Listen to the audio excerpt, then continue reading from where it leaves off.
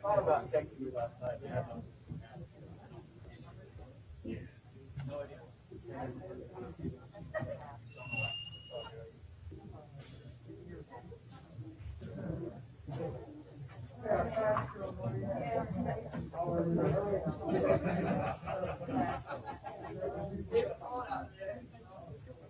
Yeah. I met with Tony and Renee Miller actually yesterday at City Walk for about an hour. They were like totally fine with mine. So do I need to set something up then, or Tony Griffin's a separate thing. Yeah. Yeah. Set something Okay. up with him. Got it. It's okay. Cool.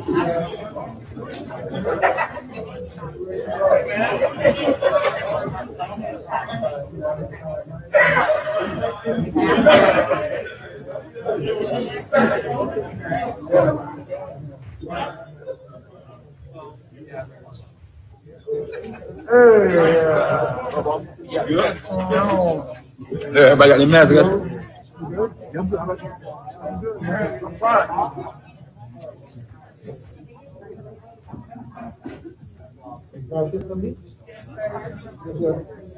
How y'all doing?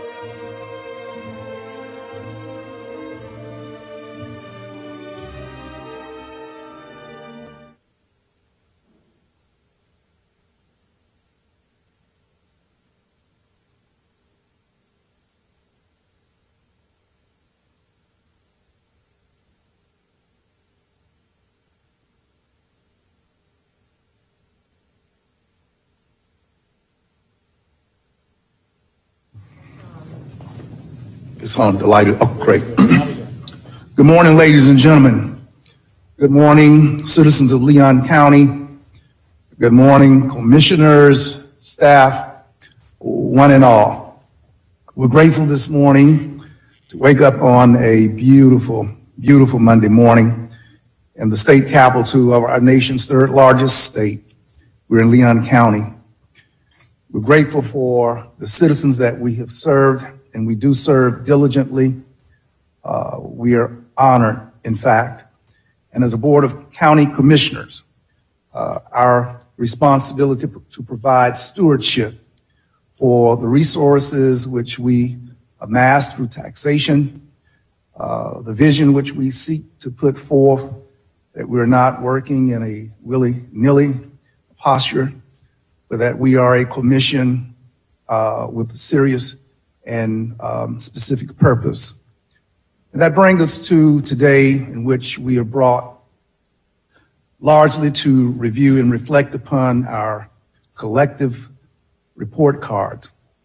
And Nick Maddox, I don't know if you ever had to have a little sit down over your report card. I'm sure everything was all good at all times. But Vince, when you've had to explain a few things on your report card and why it's there, you get a little nervous and a little queasy. But I'm well pleased this morning that in presenting the report card of the past 5 years of what this commission has set forth to do and accomplish, that we will not have a bowed down head in front of anyone, because the card that we're going to reflect upon, in my own opinion, has been outstanding. So the blessings of a talented, a motivated staff we've been graced with, and shouts out, kudos, and we start the day off saying, Vince, your staff, your team, we're grateful that we're here today, assembled to review and reflect on where we've been over the past 5 years. And then commissioners understand that we're tasked today, perhaps one of our most serious gatherings in the last 5 years, and that is to set forth the course for which we aim to go to lead, to take our county over the next 5 years. The process with which we are endeavoring to follow could well be an academic classic, but it's real, it's live, it's in real time. And I want to thank our staff for a process which allows us to maximize the input and to capture the best, the riches of our ideas. And so we're very, very fortunate for the process.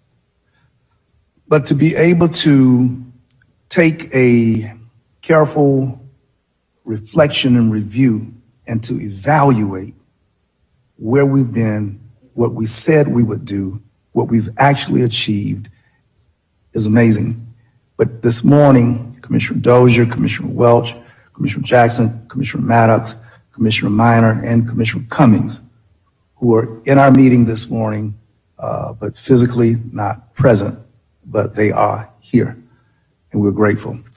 And so we're going to go places this morning.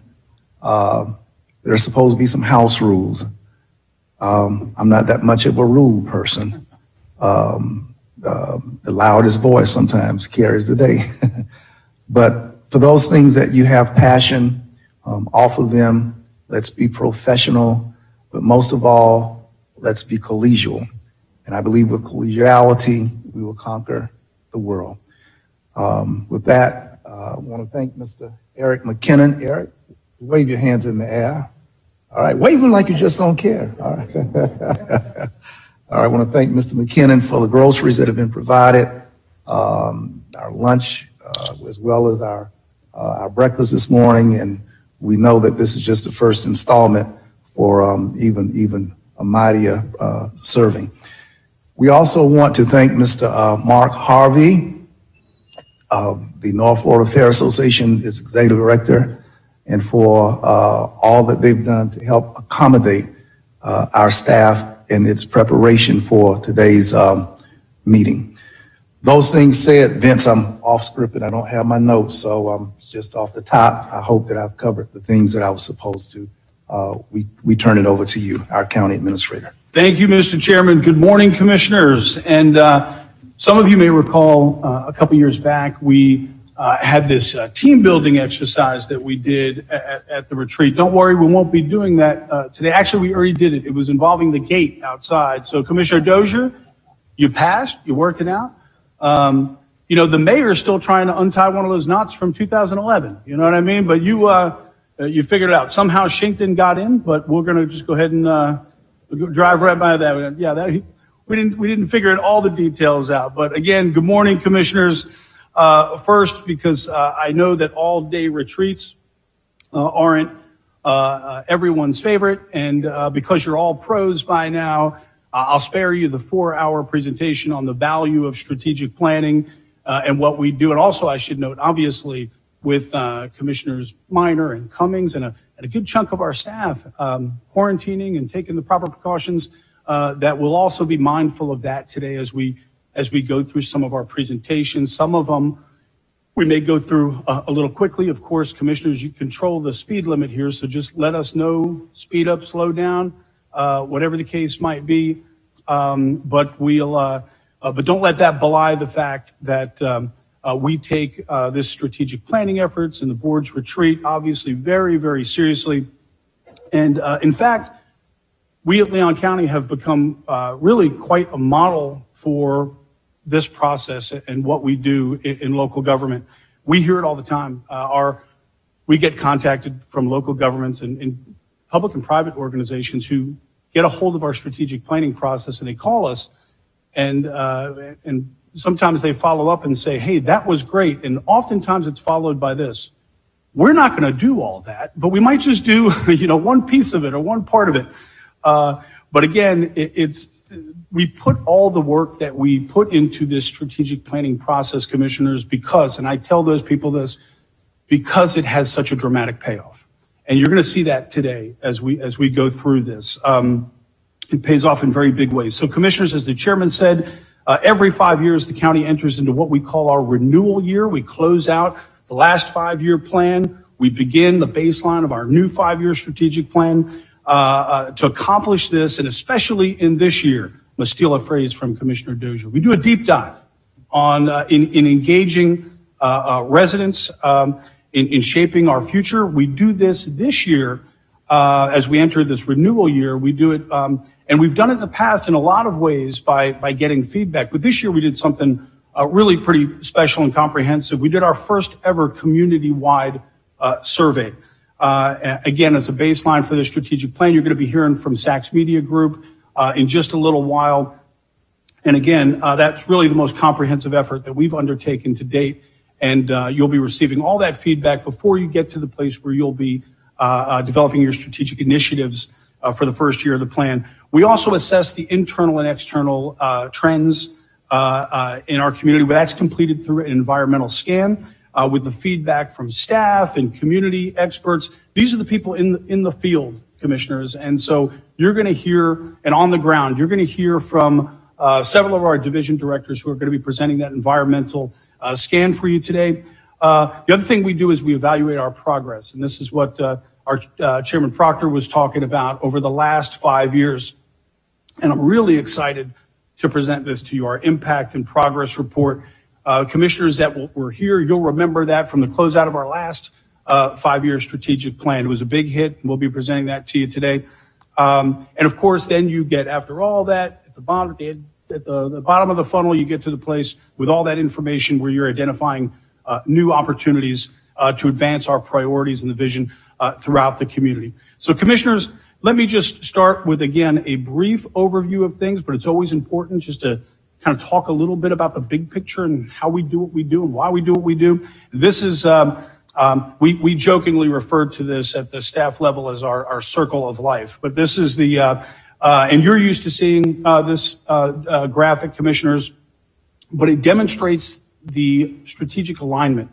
And of course, again, you see this in practice every day, whether we're planning or budgeting or delivering projects or reporting results. Commissioners, as you go around that circle, even right down to how we evaluate employees. Individual employees is aligned with our strategic planning process. Again, when I talk about the comprehensive nature of all this, but at the end of the day, the reason that we do all of this is because it helps us align and optimize our resources to achieve the top priorities of the board. And of course, it also enables us to be agile and to respond to unique challenges that we face along the way. And we all know a little something about that over the last couple of years. Again, you'll hear me refer to, when we talk about the previous 5-year plan, 2+ years of that was also consumed with COVID response as the lead local agency for that. And I'll talk a little bit more about that. But Commissioner, it all starts at the top of that circle where we find ourselves this time each year. And again, Commissioners, in brief, this is the quickest way to illustrate the strategic alignment and place the emphasis that we put on strategic planning and, frankly, the countless efforts performed by hundreds of employees across dozens of divisions, engaging thousands of citizens. And so we can stay focused on executing our plan and delivering meaningful results to the community. Again, this is a level of strategic effort that's not done by all organizations, but it is done by the best organizations and the highest performing ones. And so, again, that's why we put this level of effort on it, Commissioners. With that, let me give you just a quick overview of your day. Here it is, Commissioners. We are going to be, again, in this first year of our 5-year strategic plan. We're going to close out the current plan with our impact and progress report, as I just mentioned. You'll see the pages of that report on the easels today on this side of the room. But again, we'll be presenting that to you. That report covers our progress, again, over the last 5 years in implementing, Commissioners, over 100 strategic initiatives. That last 5-year plan grew to over 104 strategic initiatives. And 4 bold goals, big bold goals aligned with our strategic priority areas, our stretch goals. You're going to hear about that. You can hear about the 20 targets that we've established through the strategic plan, and of course, covering all those 4 priority areas. Commissioners, you're going to get a presentation from, as I mentioned, Dr. Karen Cyphers from Sachs Media Group. She's going to present the community survey, which gauged citizens on resident satisfaction, perceptions, suggestions. You're going to hear that. We're very excited to present that to you. Finally, Commissioners, department directors and senior staff will present our environmental scan and the SWOT analysis. Again, you'll have all that information available to you when you get to your deliberations at the end of the day today. So following these presentations, again, Commissioners, real quick, and you can see by the slide up here, this will put you in the posture to reaffirm the vision and mission in our new strategic plan, update and establish our new strategic priorities, adopt new 5-year targets and bold goals, and finally, adopting an initial set of strategic priorities in the plan. Okay? Vince, Wow. before you Sure. get knee deep, I want our commissioners to give us a word of greeting or anything specific before we get too deep, and also to allow for this to be an interactive engagement. And this is not a lecture this morning, but where commissioners may feel the need to weigh in and jump in. We want That to was make the sure. perfect spot to do it. I was just taking a breath. Good. All right. So, Vince, if you give our commissioners, starting with the vice chairman and moving around our table and listening from Commissioner Minor and Cummings, who are here, and I think that we'll be ready to do what Commissioner Dozier, as you said, recommends that we take that deep dive. All right, Commissioner Maddox. Thank you, Mr. Chair. Looking forward to today. I think we've had a pretty prosperous last 5 years when we look at the things we've been able to do, especially with the challenges that have been before us. All those things aren't possible without a great staff and board that sees the problems and are able to go after the problems. So as we prepare for our next 5 years of this strategic plan, I know we'll go into it thoughtful and open-minded and looking at the things that challenge our community. So I'm looking forward to this conversation today. I ask that as we bring things forward, that we actually continue to do as we have done in the past and put things forward that we're going to complete over the next 5 years and not just aspirational goals. And that's one thing I enjoy about this board and this staff is that we don't just talk about it. We put things in place that we actually get done. So again, looking forward to the conversation and good morning, everyone. Very good. Commissioner Jackson. Thank you, Mr. Chair. I too am looking forward to our work today. I was brand new when they brought the 5-year plan to us back in 2017, and to read the agenda items and see all of the remarkable work that's gone on since 2017, and even some of that being done in a very protected or cautious environment that COVID forced us into. We have still pursued what I think are not only the 4 main goals, but I think that each of our decisions normally are in a way to make the lives of folks in Leon County better, and especially for our children. I look forward to today's discussion. How about a amazing facelift that our county staff did to the building here today? I don't know who to thank for that, but this is I've been in this building before during the fair, and it doesn't look like this. So kudos to them for getting it all dressed up and ready, and I am excited to be here on the southwest side of Leon County and having these discussions. Commissioner Proctor and I share the surrounding neighborhoods, but I'm excited that we are at this location to demonstrate the jewel that we have here at the Leon County Fairgrounds. You know, this is the Southside Marriott. That's right. Yes, sir. Thank you. Commissioner Welch.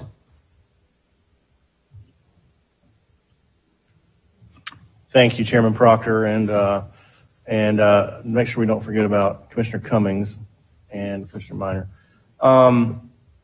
Yeah, I just wanted to say thank you to our staff.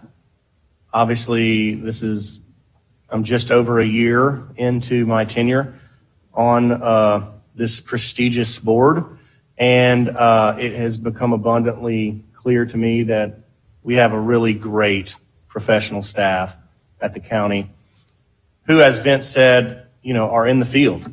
I'm learning every day about how policy is made, and we get to set policy, and then all these really smart, capable people get to execute that policy in our community. And in the time that I've been here, it's just a short time. It's been very impressive to me. So I just want to tell all of our staff, our leadership, who a lot are in the room, and then our rank and file staff throughout the county, how really impressed I am with the job that they do for our citizens. It's really impressive. I also want to thank you all, my colleagues on this board. I think that you all really set a great example for what collegial professional leadership looks like. I think that you see the way we conduct business is very thoughtful and respectful and considerate of each other and of the community and the different constituencies that we serve. And I think that's something that needs to be said. And I appreciate the support you've given me, the respect you've given me, acknowledging that I probably don't know what I'm talking about a lot of the time. I'll tell you all the time. You don't know what you're talking about. So thank you for being kind to me, Mr. Chairman, and all of my colleagues. It means a lot to me. I think that what has been accomplished in the last year, as y'all have closed out, have closed out the 5-year strategic plan, is also very impressive. It's really your strategic plan for those of you who've been on this board for a longer time than me. And I think with the obstacles that we faced as a community with COVID, to be able to actually deliver on our mission and our planning is a feat that I want everybody in the community to really understand has been no small feat. We have made progress in Leon County in spite of COVID. And if you look around just in the last year, with Amazon and the economic development things that we've done and the growth that we're going to be experiencing in the coming years, I think it's important for everybody in the county to know that Leon County is a growing community. We are growing. It is dynamic growth. You see things like the investments being made by Amazon, the residential and commercial development that's going to be coming online here, and the growth that goes with that. I just hope that, and I look forward to planning with all of you to accommodate that growth and do it in a smart way. And with events like this and days like this, we have the opportunity to do that. So, in short, just wanted to say congratulations to all of you who've been around for this 5-year strategic plan. And I am looking very much forward to helping shape the direction of the next 5 years and also seeing those plans come to life. So thank you all. Very good. Thank you very much, Commissioner Welch. Commissioner Dozier. Thank you, Mr. Chair. Well, it is very nice to be in the room with you all. Thank you for opening the gate vents and reminding everyone that a few of us, not just me, got stuck out there. So this is a interesting retreat for me. It will be my last sitting with you at this table, and my last retreat. My first was under the old way of doing business. And the stark difference between how we used to, forgive me, Vince, I hope this is fair, but toss a bunch of ideas on the table without a strategic plan, without the initiatives and the goals, and really folding them into every agenda item, seeing that transition and working with county administrator, with our staff through the years, and with the board, of course. I think it really proves what government, local government, can do outside of the year-to-year budget or the election cycle. I mean, that's what people kind of expect a lot of times, but we really take the long view. We do the long-term planning, and we can accomplish that even as elected board, and that is really fantastic. I know that work will continue. We are stewards of these seats. Someone asked me recently, have you accomplished everything you wanted to? And I said, how could we possibly, any one of us, ever do that? We are just here for a time, and then we turn it over to someone else, and we should have confidence that that work will continue, and I do have that confidence. Also reflecting on the last 11 years, I came in at a time when there was recession. We had 3 major hurricanes, a tornado in District 5, and then COVID. And for our staff, I mean, the day-to-day work, the incredible accomplishments that have been made over the years, to have all of those factors added in and to really work exceptionally through each one and learn from each one has been a point of pride for all of us, I think. Hasn't been easy, but it has been an incredible accomplishment and a model for others. And the last thing, Mr. Chair, that I guess I want to add is when we think about the long-term planning, it pushes us to think about specific action we can take, but also the partnerships that we have and how we can be a catalyst to create more opportunities in our community. And part of that, and this is just some of those opportunities that are not available to other communities, to be able to give grants to businesses and nonprofits at the beginning of the pandemic before the state or federal government got money out the door. That is one of the really amazing examples of what our long-term planning can do in the most critical time. And I know there's a lot we could lift up, but we've got some assets others don't have. And I think it flows through our agenda today. The conversation will continue. But we are in a great position to address the challenges we have and take advantage of the opportunities. And I look forward to working with you all today. Thank you. Thank you, Commissioner Dozier. Certainly in time, it saddened me to hear that we won't be hearing your voice again at one of these. That was a touch pulling on my heartstrings a little bit. You've been an idea factory. You generate lots of thoughts, and you not being here. I mean, I looked at the cheat sheet, and among the 104 initiatives, about 79 were yours. So I went to say, well, whose bright idea was this? And Vince had it all right there, Dozier. And most of these ideas probably were generated in some form, sparked from your those deep dives. And so we thank you, and we're going to miss you. We love you for all of the effort that you've extended to this board, this body. We're going to miss you. We have with us also Commissioner Minor and Commissioner Cummings. I'm going to ask for Commissioner Minor if he would share with us. We're going to show you all our technological capacity right about now. Commissioner Minor, welcome. Mr. Chairman, can you hear me? Yes, sir. Great. Thank you all very much. I wish I could be there in person today, but I want to thank our county staff for setting up the technology to allow myself and Commissioner Cummings to attend virtually. Two things I wanted to point out. You know, as we close out the 5-year strategic plan, really want to commend county staff for making progress, working with the county commission on the strategic priorities that we've had over the last 5 years. You know, in October 2018, we had Hurricane Michael, which really decimated a large part of the Big Bend and affected us here in Leon County significantly. And then in February or March of 2020, we had the pandemic. Both of those unexpected events coming to us here in Leon County really could have affected and derailed a lot of our work in the strategic plan. I think a lesser organization would have used any one of those two events as an excuse to not meet our goals and not make progress on what the 5-year plan had called for.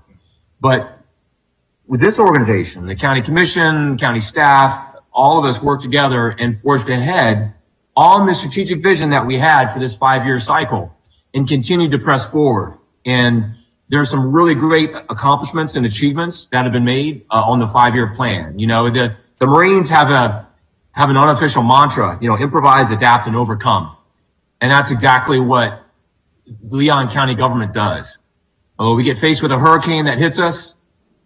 We have an unprecedented pandemic that arrives and completely turns upside down everything about the way we live for a period. We improvise, we adapt, and we overcome. And I think if for the public that are watching us now for this retreat, I hope that they will see that during the course of these presentations with this 5-year plan that we have been able to accomplish. Some really great visioning, and then just as important is the follow through. And then the other point I wanted to make briefly is, you know, we all know that we've got a Leon County Commission here that has 5 district members, but then 2 at-large members that basically represent the entire county. And that I think is a very helpful mix. It would be easy and this happens in some local governments, where you have elected officials representing each of the individual districts, only looking out for their districts, only looking for what's going to serve them in their districts. One thing that's really good about this county commission that I've seen since I started serving here was we look at individual districts, but we also help the entire county out. Every single one of us, all 7 of us, look in terms of what is good for the entire county. We have an eye toward our districts, but I see it in every single one of you. We also look for what's good for every single person that lives in Leon County. And that's something that makes me very proud to be part of this team, because we're looking at the holistic benefit of what policies and practices we have to benefit the folks that live here. So with that, I just want to thank everybody for being here. Again, I really wish I could be there. I was looking really forward to this and starting up the new 5-year cycle, but it's best for me to be here for my second day of quarantine. Thank you all very much. Looking forward to today. Thank you very much, Commissioner. Principal Jackson, let me just say that I think he's just playing hooky. Nothing sounded ill in his voice. We still have truant officers. We need to go by that address. You're welcome. You guys are welcome to come. You just can't come inside.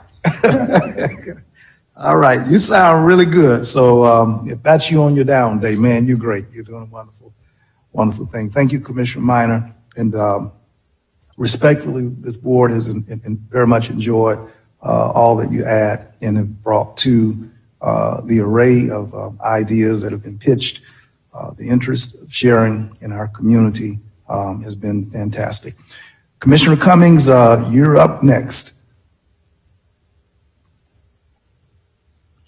Thank you, Mr. Chair. Good morning. Good morning. To all my fellow commissioners, to our county administrator, Administrator Long, all of his staff, and each of you. I appreciate the opportunity to appear virtually this morning. I'm in an isolated condition as well, but I feel it's very important to be at the forefront of planning for our next 5 years. First of all, excuse me, I want to thank and give kudos to our county administrator and his staff for putting together our binder, our retreat binders for today, and not only giving us the good news, but also giving us the background, because a couple of us weren't here when the 5-year strategic plan was set forth. And it just gave me some background on where we were 5 years ago. And I appreciate where we are today. So I would like to give kudos and congratulations to not only the commission, but to the county and the staff for the great achievement. Most of the goals were achieved, and not just achieved, but exceeded. And to see an overall 94% satisfaction rate by those polled as it relates to the work that has been done to serve the citizens of Leon County for the last 5 years is phenomenal. It's amazing. It's exceptional. And of course, it deserves praise. Good work, hard work, well done. So I'm excited about being here today at the forefront, Mr. Chair, of establishing and layering the foundation for the county for the next 5 years of strategic planning. So thank you very much. I appreciate the technology that allowed me and Commissioner Minor to participate in this very important endeavor that's crucial for health, safety, and welfare of the citizens of Leon County, Mr. Chair. So thank you very much. Thank you, Commissioner Cummings. We're ready to roll. We've got a few things off our chest. I want to thank Michelle Taylor, your team, our media team, for making available in live time in capturing our presentation, discussion, and exchanges this morning. Thank you, Michelle. There are limitations in this particular facility here at the Marriott Southside, but notwithstanding, you all are bringing us live into contemporary age of media presentation, notwithstanding our facility, and we're grateful for that. Our aides of all the aides, y'all wave your hands. Our aides, commission aides, yay! Our aides are here this morning. They do a fantastic job. A really fantastic job. Our staff who are lined up behind us. Y'all just wave your hands in there, guys. Yay. Fantastic jobs. Kudos to all. One of the things that we have done, commissioners, is real simple. And I've learned over the years from Vince Long that our government is to think big. And there's no doubt that he has led the way in thinking big. Vince Long has taught me over the years that a government should be something that can do. And there's no doubt that our government, we all feel, can do. And then Vince Long has taught me over the years that the most important of all of those thinking big and can do is get it done. And I'm well pleased this morning to present a person who believes in getting it done. And I believe in the same thing.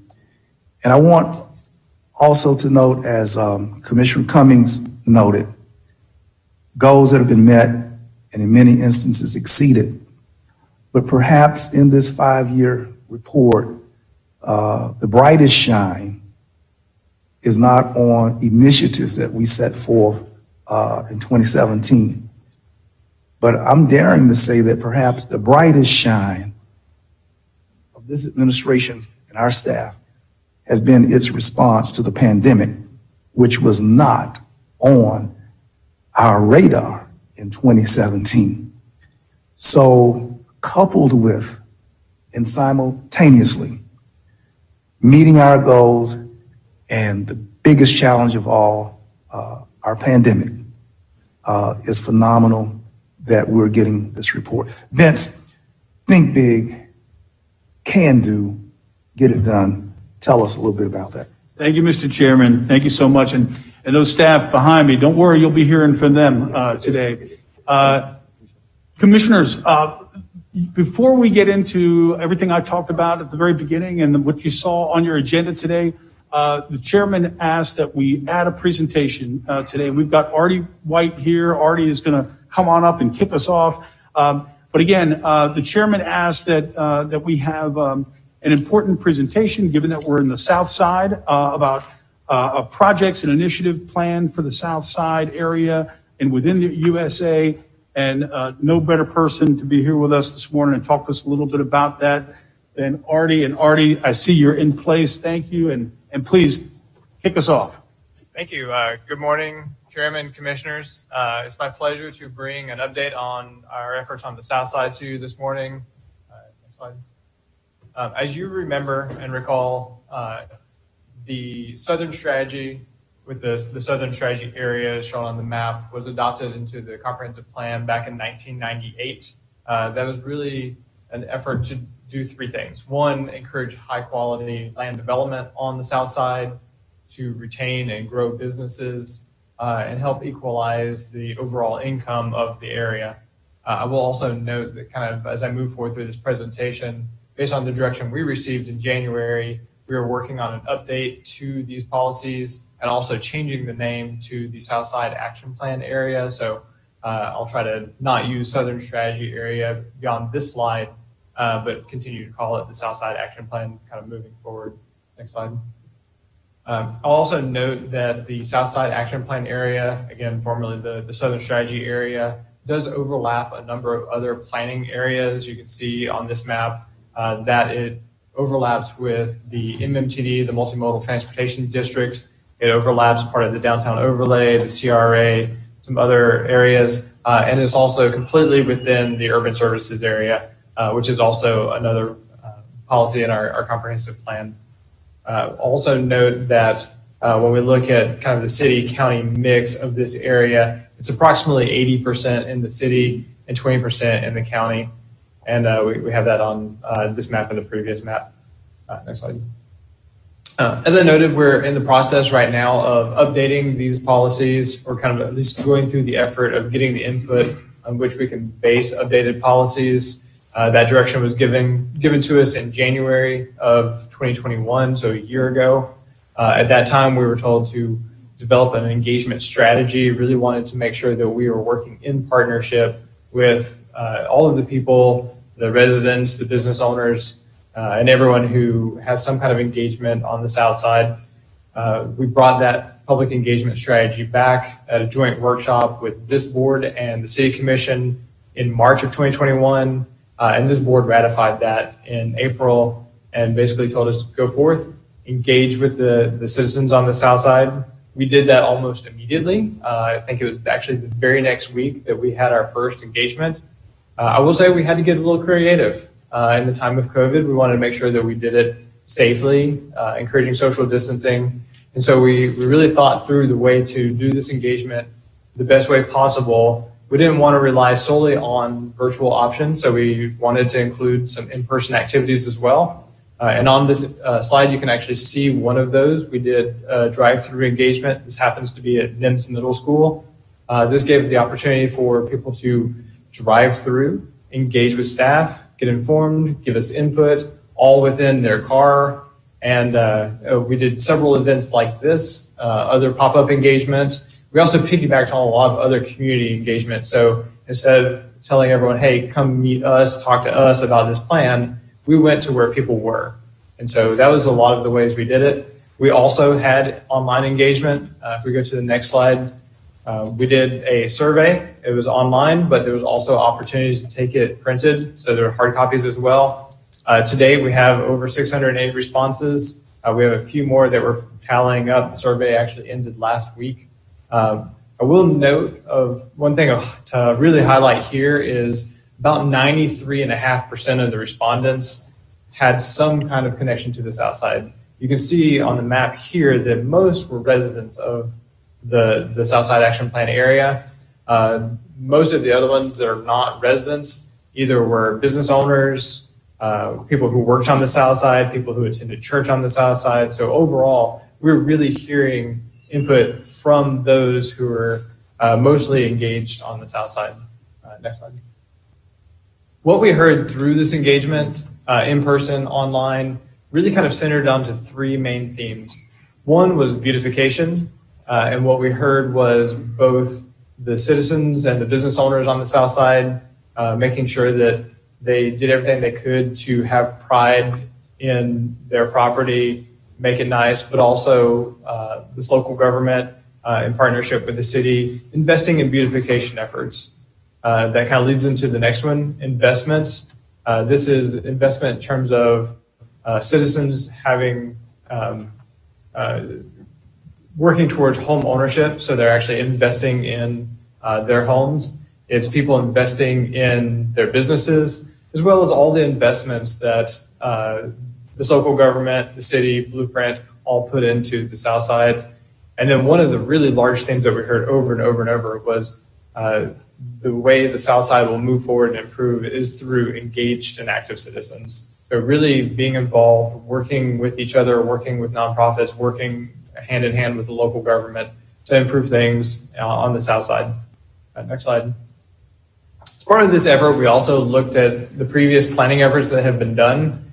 Originally, when the Southern Strategy area was adopted into the comprehensive plan, it was implemented through a number of sector plans and neighborhood plans. So we went back and looked to see what did those plans call for, what did they do, what did they say, and if you look at the next slide, you can see recurring themes that were in all of those. You'll also note that some of these themes are exactly what I mentioned in terms of what we heard from the engagement before. So resident empowerment, beautification, investment. But we also saw there was a lot of emphasis put on land use and zoning, housing, education, economic development, and safety. And so these are the things that we're hearing. These are the things that we've heard. And these are the things that we hope to be bringing back to you for consideration in the future. Next slide, please. But when we pull it all together, we'll note that there's kind of a three-pronged approach to looking at the South Side. The first one is relief, the second one's rehab, and the third one's development. So when I talk about relief, these are really kind of the immediate assistance provided. This board, city commission, nonprofits, the religious institutions in the South Side all do a phenomenal job of bringing immediate relief to people who need it on the South Side. Development, kind of that third prong, you see with people investing in businesses, and you really see it with a lot of the work that we see with Blueprint in terms of the major infrastructure projects. The second prong, that rehab, that's really an area that has a huge opportunity, but rehab are the small, very visible, very tangible, usually quick turnaround kind of projects that really help bring trust in local government from the community. These are the kind of things like maintenance, repair, cleaning up. If someone reports a lot of garbage, helping connect those people to the different resources to have that picked up and cleaned up. And this really kind of ties into those other themes like beautification and helping people have a pride in their community. Next slide. So what we are proposing is that we bring back spring, summer of 22, a number of policy recommendations that can be adopted into the comprehensive plan. These would replace the current policies that we have. The The next opportunity to really do that is the 2023 Comprehensive Plan Amendment Cycle. That actually begins in September of 2023 or 2022. So we would actually bring recommendations back to this board and the city commission in a joint format, and then initiate those as part of the Comprehensive Plan Amendment Cycle. And then while we're doing that, really look for opportunities to do those quick, visible, tangible projects that I kind of mentioned with the rehab. And that's our proposal for bringing back based on the direction you've given to us. Thank you, Artie, and thank you for the presentation, but more importantly, thank you to you and your team for all of your efforts. And again, we know that you, again, just scratched the surface on those efforts. So thank you and your team. Let me go very quickly. The chairman asked that I go to the county attorney Mr. for a quick housekeeping issue. Yes. I'm sorry, Artie. I'm sorry if I can, Mr. Chair. Sure. Thank you. Commissioner Dozier, were you up? Did I see your hand? Okay.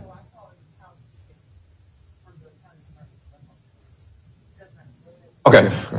So Artie, being here, that we're here with our strategic plan, and we're all about measurables. That's one thing I can say. Ever since Commissioner Dozier and I have joined the board, I can say she has really preached that, really trying to be able to measure the success of a particular plan that we put in place, and not making sure that we're not just speaking, but we're actually, after years have passed, we can see the results. I saw a lot of the plan, and especially when you talked about what the initial goals were for the Southside Action Plan, and how we come back today, and a lot of those original goals are the same. Was there any measurables that were put in place to say how effective the original plan was up to this point, and moving forward with the ongoing additions to the plan? Will there be any measurables that will be placed in place? So let's say 5 years from now, we can see how we've accomplished at that point. So can you talk a little bit about that? Absolutely, Commissioner. I'll start off with saying that in the original policies for the Southern Strategy area there in the comprehensive plan, it did call for us to bring back to both this board and the city commission every 3 years a report called the State of the Southside, or it was called the State of the Southern Strategy area at the time. And we've done that so we could every 3 years bring an update in terms of what has been accomplished, how we're moving in those metrics. And I see something similar kind of with this effort, making sure that we are reporting back regularly. I will say that as we develop those policy recommendations for consideration by this board and the city commission jointly, we would definitely want to include metrics. The way the comprehensive plan is structured, you have your goals, which are supposed to be kind of visionary, but then you have your objectives that help you move toward those goals. Those goals or objectives really should be kind of, as we often call, like the SMART objectives, the specific, measurable, achievable, realistic, and time sensitive. And then the policies that help implement the objectives are the specific strategies you use to attain those metrics. So I think that's a very good point, Commissioner. Yes. Sure. Artie, is there any kind of way that you can create a report and email it out to us that talks about the percentage, kind of like what the 93%, the 94%, 95% the county administrator talks about for our 5-year plan? That you can talk about the percentage of things that have been achieved since that. I believe you said 98. I know you said every 3 years, but it'd be good for me to be able to look at exactly how much of that plan we've actually accomplished since 1998, and some of those things that are left. So let's say if we've done 95% of it or 70% of it, the other 30%, what are the plans that are included in this current renewing of the plan? How are we planning to satisfy that 30% that we did not, or how has that 30% changed for our community over time, and how are we adjusting to that change? So is there any kind of way you can create a report, maybe email it out to us to that effect? We should be able to do that, absolutely, Commissioner. Thank you, Mr. Chair. Sure. Other commissioners? Commissioner Minor, Commissioner Cummings. Artie, could you tell us the EAR report, used to be the Evaluation Appraisal Report, is that dormant? Does it live? It used to be a fantastic measurement as well. Yes, Chairman. The EAR report still exists, though it exists very differently than it used to. Back in 2011, the state legislature changed the statutes related to the evaluation and appraisal report.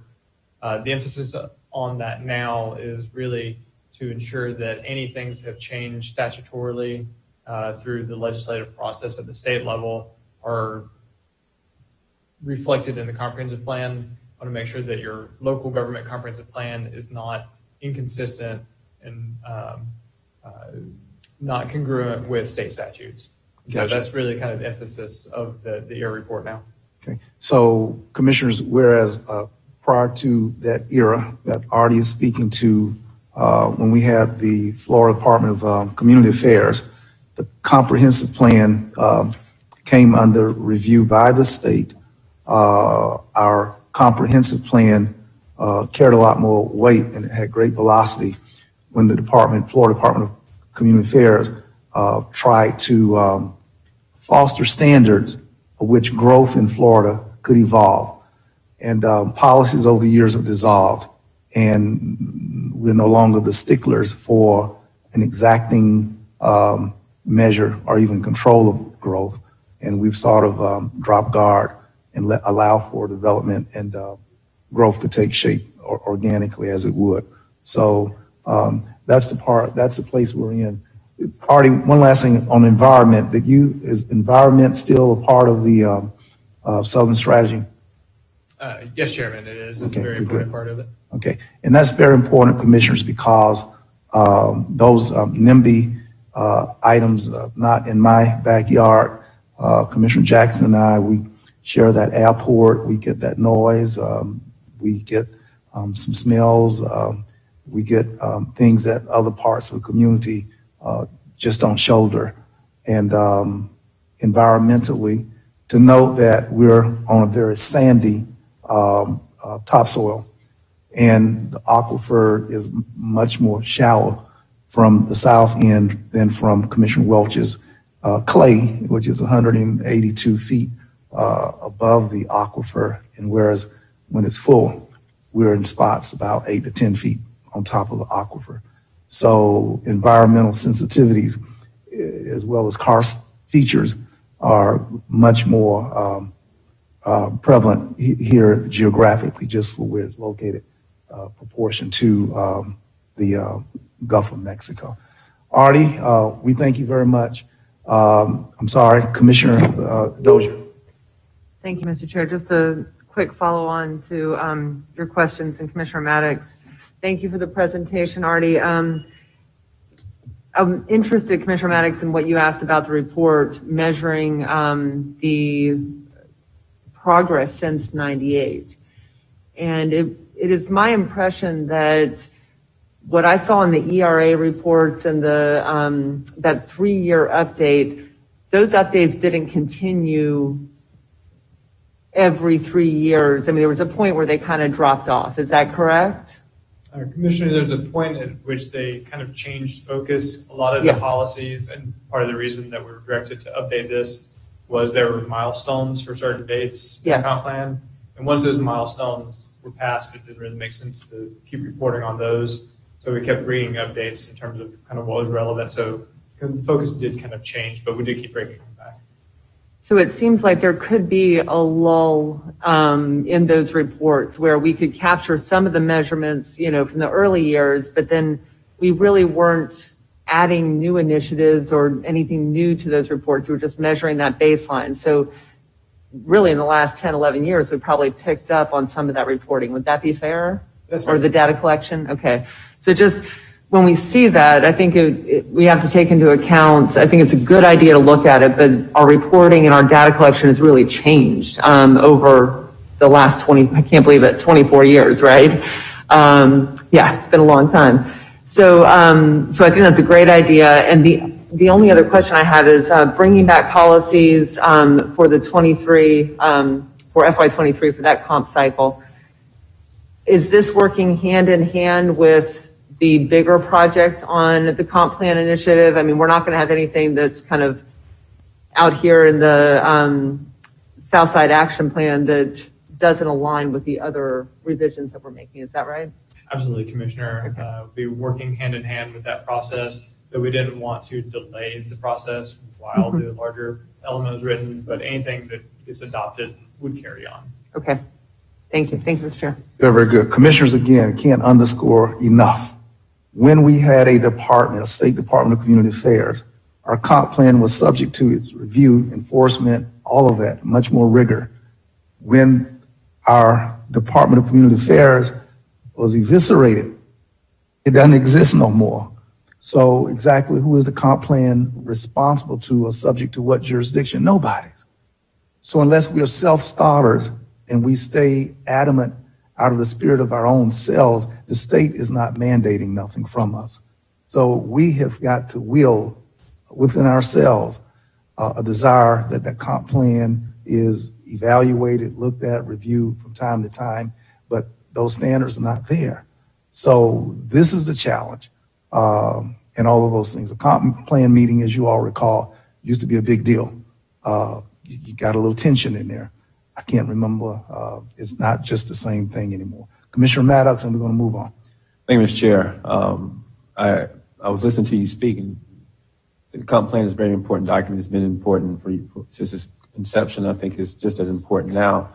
You made a statement that who is responsible for making sure that comp plan is something that is of value to our community. And I think if the state does not have a department, I think it falls on us, city and the county, and our citizens to hold us responsible for that comp plan. Mr. Administrator, if you can, just real quick, go through the review process we have for our comp plan, just to make sure we have something stout enough that implicates or that shows the importance of that comp plan. And I think each and every one of us as commissioners, when we have those discussions, keep in mind what Commissioner Proctor says, we are the last buck now. We set the course for our community. It's one of those things where we talk about in Florida Association of Counties, home rule and having the authority to build a community that's based around the wants of that community and not cookie cut. On one side, this gives us the ability to do that, but on the other side, we are the last buck and there's no other checks behind us. So we have to be accountable and take it very serious. But I trust that at least this board would do just that. So Mr. Administrator, just real quick, we speak to the process that we go through for our comp plan and speak to if there's anything that we need to add to that process to create more checks and balances to the process. Thank you, Mr. Administrator. Thank you, Mr. Chair. Would you like that now, Mr. Chair? Okay. Very quickly, in summary, and Artie can back me up on this, but I think Commissioner Maddox will probably get it for you. The chairman is right relative to the grand scheme of things and what the level of review used to be and that sort of thing. And it puts it all in perspective. If you think about what other counties, and not picking on other counties, but what other counties are doing relative to their comprehensive plan, a lot of this stuff in some places has sort of gone out the window. But if you just pay attention to the amount of time and attention that you all are putting on updating the comp plan, again, which is not subject really to that level of review, but you all know updating the various elements of the comprehensive plan, which we do all of the time. Again, many governments have sort of gotten into this habit now of just taking comp plan amendments. And if you look at various places around, you'll see counties that have 3 and 4 agenda items with comp plan amendments on every commission agenda. If you can imagine, it tells you everything to know that you don't do that. We have comp plan cycles. You have more than the law obviously requires, but you've got a couple throughout the year. Again, we're constantly updating the various elements of the comprehensive plan, and we do that with an awful lot of engagement with the community. And you'll be seeing some of those elements, as Artie said, coming back very soon. But again, that's sort of the thumbnail of it. Even though it's not as highly regulated from the state standpoint, it's still very much alive and well. And we treat it internally the same way as we always have. So again, I hope that gets to it, Commissioner Maddox. Very good. Commissioners, there's a housekeeping item from county attorney, and I want also to cite our pride in the work, the service, leadership coming from legal. Ms. Chastity Osteen has given great depth to this very capable board. And our county is well privileged to have the likes of her legal dimensions of a mind. So, Ms. Chastity, please help us at this point to make sure that we're on track. Thank you, Mr. Chairman. Commissioners, according to your board policy 1-5, since you do have some members of the commission who were unable to attend in person, it would be appropriate and necessary for the members who are physically present to vote on allowing their participation virtually. Just wanted to get that out before we get too far into the agenda. Mr. Chairman, Vice Chairman. So moved. Motion second by Commissioner Dozier. Is there any discussion on whether or not we would deny members who are participating telephonically? Hearing none, all in favor of their participation, please say aye. Okay, passes unanimously. Madam Attorney, correct me if I'm wrong, but the items that we approve or vote on here will have to be ratified, correct? That is correct, Commissioner. Thank you. All right, Commissioners, there are several spots along today's agenda that staff has placed some time allocation. They've allotted more time than I think those areas really require. And this is why I have not placed my foot on the gas pedal, because there are certain areas that they've allotted that we really don't need. But Vince Long did tell me that we didn't have to remain here till 3 o'clock today, but it was his desire that we could at least make it to lunchtime. You know, and he wanted to stay that long. So Vince, if you can get us out before lunch, but the food is prepared and it's coming. That's right. And, Well, thank you, Mr. Chairman. And on that housekeeping note, as Chairman noted, and believe it or not, we're running even a little bit behind, but don't worry, Commissioners, we'll make that time up. And also, we've made sure we've allocated time for a couple breaks here and there. But if you will, let me just keep it moving here, and I'll go through this a little quickly. But again, this is really a critical time in the presenting to this body. Commissioners, before we get started with the new planning cycle, again, it's very important that we report our results on the previous 5 years. Under the third tab in your materials, we provided a comprehensive summary. Don't worry, I won't be going over that in detail, but on our implementation of the 17 through 21 strategic plan. As you know, Commissioners, you receive status reports on this twice a year here at our retreat and also during your budget workshops.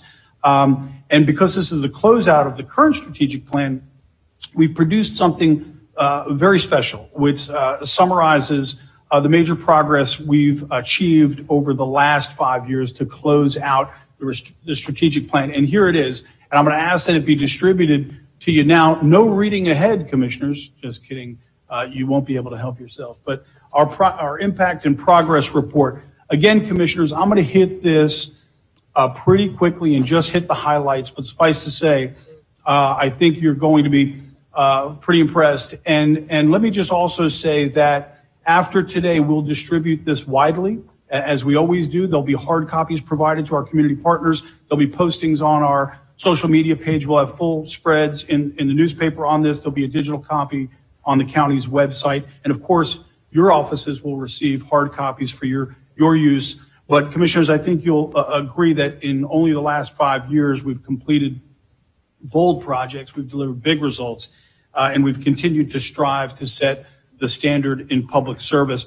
And Commissioners, I just as an editorial note, I don't talk to my wife very much about what I do at work. She really doesn't have that much interest, I have to tell you. As long as Pamela, the main library, is doing their thing, then it's considered to be okay.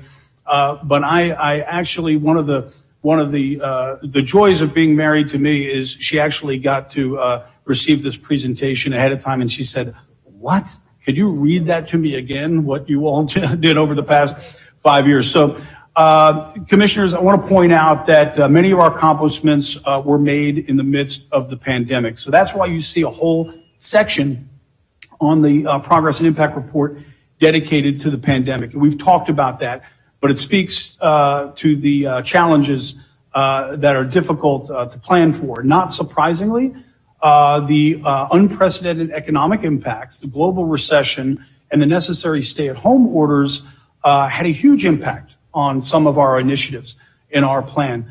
However, even amid these challenges, again, we remain focused on advancing the strategic priorities, and we achieved some really amazing results.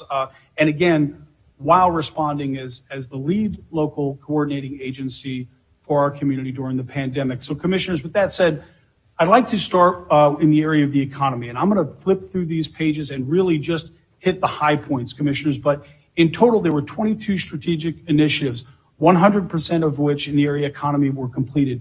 Just a few of the bold game-changing projects accomplished in that time include landing Amazon, our largest private sector job creation effort in our history. We also completed the widening of Capitol Circle Northwest, a $130 million project, truly a generational project. We created the nation's premier cross-country facility at Appalachia Regional Park, and as you all well know, hosted the 2022 NCAA Championships, the first time in over 80 years to be held in Florida.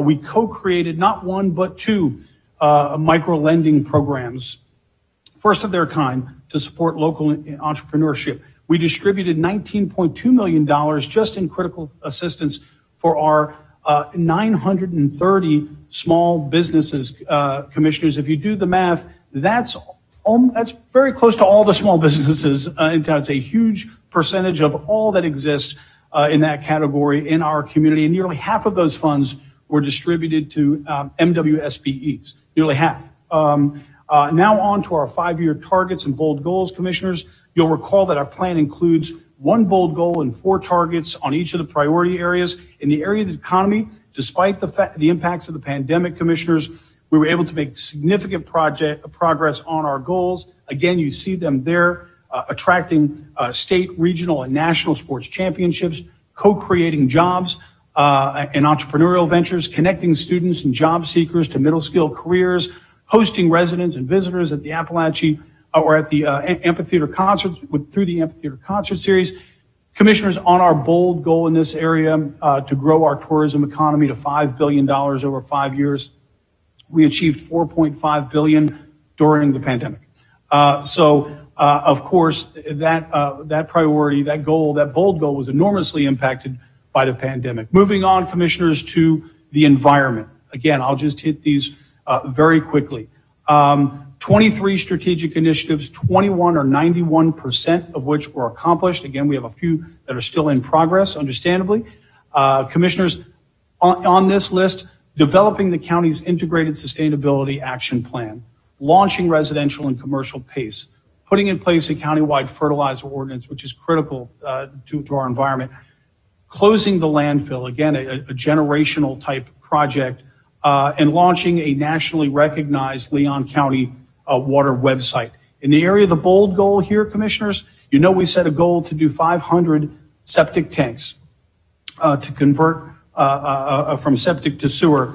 And with 610 septic tanks complete or in progress, we've exceeded that goal. We weren't able to reach our target, or we were able rather to reach our target related to recycling. I'm sorry, we're not able to reach it, but we raised our recycling rate to 63%. We've surpassed targets in the area of tree plantings and sidewalks. Again, you see it all there, commissioners, as well as adopting a new building sustainability policy this last September. We've achieved our goal to ensure 100% of new buildings in the county in building, construction, and renovation, and utilities utilizing sustainable design. Really important. Commissioners, turning to quality of life, 30 total strategic initiatives, 28 or 93% of which are complete. We really delivered in this area, commissioners, like the others, distributing, again, more than $130 million in federal assistance, $130 million related to COVID, expanding human services through funding in areas of high poverty, including 32304, opening or expanding 13 parks, commissioners, establishing the county's first community land trust to increase affordable housing, and improving neighborhood traffic and safety through our new street lighting and road repair programs.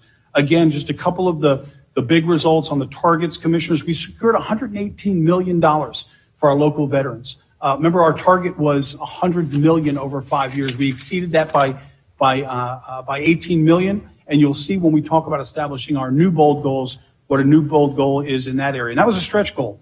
Again, 100 new fire hydrants, 22,000 new downloadable books, over 1,000 acres were opened or are in progress to be opened in parkland and green spaces, and a whole lot more. Commissioners, finally, in the area of governance, there were 29 strategic initiatives, 100% of which are completed. Those include, again, coordinating the pandemic response and recovery. That flows through all of this. Our largest and longest activation of our EOC to date. Implementing, not just adopting, but implementing 125 specific recommendations following Hurricanes Irma and Michael. Continuing to host Created Equal, a discussion on racial inequality and other issues. And listen to this one, Commissioners, 100 community engagement forums over 5 years from the county. I'm not sure if we did 100 community engagement forums in our history prior to the last 5 years, which engaged 12,000 citizens, 100 community engagement activities hosted by the county, and 12,000 participants. And also, at your direction, Commissioners, in this area, putting in place a $14 living wage for all county employees. Again, on the targets, we set out to implement 500 citizen ideas. We think this is one of the most important things that we can do in the area of governance. And it'll just show you the importance of establishing a numerical goal here. We hit 520, really important. Again, reducing the amount of time it takes to get a building permit. Our goal was to reduce the outstanding county debt by 60%. We reduced it by 73%. And finally, our HR team were challenged to train 100% of county employees in critical topics like diversity and domestic violence, and they succeeded in doing that. Again, Commissioners, this was all accomplished during some really unprecedented times, to say the least. And while it's impossible to list all of the efforts related to the pandemic, we would have been remiss if not to include, again, a special section in your report on that topic. And again, Commissioners, you've seen these numbers before, but I'm just going to hit these very quickly in that portion of the report before you. Commissioners, again, over just the last 5 years in our this cycle, again, we were also responding to this pandemic, which required about 2.5 years of work and a whole of government response. Just again, some of the high points, providing critical financial support to over 8,000 households for rent, mortgage, and utility assistance, supporting 120 human services agencies with grants totaling over $6.6 million, assisting over 180 local nonprofits impacted by the pandemic with over $4.4 million.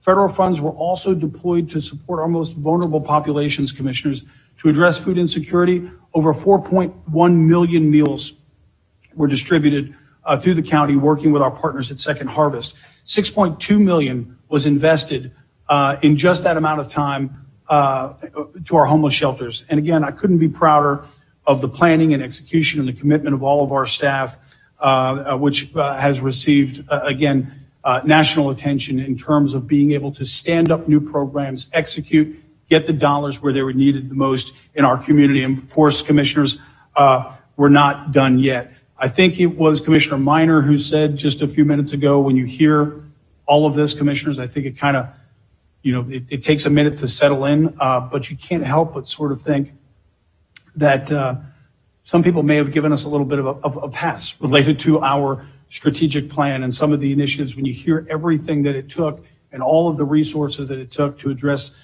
the pandemic alone. But Commissioners, I know you all know that that's not who we are as an organization. And I think this report demonstrates just that and all that we were able to do even amid such conditions. And of course, we're not done, Commissioners. If you look at the back cover of what I just distributed to you, we've taken the opportunity to invite citizens to help us in shaping the next 5 years. But let me just pause on that for a minute, because Commissioners, we sometimes are accused in local government of not celebrating our successes. And just to show that that is not true here in Leon County, I'm going to ask our chairman, and I've allocated the next 10 seconds on our agenda here to demonstrate that we are capable of celebrating our successes. So, Mr. Chairman, Yes, sir. we're going to have you count us down here, and we're going to show everyone just how capable we are of taking just a moment to celebrate our successes. Why don't everybody stand up everywhere? We're gonna count it down. All right, Mr. Chairman, will you do the honors? You want to count us down? And look, we've even got arrows available. So, Mr. Chairman, please count us down. All right, we're celebrating the success of the last Yes, 5 we are. years of bold That's right. leadership. And for all that we've achieved over the last 5, we've come in and we've brought this plane in for a landing. And we're well pleased. And for that, we say 8, 7, 6, 5, 4, 3, 2, 1. Let it go! Wow!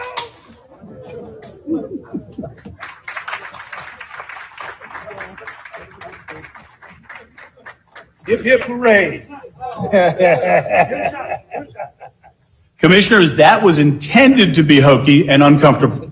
But I will tell you, we accomplished it. And I will tell you, there we go.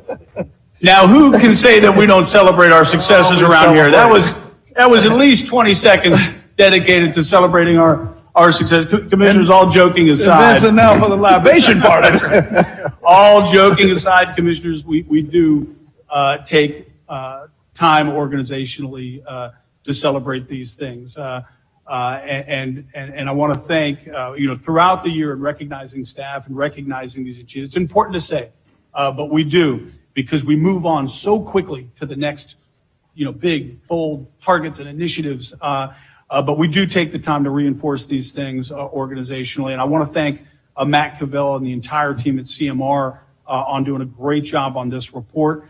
As I said earlier, in addition to providing your offices with copies, there'll be a very broad distribution. And before I go to the next section, Commissioner Proctor, Mr. Chairman, I'd like to hand it off to you in case the board has any thoughts on the progress and impact report or any discussion, Mr. Chairman. Well, thank you, Vince. And I feel like my thoughts, comments shared earlier, it ain't bragging when it's true. And it's true in terms of what we've done, what you've done, what we've achieved together as a team. And I'm well pleased to put our accomplishments next to anyone, Mr. President, Ms. Maddox, our former state chairman of the Florida Association of Counties, place our county's report card next to anyone in our community. I just want to forward each commissioner if there are any questions or comments that you want to make on this great report. Clearly, it speaks for itself. And I'll just say, Vince, that I would like, with this commission's endorsement, that we're able to take one of the placements of our Sunday newspaper and that you would somehow, this celebration with all of the falling, a part of our page. Let's get a special page, give this report card to the citizens of Leon County that they might note the progress, achievement that we have done. That includes the Capital Outlook, that includes the Tallahassee reports, and that includes the Democrat and other platforms appropriate, you think. I would like to offer and hope that there's no objection from our board. Otherwise, it's just something nobody knows what Maddox and Jackson and Welch and Dozier and Cummings and Minor, what they're doing up there with our money, what they're doing. And you need to let them know what you're doing. And I'm asking an endorsement of this board that we will publish and make wide the knowledge of what we have done. Commissioners, you have any comments? Yes, sir. Commissioner Jackson, then Commissioner Welch, Commissioner Dozier. Yeah, the last category discussed in Leon Cares, kudos to our county staff and to our county commissioners that put money where our mouths were and helping out 8,000 families that may have otherwise not been able to stay in their homes during the pandemic. with $28.5 million awarded. That is just amazing and phenomenal. And those things were done months before other communities, counties, municipalities. We had boots on the ground putting that together before the funds ever came our way.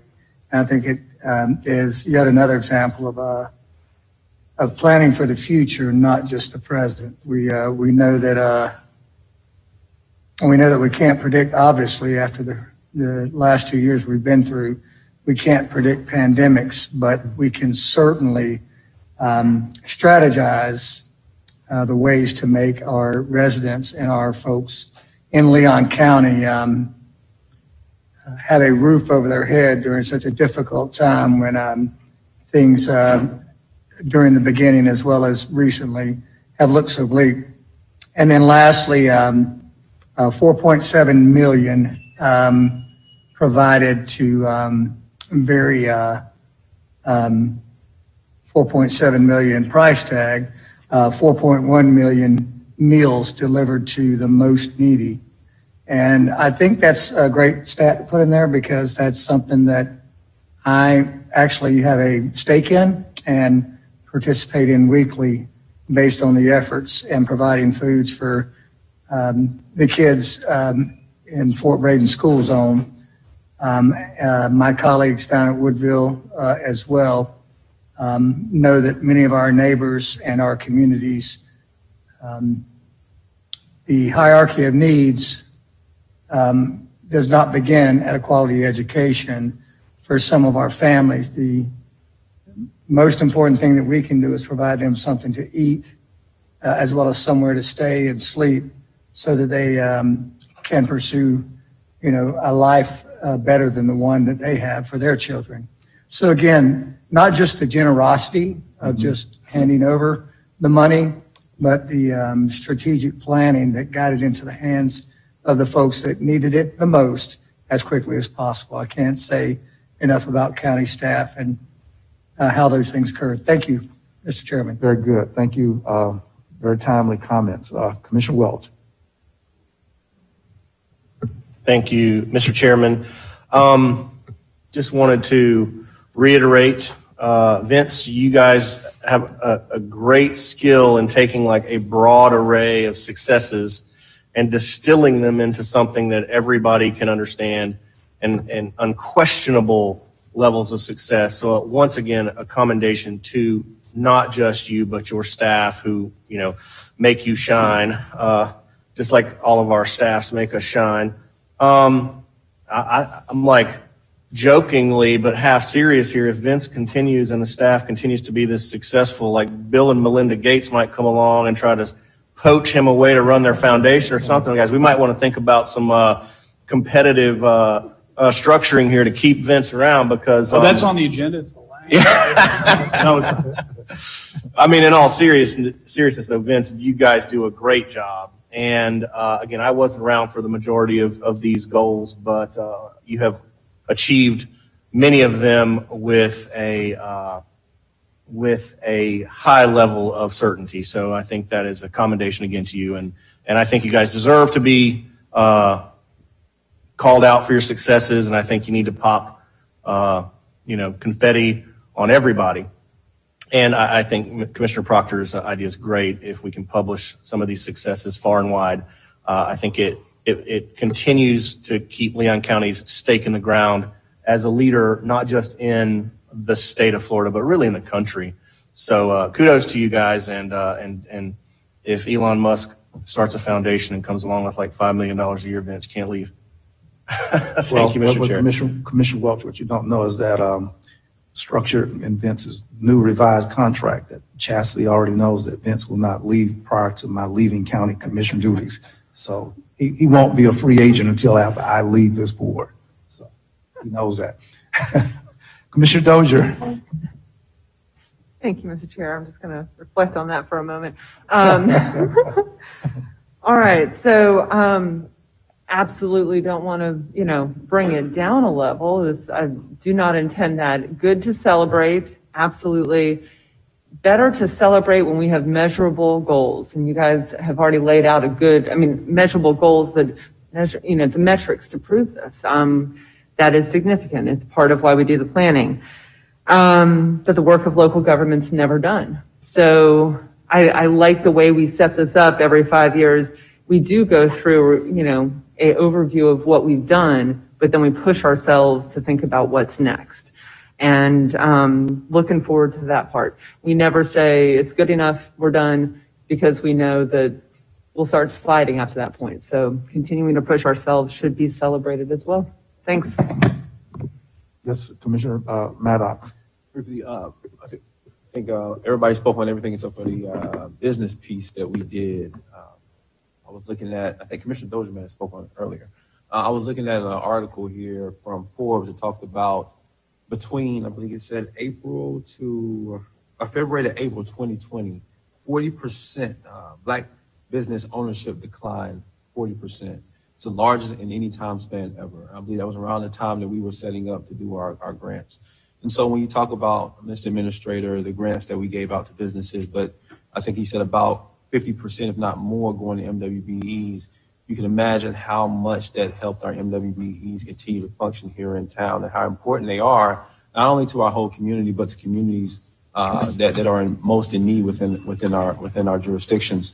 It'd be interesting to see how many of our Black-owned and minority-owned businesses were able to stay in business versus those who weren't during the pandemic as a result of our quick response to business struggles during the pandemic. I want to congratulate this board as well as Blueprint and the city as well for our response to that, because we were one of few, if not the first, to actually do that for our businesses to make sure they were able to stay afloat while waiting for federal help to continue to run their businesses. So I'm very proud of what we were able to do there. Very proud that this board had the foresight to see that minority businesses were going to be the hardest hit and to give those extra dollars there to make sure that they were able to continue to keep rolling. So very proud of that. Very proud of the things we've been able to do over the past 5 years. Last thing I'll say is 90% of a $5 billion tourism goal, and when you had 2 to 3 years of a pandemic to get through, is nothing short of amazing.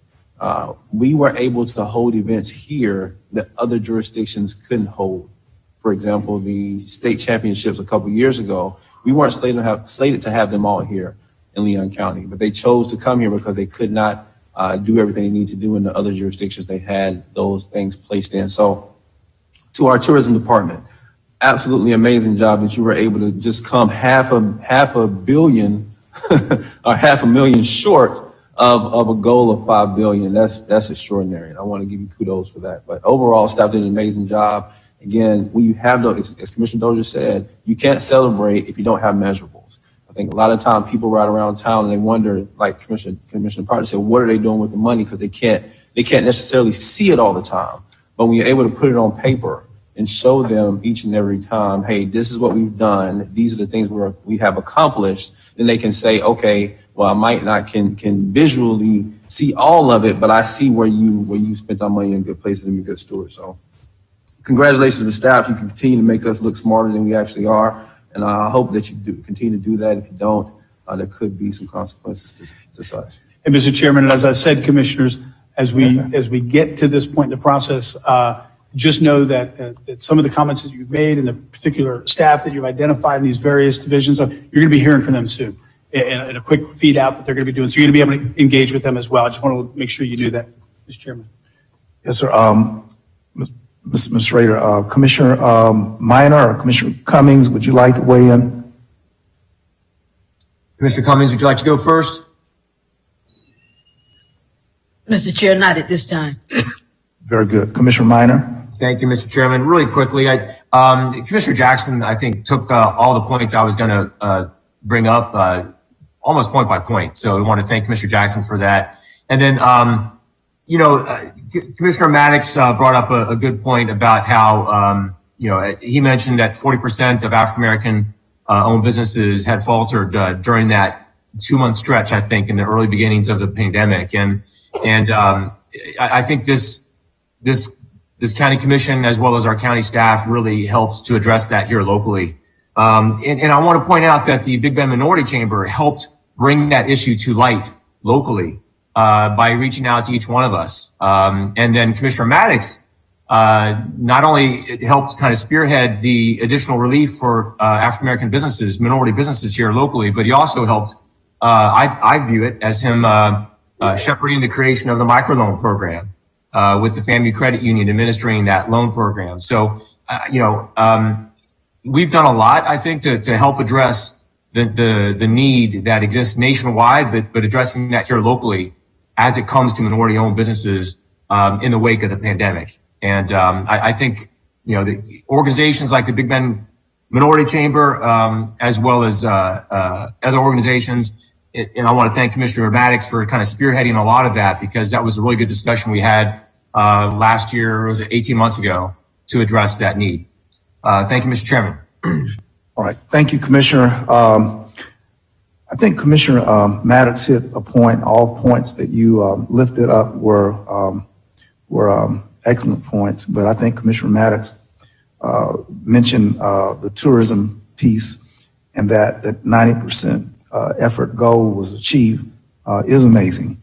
But I want also to note that in the here in the South Side, Marriott, the North Florida Fairground area, the diversity of activities that happen in this particular building. And there is no more diverse piece of dirt in this county that has a wider range of activities that bring people, all facets of our community together, be it a car show, be it the knife and gun show, be it Tallahassee Nights live Christmas party last month, which I supported, be it the AKA's annual cowboy roundup and what have you. There just is no other piece of property that is the arrival point of the diverse activities of everyone that comes to this ground. So speaking to, in the context of what and how you lifted that up, Commissioner Maddox, I think that the potential of what this facility here can even add to, and it's not even reaching probably a tenth of the possibilities of being a meeting place, entertainment venue, convention, all of those things. We're sitting here on a gold mine.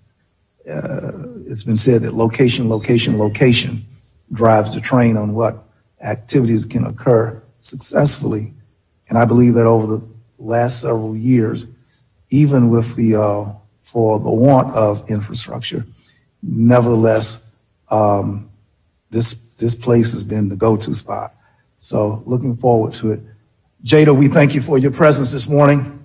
And we see you tipping out on us and didn't put your finger in the air as you're leaving. Not your middle finger. Okay, Jada. All right. All right.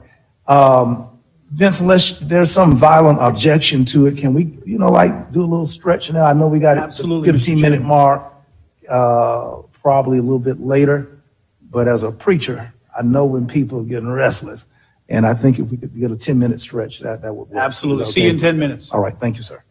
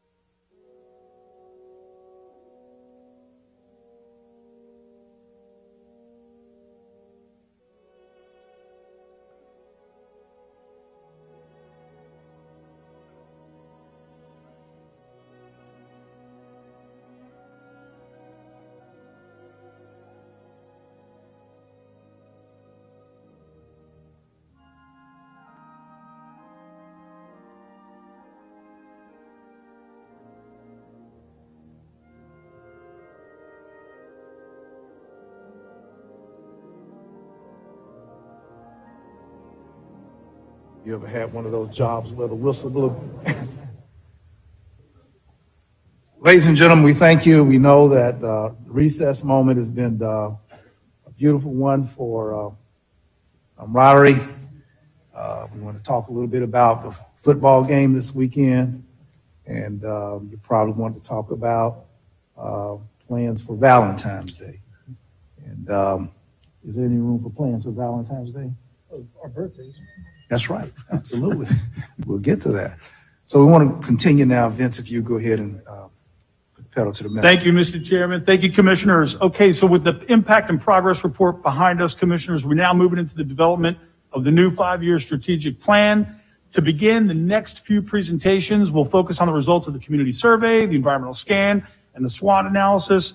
In addition to the all-important individual experiences and perceptions that you, Commissioners, individually bring to the table, these presentations provide a common set of factors for the entire board to consider going into this process, both in terms of trends and issues we can anticipate as an organization, as well as community feedback. So by the time, again, you get to the adoption of your strategic initiatives, you'll have all of this information to consider. And first up, Commissioners, we've got our community survey. In preparation for developing the previous strategic plans, as I mentioned, we surveyed our citizens groups and our board appointed advisories commissions, and we used our leads listening sessions and other citizen engagement series. But like I said, this year we entered into an agreement and employed Sachs Media Group, who has a lot of experience in community surveys to assist us in the development of our plan, and so that we could have a more extensive community input as well. So, which you'll hear shortly, engaged thousands of citizens. So, Commissioners, here to talk to us about the survey is Dr. Karen Cyphers, Partner and Vice President of Research for Sachs Media Group. Dr. Cyphers, thank you for joining us today, and I will hand it off to you.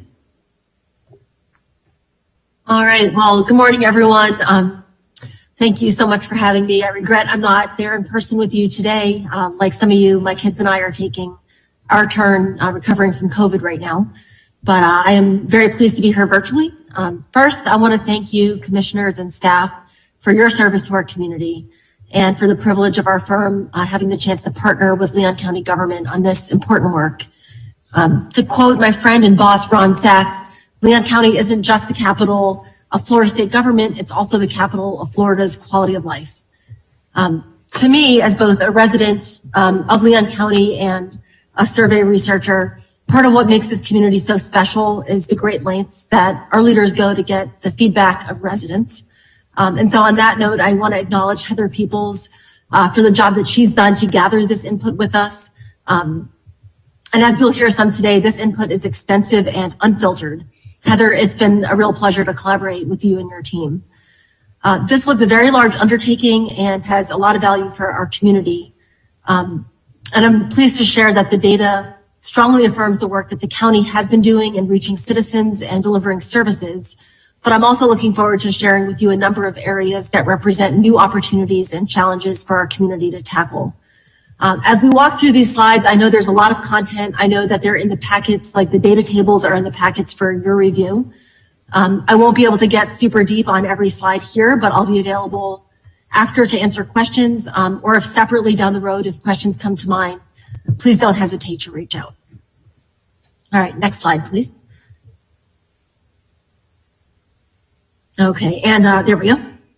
All right, so our objectives in this work were to gauge resident satisfaction and perceptions on pretty much every aspect of life in Leon County, including the services that people receive, the amenities that we enjoy or wish we had, and our interactions with government. We also collected widespread open-ended responses detailing suggestions from residents that I hope will be able to inform some of the work that you all tackle later today. But ultimately, our goal was to determine sentiment relating to the county's broad strategic priorities, and then to provide some direction for where things stand and where we can go. Next slide, thank you. I won't take much time on methodology here because there's a lot to get through substance-wise, but I want you to have confidence that the results that we're talking about are very representative of Leon County residents. We collected over 4,000 survey responses with more than 3,000 complete. So for those of you who work in survey research, this is a fantastic response rate and fantastic completion rate.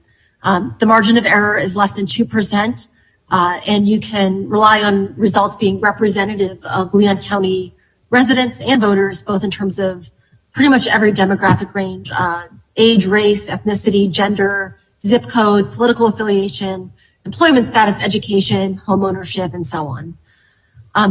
For simplicity in presenting these results today, positive responses include excellent, fair, and good, and are separated from poor responses. The value of that is we were able to solicit more in-depth feedback from people who did indicate poor responses on various questions. And I'm also excluding don't know responses today so that we can get through this more timely.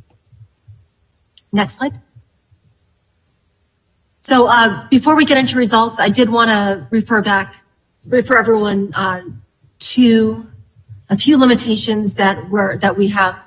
Primarily, a lot of residents don't know which services or amenities are provided to them through the county versus City of Tallahassee. Some residents indicated they're not sure if they live within city limits or not. And so I just want to make sure that everyone interprets the results with those factors in mind. Not every piece of input I'm going to share today reflects an area that Leon County government can influence directly, but it still has value and relevance for context. All right. We went over this in the remarks just prior to this, but just to refer you back for context, the strategic plan laid out 4 broad strategic priorities relating to economy, environment, quality of life, and governance. The results from this survey, as you'll see, suggest that the preferences of Leon County residents are very strongly aligned with the goals and priorities set in the strategic plan, and people are largely satisfied with the progress made in these areas. Given the benchmarks that have been met, that is not surprising at all. And I'm glad that these survey results validate the data that you all have collected and shared about the goals you've met to date so far. All right. So overall, what you see here is that overall satisfaction with Leon County is very strong. 94% say they rate the quality of essential services provided by the county as positive. 81% say they're likely to recommend living here or recommend this as a place to live, work, and raise a family. And 78% say they approve of the job that Leon County government is doing. So this sort of paints a broad picture of satisfaction. And on the slides to come, we're going to get into a bit more detail about the breakdowns for each. Okay, so when it comes to perceptions of Leon County government activities, the following bar chart shows you positive ratings for each of the following areas. So for example, you'll see here that 88% give positive ratings for the county delivering high quality essential services. 85% believe that the county keeps residents informed and engaged. 78% feel that the county is transparent and accessible. 77% say the county listens and responds to citizens, such as through the very survey that they were responding to at the time they answered that question. And 75% said they feel the county exhibits responsible use of taxpayer dollars. Next slide, please. So there's a lot on this coming slide. This very much represents sort of the A to Z of what the county does, the animal control to zoning, as it was explained to me. But these high quality or high satisfaction rates do continue when we're looking at specific county services. Remarkably, that 97% for library is fantastic. And it seems that folks are very pleased with that. Very close to that is satisfaction with EMS services and CPR training. And no doubt, based on what I just heard about the expansion of acreage of parks and the opening of new parks, folks are very satisfied with especially outdoor recreation and community centers. I don't necessarily have to read every line here, but I think we should jump to the bottom and look at sort of some of the lower ratings. And those relate to providing housing and human services at 74%. And building and maintaining roads and sidewalks. Those are both something that came up quite frequently in the open-ended responses we solicited. for people who did not feel positive about what they were getting. I will also note, well, we don't have to go back a slide, but the response and satisfaction to pandemic-related activities was also very high. And a lot of kudos to all of you for the work you've put in to protect our families and our community during this crazy time. All right. So as far as quality of life ratings, this is divided onto 2 slides because there's a lot here. The highest rated quality of life factor was considering Leon County to be a place of lifelong learning, with 93% saying so. I'm a sandwich generation myself in Leon County. My kids are in Leon County public schools, and my mom is a participant in the Osher Lifelong Learning Institute. And so I get to experience a little of both. And I think that this 93% positive rating is a great reflection of where our community stands in that respect. Close behind at 89%, people feel positively about Leon County as a place to live and raise a family, a place for recreation, a place accepting of people with diverse backgrounds, a place to work, and a place where people are healthy, safe, and connected to their communities. There are somewhat lower ratings for certain quality of life factors, and we get down on this slide to that. Notably, 66% feel that Leon County is a tourism destination with diverse offerings. That can mean a lot of different things to different people, but that was the lowest rated of the quality of life indicators that we asked about. And close behind that was Leon County as a place with affordable housing options. You'll see a pretty dramatic jump there from 67 up to the next one at 80%. Who feel that Leon County is a community that is moving in the right direction, which in some respects may be the most valuable indicator today of all of these, given the work, how affirming that is of the work that's been done on the strategic plan and the direction people feel that is going.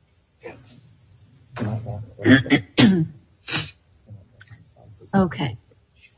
So it's definitely worth noting that residents differ in these views and perceptions pretty widely.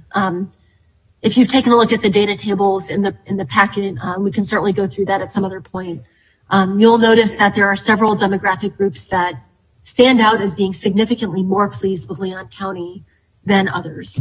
So in general, and this is not for every question, but overall, more satisfaction is reported by older residents, women, people who have lived in Leon County for about 10 years or more, and homeowners. There's also significant differences based on where people live. So this both includes living, those who live outside of Tallahassee city limits report greater satisfaction overall.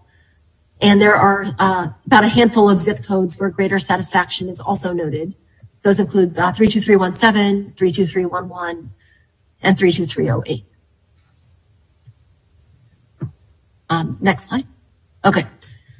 So I think one of the most valuable things we did in this survey was for any time that a person indicated a poor rating on something, they were asked a follow-up question, an open-ended response question to describe why they felt that way.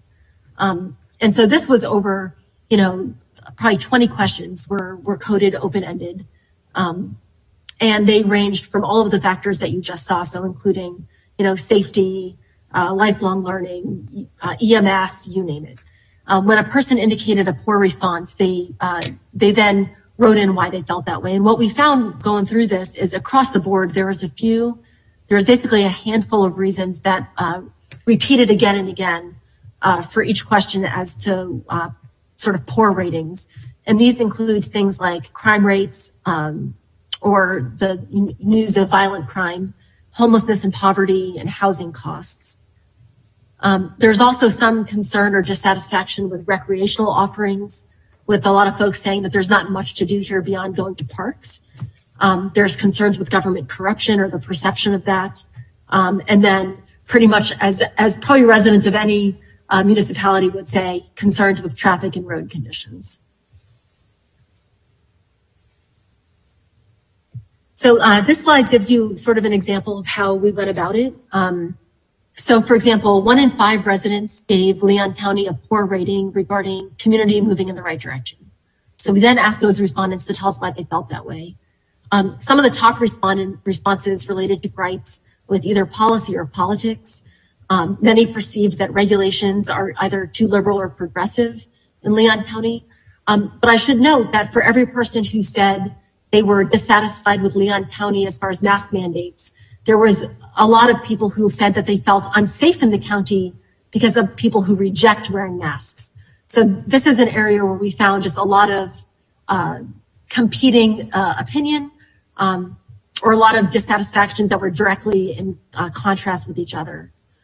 There was also a bit of critical response relating to development and growth. Many people cited specific projects that they either felt that there wasn't adequate citizen input on, such as Amazon warehouse, stadium funding, location of the police department came up a bit, government corruption and things like that. But finally, something that recurred across the board and certainly is worth a lot of attention moving forward is concerns about high costs of living, homelessness, the local economy not necessarily being able to support businesses, traffic, inequity, culture, and things like that. So these were the same responses that people gave when rating poorly on a variety of issues, not just for community moving in the right direction, but those factors repeated quite a lot. Next slide. All right, so in order to gauge where Leon County puts energy moving into the future, we also asked people to rate how important various services are to them and their families. So we did this on a 4-point scale, and nearly everybody said that the services we listed were either somewhat or very important. So for the purpose of this presentation, we're just going to look at those who indicated things are very important to them to get a better sense of relative priorities. Next slide. Okay. This slide shows ratings that were, quote, very important to people. And what you'll see is water quality was the #1, highest rated for very important at 85%, followed closely by crime and public safety, and public health. So those top 3, I would say, are the 3 areas that the greatest portion of people rate as very important to them and their families. And this trails down to the mid 50% for quality growth and development and economic development and job creation.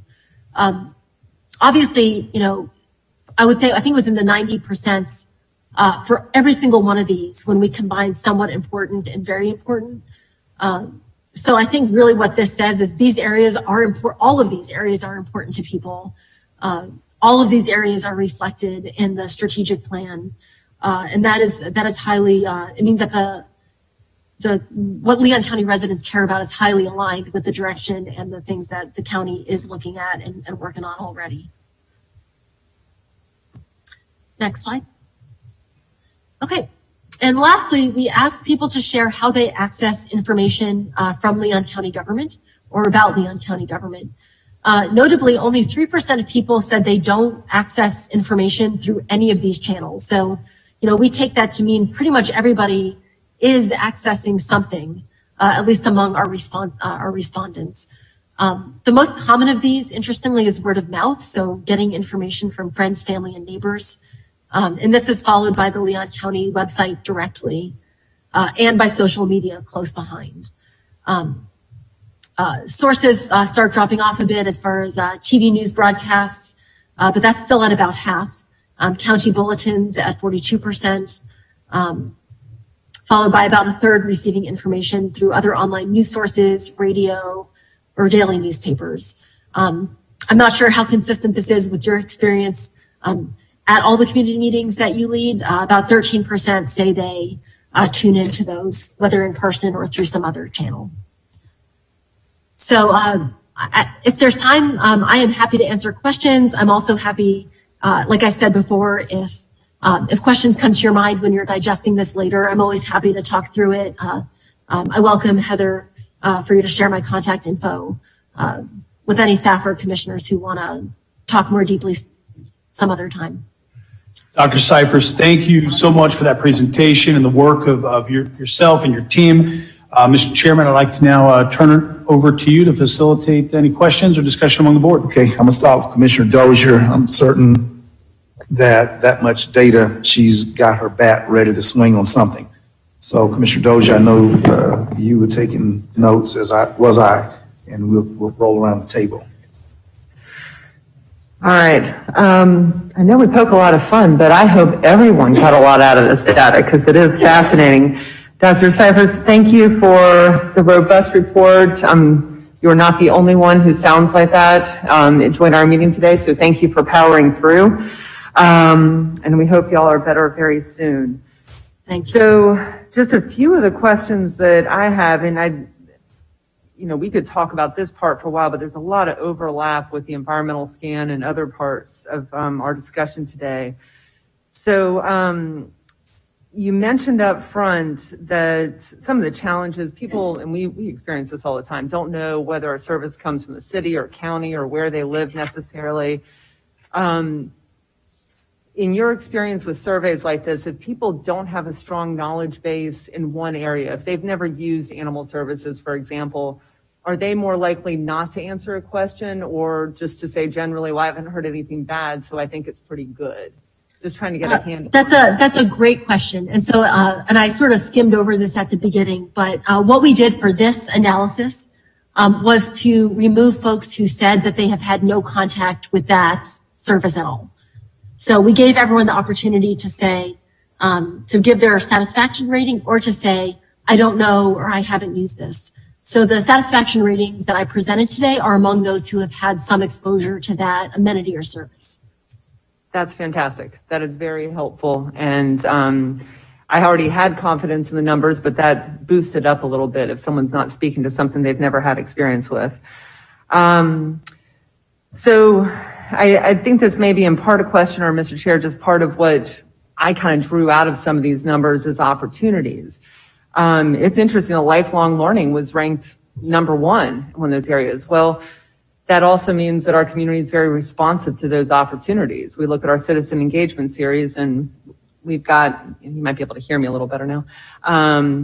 And that is part of that lifelong learning. So kind of looking for those opportunities. As County Administrator, I saw you nodding a second ago, and those are the kind of, I will say, crosstabs that you all might be looking at for building some of those, building out some of those programs in the future. Is that right? Absolutely, and we took the opportunity on some of these really high-ranked things to formulate some recommendations for you for your priorities and that sort of thing to include, again, in the new strategic plan. Okay. And I assumed you'd done that, and that's why I said, this is going to kind of tie in with what we're focused on the rest of the day. So just moving quickly through this, we've got just some really interesting statistics on the sources of news, and some in the information in the environmental scan focus on increase community engagement, civic engagement with millennials. And there's a lot more focus on social media, the word of mouth, and that I think we've proved during COVID that social media presence of Leon County is very robust, it's very factual, and that just seems like something that's going to continue to be a demand of ours going forward, to really reach people where they're finding their news sources. Still glad to see the TV news and the newspaper rank fairly high, but that's going to be a big one for us. But how to engage more millennials? I mean, it's not surprising that we have more older folks, more women, particularly kind of getting engaged with these different groups, but diverse younger groups, really how to get them engaged in participating in how we shape our community's future, making sure they show up at the public meetings. And I hope you forgive me, Artie, even if they don't think a comp plan meeting is really exciting, how do we get them in the door there, right? Because this will be their community for the long term, and we start building that engagement.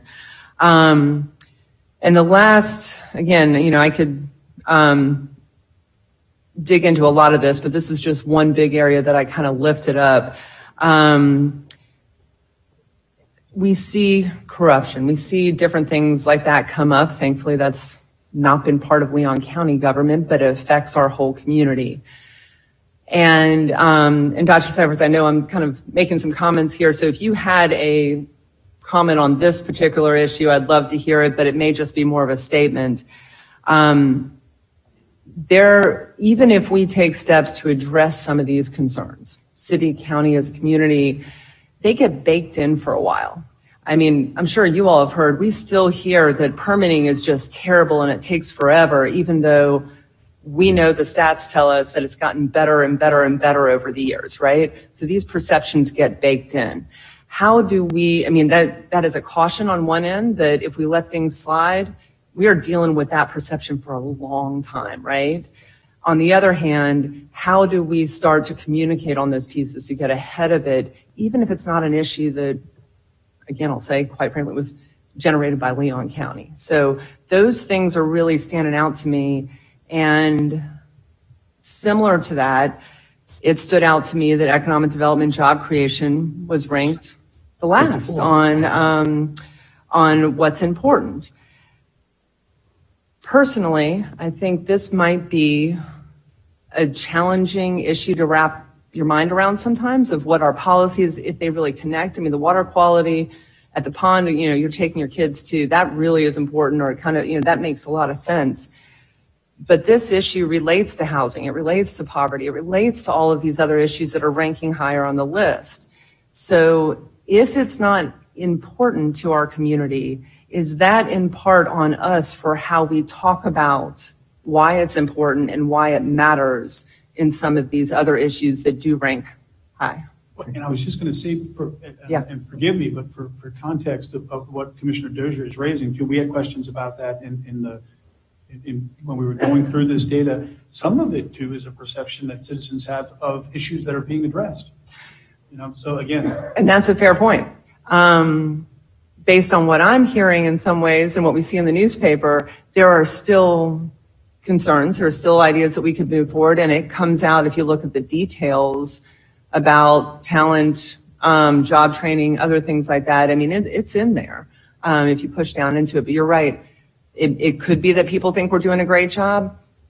To me, I think it's also about not explaining how it ties into these other issues. You may think poverty is more important than economic development, but the two are connected, right? All right, that's it, Mr. Chair. Thank you. And Thank you. Dr. Dr. Cybers, thanks Cybers, again. Before you, because Commissioner Dozier must have been looking at my notepad, because I share and I push back, and I have to push back against your findings on the notion of government corruption. There is not one dime worth of anything, not even a nickel's worth of question marks on Leon County's government over the last 5 years. There's not a speck of anything that speaks to practices that have gone awry, conduct that is in question, and there's been no reviews from anybody. So to the extent that corruption, we're smeared, ain't nothing we've done to contribute to that. So we're caught in an environment where if it's on the fan, sometimes you get smeared too. But I have to push back on your findings of corruption. And I just wish that there was a way that we could put a footnote to note that we ain't did a damn thing that contribute to nobody's perception of corruption. Now, to the extent that citizens get it twisted and don't know the school board from the county commission, I get that. But this don't deserve to be on our report card at all. I agree. That was, that's a good point. I'm asking you for something that denotes that this county's government has not been in any questions at all. We need a footnote there. We can't take a black mark that gives us a black eye, and there's nothing that we've done relative to, I mean, I know we're in the state of Florida. Even on this mask business, we're getting smeared up, and I think that people are getting the state of Florida, our governor, and all of this, and you just say government. Well, government don't have a name. Which one you talking about? We done got caught up in that. So Commissioner Dozier is absolutely right that some of this is blowback from us having the name government, and don't nobody know our daddy name because we just government and all of us got the same last name, government. And then I agree with Commissioner Dozier. She has talented eyes. That slide that you put up there that had 54% with economic development and jobs and stuff, that should be reversed. And I can just tell you, and I was very warmed by Commissioner Welch's opening comments, that we tend to be, all of us, we think as at-large commissioners. But there is no way that survey was taken in the south side of Tallahassee, because water quality is not 85% of what's on people's mind. Jobs and economic security is. So in my district, I have to use the word my, in our district of District 1, economic opportunities, that thing is upside down. And I can't accept that as a reflection of the citizens in the urban core and south side of Tallahassee. Those are my concerns, but I do want and ask for some demarcation in this report that denotes, and I'm willing to take, I'm willing to take one on that mask thing. I mean, it's just messy all over Florida. Okay, I get that, we all smeared. But on corruption, it goes to the integrity of our commissioners, our staff, and we need some cleanup on that. Dr. Cyphers, please respond. Absolutely. So I can make a note within the presentation itself for the record. And that really is, corruption really is what stood out to me when I made the slide about limitations. More than just folks not knowing who picks up waste or who makes rules for schools. The news cycles have definitely impacted folks' feelings about government broadly in this area, and that is no reflection of the reality of Leon County government. And I'm happy to make that more clear in the presentation. Yes, ma'am. Please note that there's been no arrest. There's been no investigation. There's been no trials. There's been nothing. I don't even think an ethics complaint. I want to see that in writing as a footnote. Please do that for us. And this other stuff we can live with, but our integrity, we need that to be clarified. We ain't caught one charge. All right, commissioners, you want to go around the table, response to Dr. Cyphers, anything you want to push back on or seek greater clarification? Commissioner Maddox. Thank you, Mr. Chair. I caught a lot of the things that you and Commissioner Dozier caught as well. The lifelong learning piece of it was pretty interesting. I think it yields itself to us being the most educated county in the state of Florida. One thing that I was wondering, though, you put up there the zip codes that had the greatest satisfaction. I was wondering the zip codes with the greatest dissatisfaction with the county. I think the thing that we all have to understand and be conscious of is that when people think government, you're right, Commissioner Dozier and Commissioner Proctor, they don't specify which government they're talking about. They think government in general. I think a lot of people here locally, they don't know the difference between school board or City of Tallahassee or Leon County unless they're into the inside baseball and they understand it. And so I was wondering about those zip codes with the greatest dissatisfaction. And then when you talk about the crime rate piece of it, the sheriff has come to us on many occasions to talk about the crime rate in the unincorporated area versus the crime rate within the incorporated area, the differences between the two, and how much greater the satisfaction is outside the unincorporated in the unincorporated area. Again, there you talk about the differences there. We have this thought that the city is inside the county. How much of the policy that we set here affects what goes on at the city level? I think we have to be conscious of the fact that they are their own jurisdiction. They make their own ordinances. They have their own budget. They have their own way of doing things, as well as their own police department. How much of what we do can affect what they're doing at the city level? And how much of what we do should affect what they're doing at the city level?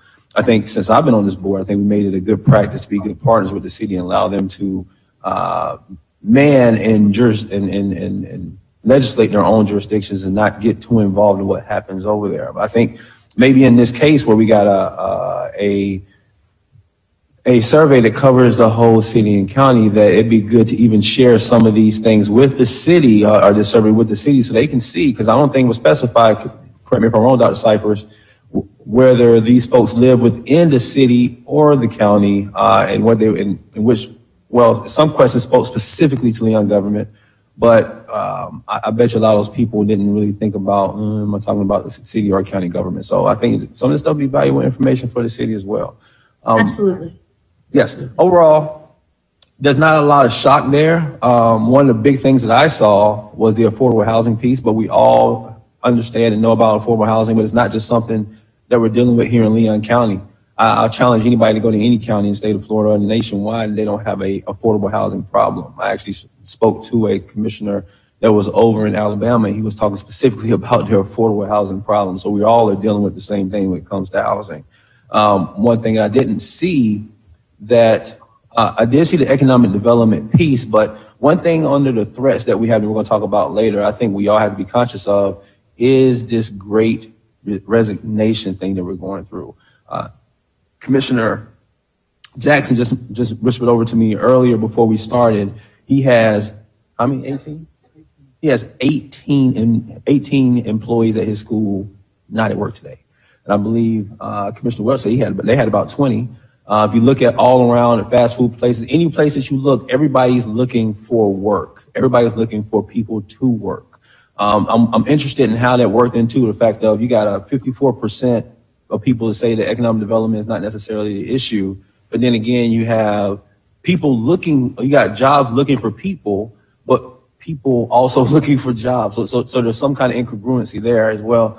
Last but not least, I continue, and I think former Commissioner Lindley brought this up, or Leon Works before she left. I continue to think that the more we start to partner with the school district, the city, and even ourselves on highlighting our technical trades, the better off we're going to be as a community. I think when we think about how we really move the needle in those impoverished neighborhoods and with those young people who are maybe looking for opportunities, to tell them they can start their own business and make major bank off of being a plumber or being an electrician or even getting into construction and things like that is an amazing way to move the ball forward. Maybe even getting some of those businesses involved and going into those communities and having a conversation with those young folks and things like that might even be the way too, because you don't see it, you can't feel it. Sometimes it just isn't reachable for you. So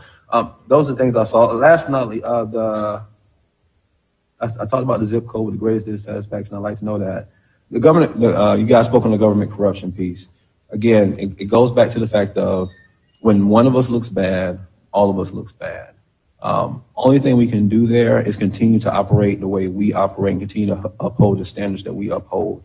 Sometimes I think our CMR department does an absolutely amazing job of getting information out. But I think Commissioner Dozier mentioned, there's little things that we don't necessarily talk about, like we talk about growth management, right? And the growth and how we've grown over the past 10, 11 years as opposed to where we were. Well, stuff like that, how do you get that out on a grand scale? Is it really a waste of funds to really let people know, hey, because you can't see that. You can't see unless you're dealing with growth management. You dealt with them in 98 versus dealing with them now. You don't really see how much how much we've grown and how many things we've done to really create a better process. And maybe for us, it's not as much it's not as important for the grand masses to know as it is the people who work and deal with the system.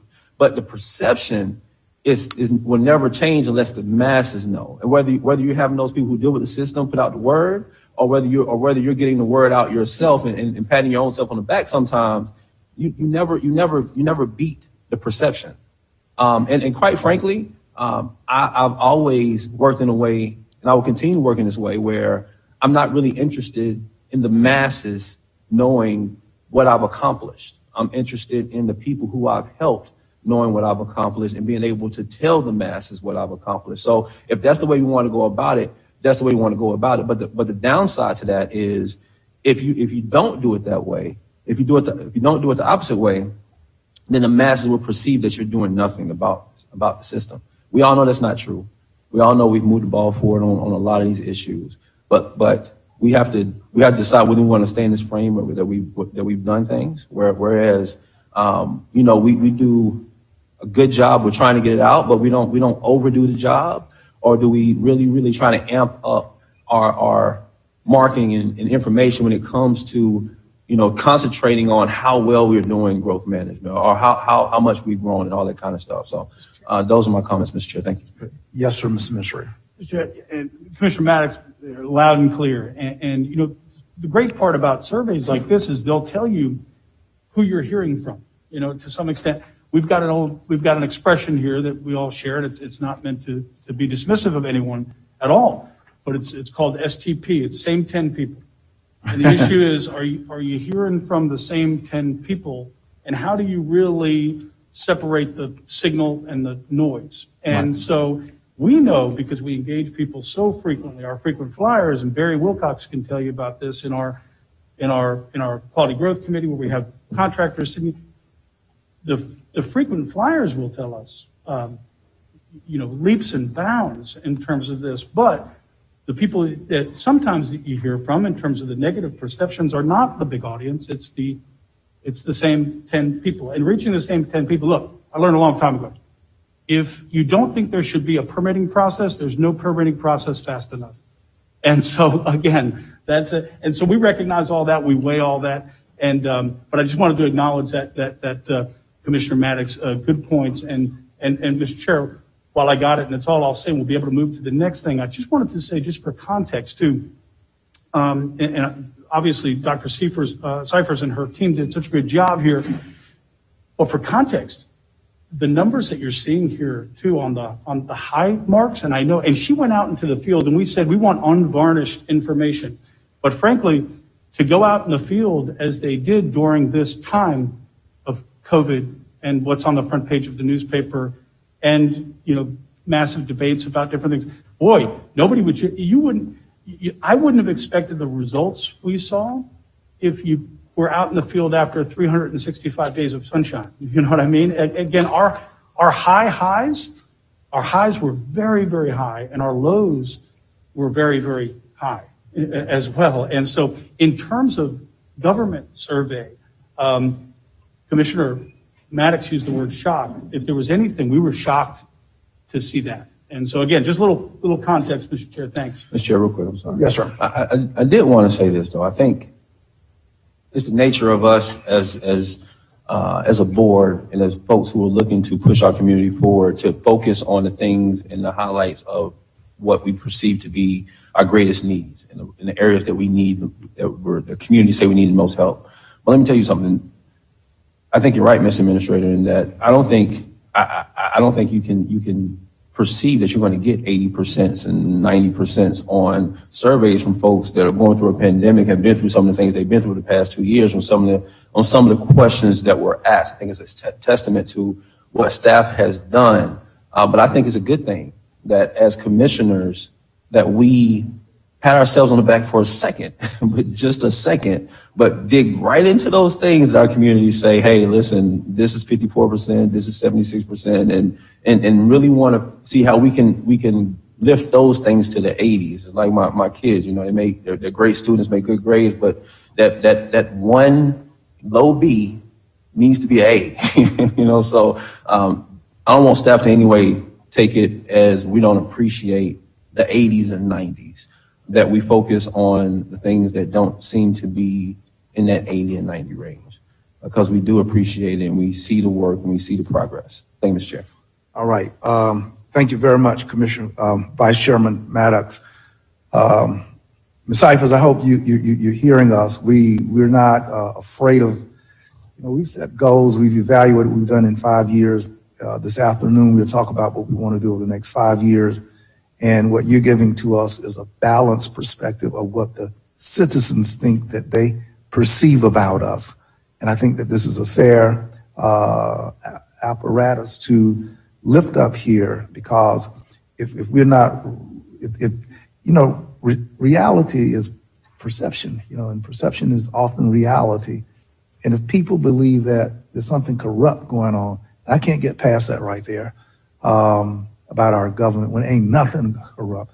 I think that there are some things that we push back because it's a collective legacy that follows us for the duration of our lives. And that's why something like that is a little odious. Now, Commissioner Jackson, and I'll come back at the end, Commissioner Welch and Commissioners Minor and Commissioners Cumming, we want to reflect upon your thoughts right now, if you would. Thank you, Mr. Chair. I just, as I looked through the survey, and I'm sure Dr. Cypher's just still tuned in.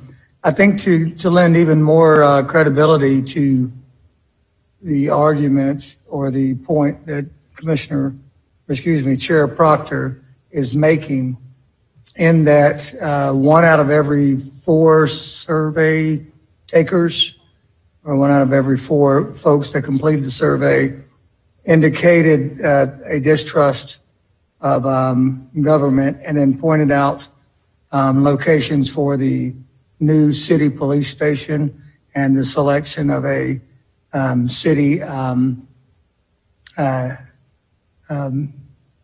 chief of police.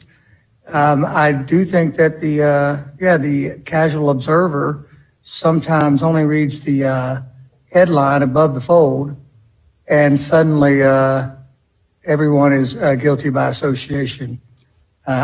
We have to work strong to communicate the message that we have of the great work we've done, and then we also have to make a clear delineation of who we represent and the folks that are either underserved or that need services that the county provides. I couldn't agree with you more that in a casual conversation with someone that's normally unengaged, there is a perception that commissioner is just that. Commissioner, you're almost, you serve on both boards, or I'm not sure what the perception is. But that is something that we can educate on, and that is something that we should, like you said, we should be speaking out that Leon County government and our representatives, my colleagues here, as well as the ones tuned in electronically, continue to do the good work for the people at this time. Thank you. Commissioner Welch. Thank you, Mr. Chairman. Thank you, Dr. Cyphers. I think you did a great job with your analytics there, your data analytics. When I look at that information, I'm not surprised by the numbers. I think something that's very telling in that was that only a very small portion of survey respondents had a negative perception. However, to better understand the perception, we asked why they thought Leon County had a poor perception. They had a large degree of commonality across issue areas, but often that were not related to Leon County government, okay? I think that's very important to acknowledge. And then right above that, you'll see that 53% of respondents claim to get their information through word of mouth. So I think that that information is important to us as elected policymakers because it can really inform what our roles are in the community. And I had this conversation with Matt Cavell the other day, and I think that, we have an incredible public relations, CMR, outreach, community outreach information program, but it's hard when it's an institution to get through to folks, right? When it's Leon County government, it doesn't hit the same way as County Commissioner Brian Welch, County Commissioner Jimbo Jackson. And so I think it's incumbent upon us as elected officials who really are at the street level for communicating the successes and the shortcomings and the areas of improvement. It's incumbent on us to understand that, as Mr. Chairman said, perception is reality to somebody. If they think their government is corrupt, no amount of objective reasoning is going to necessarily change that opinion. And as I've gone through in my 14 months on the county commission, I feel like it is incumbent on me as a new member of the county commission I'm sort of constantly reassuring folks that it's not corrupt. Because, I get people all the time go, oh man, it's corrupt, or what's going on up there? You changing everything? And I'm like, no, it's not corrupt. I'm not changing everything. I've said to people many times, we don't have the luxury of subjectivity when it comes to issues or votes. We look at things objectively. We get all this information, and it's our job to go out to our communities, whether we are districted or countywide. But anytime we talk to voters, it's our job to reassure them that although we had a blighted period of corruption previously, nobody serving in office now is implicated in that. The people that were implicated in that are being adjudicated appropriately by the justice system. So I think it's about reinstilling faith in the institutions. It's about accepting the fact that most people don't get their information from objective sources. And it's our jobs to try and change those perceptions while also accepting, the realities of the facts that I think if you look on these SWOT boards behind us, you see that information reflected in this data as well. Things like crime, those are real problems. People really think that's a problem, and people are right to think that's a problem.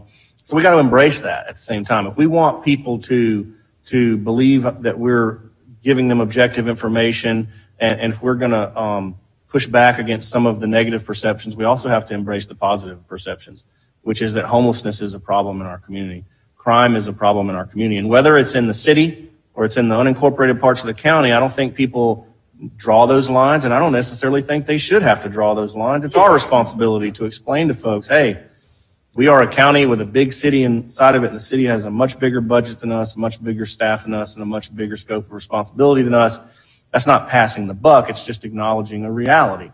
And so it's all of our responsibilities as publicly facing elected officials to do everything in our power to correct the perceptions, celebrate our successes as we did today, go out and tell people about those successes, but also accept that if you live in my district, traffic is a problem, okay? And when people come to me and they go, man, Commissioner, what is going on Thomasville Road? I have a duty to explain to them what's going on Thomasville Road and sort of reinforce the perception that they have, which is correct. Traffic is bad on Thomasville Road at 5 o'clock and at 7 o'clock in the morning.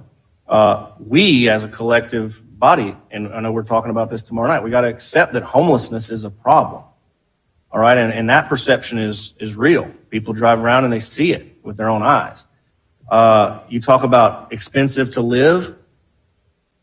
That one might be a little harder to nail down, but I think, anecdotally speaking, you could probably say, yeah, we're trying to bring Amazon into the county. We're trying to raise the county living wages. We're doing everything we can to drive economic development and job growth. So I think there's a combination of accepting these realities of these perceptions, but also pushing back with what we're trying to do to change those perceptions or change those realities. So I just thought that it was a fascinating bit of information in the sense that it kind of reinforces the things I hear in my district and from my constituents. And I think there's, some people are just disconnected from the reality of actual situations, and that's okay.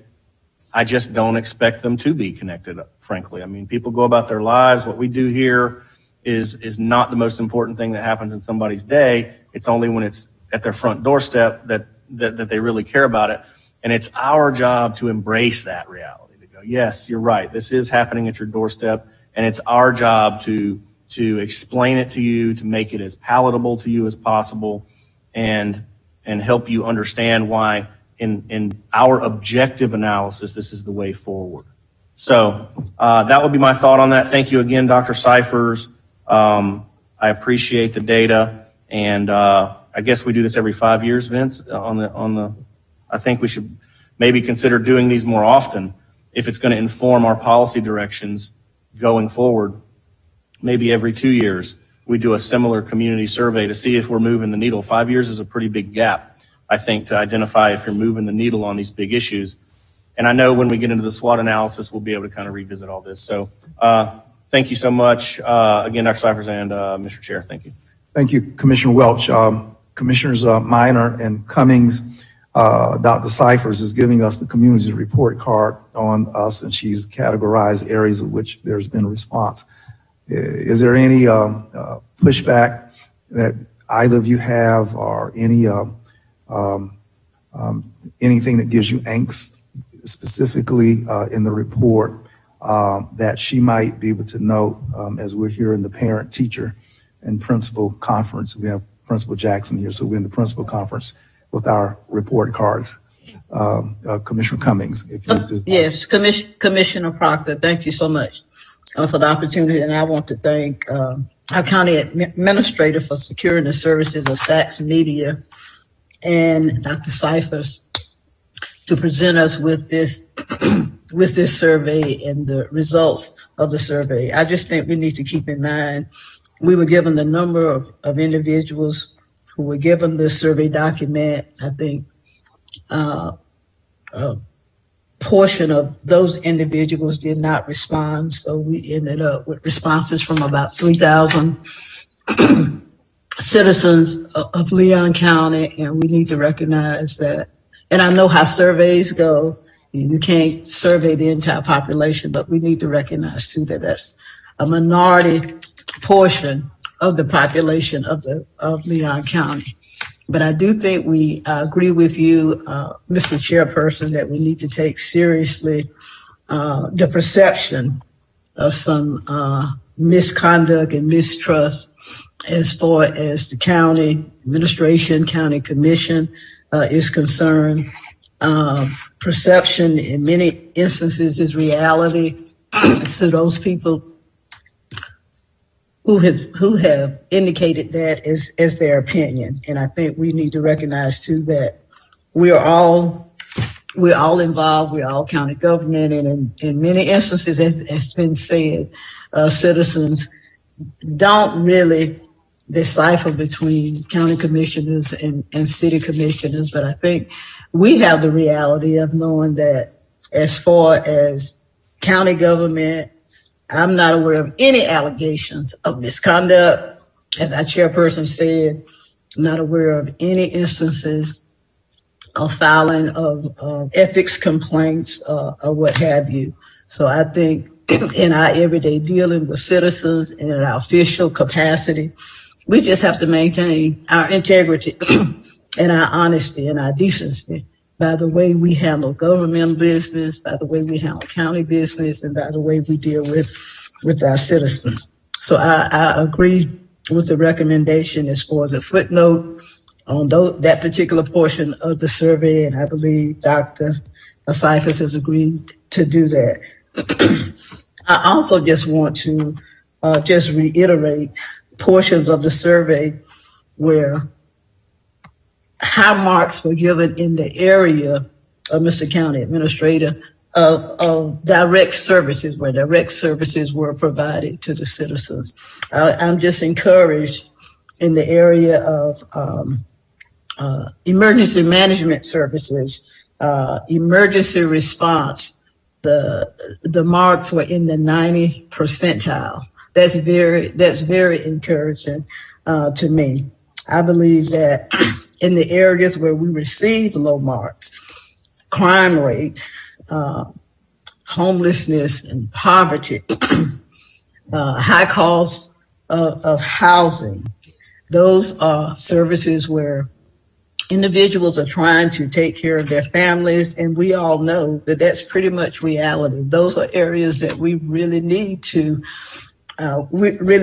work on. So I believe from the standpoint of that survey, those numbers really can help drive the policy that we established today for our 5-year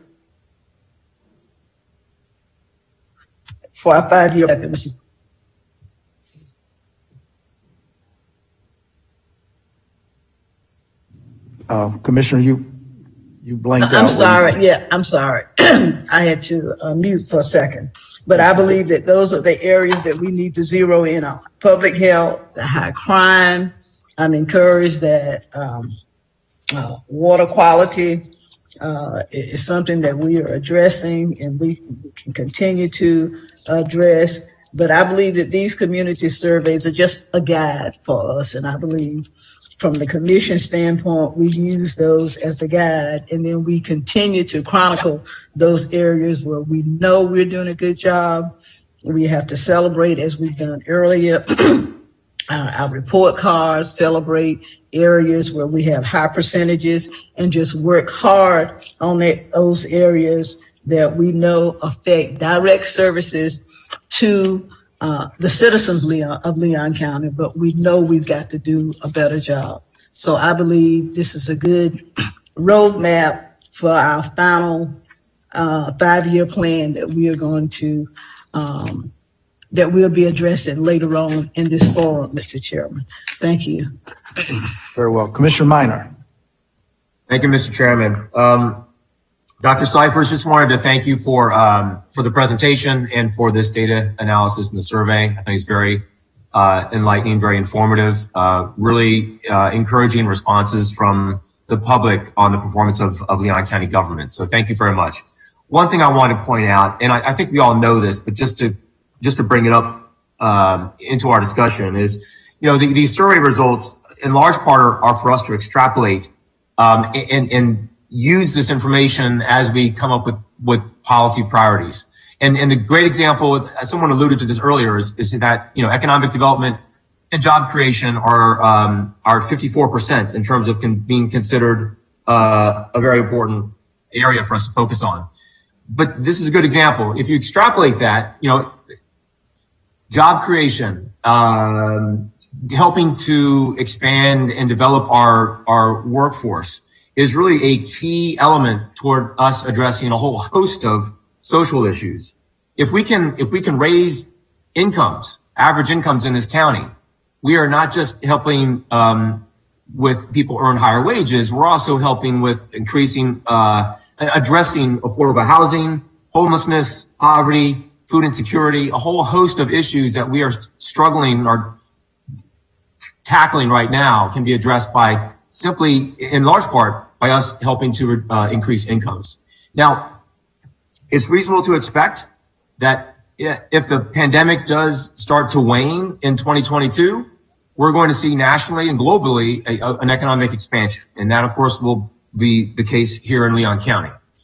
But if you talk about it with folks right now, business people, they are currently struggling with a labor shortage now that will likely exacerbate over the coming months. If we can find ways to help expand and develop the labor workforce that we have, we can mitigate that labor shortage that we know is coming and help our private sector, our business community, maximize the benefit of an economic expansion. It'd be a shame if we've got an economic expansion in this country and here locally in Leon County, but yet we can't take full advantage of it because we don't have workers that are ready to satisfy those jobs. So this survey data is very important because it ranks, crime very high. It ranks homelessness or affordable housing very highly, and basic health and welfare services, which is, addressing poverty. Those are things that are very high on the ranking from the public in this survey. But I think, helping us increase incomes by developing and expanding our labor force will go a long way toward us addressing those high priority items that have been identified by our citizens. And that's the main point I wanted to make, Mr. Chairman. Thank you very much. Okay. Thank you, Commissioner Minor. As we wrap this up, I'll give a closing summation here. Under the tourism point of 66%, my sense of the tourism thing is how would local citizens evaluate from a tourist perspective what a tourist goes through, or no qualitative margin of excellence or failure? These are local residents who are responding to a tourist question. They ain't tourists, they local. So I would say, Dr. Cyphers, that unless you went out and found 3,000 tourists, in fact, you've not indicated that that's who spoke to this area. the local people speaking to a tourist category, I can't see how they're qualified to do so. And as pointed out earlier by Commissioner Maddox, I think the Vice Chairman pointed out that I think we achieved 90% of the tourism goal, okay? And to achieve 90% of the tourism goal, which was an external objective of attracting so many heads and beds, that when you meet 90% of your goal and put that number of heads in the beds, and you still end up with a 66 on what local people thought about it, clearly there's a disconnect, as Commissioner Welch just said. So our actual numbers that we can quantify objectively with heads and beds is not matching with the perception of, but when you get Mrs. Cyphers, Dr. Cyphers, that when we're looking at how do residents interact with information about Leon County government, well, 53% is the word of mouth. Friends, family, neighbors. That's the plain old street committee. And when you most people getting their information by word of mouth. It's that little game like start down there with the county attorney. And she tells Vince the food's going to be ready in 40 minutes. He tells me by the time it gets over there, the food going to be ready by 3 o'clock. So 53% word of mouth. We got to do better. Commissioner Dozier has been a true champion, I believe, in shaping the sense of the methodical approach, what we have here. She's methodical about process, about goal, about planning, and has always chided this commission to be comported to those elements. I think that we have to communicate, Vince, to use Dr. King's words, with fierce urgency, a fierce urgency, that this kind of performance has to be communicated with fierce urgency. Otherwise, there's a seeping of other bad karma from across the street on both sides of it that is not ours. So I'm hopeful that you're able to tout our performance-driven, and that performance-driven is borne out by numbers and so forth. I don't care if you take a year to take a little bit at a time to tell it, but we too good to get this kind of flack. And in particular, are the numbers of tourism incongruent with the success that has been reported and that the people don't know this is the best they can give us. We got to do better in communicating a great story. Those points made, Dr. Cyphers, we're grateful, extremely grateful. I want you to know that in that area where you put 54% economic development, 55% for the quality of growth and development, that I personally believe that that's 1 and 2 at the top. And I don't know exactly where who responded, but my experiences with people and what they ask, it typically is about job, economics, and development and stuff like that. So we're grateful for the services you've rendered, and this helps us to know what the community believes about our performance-driven efforts.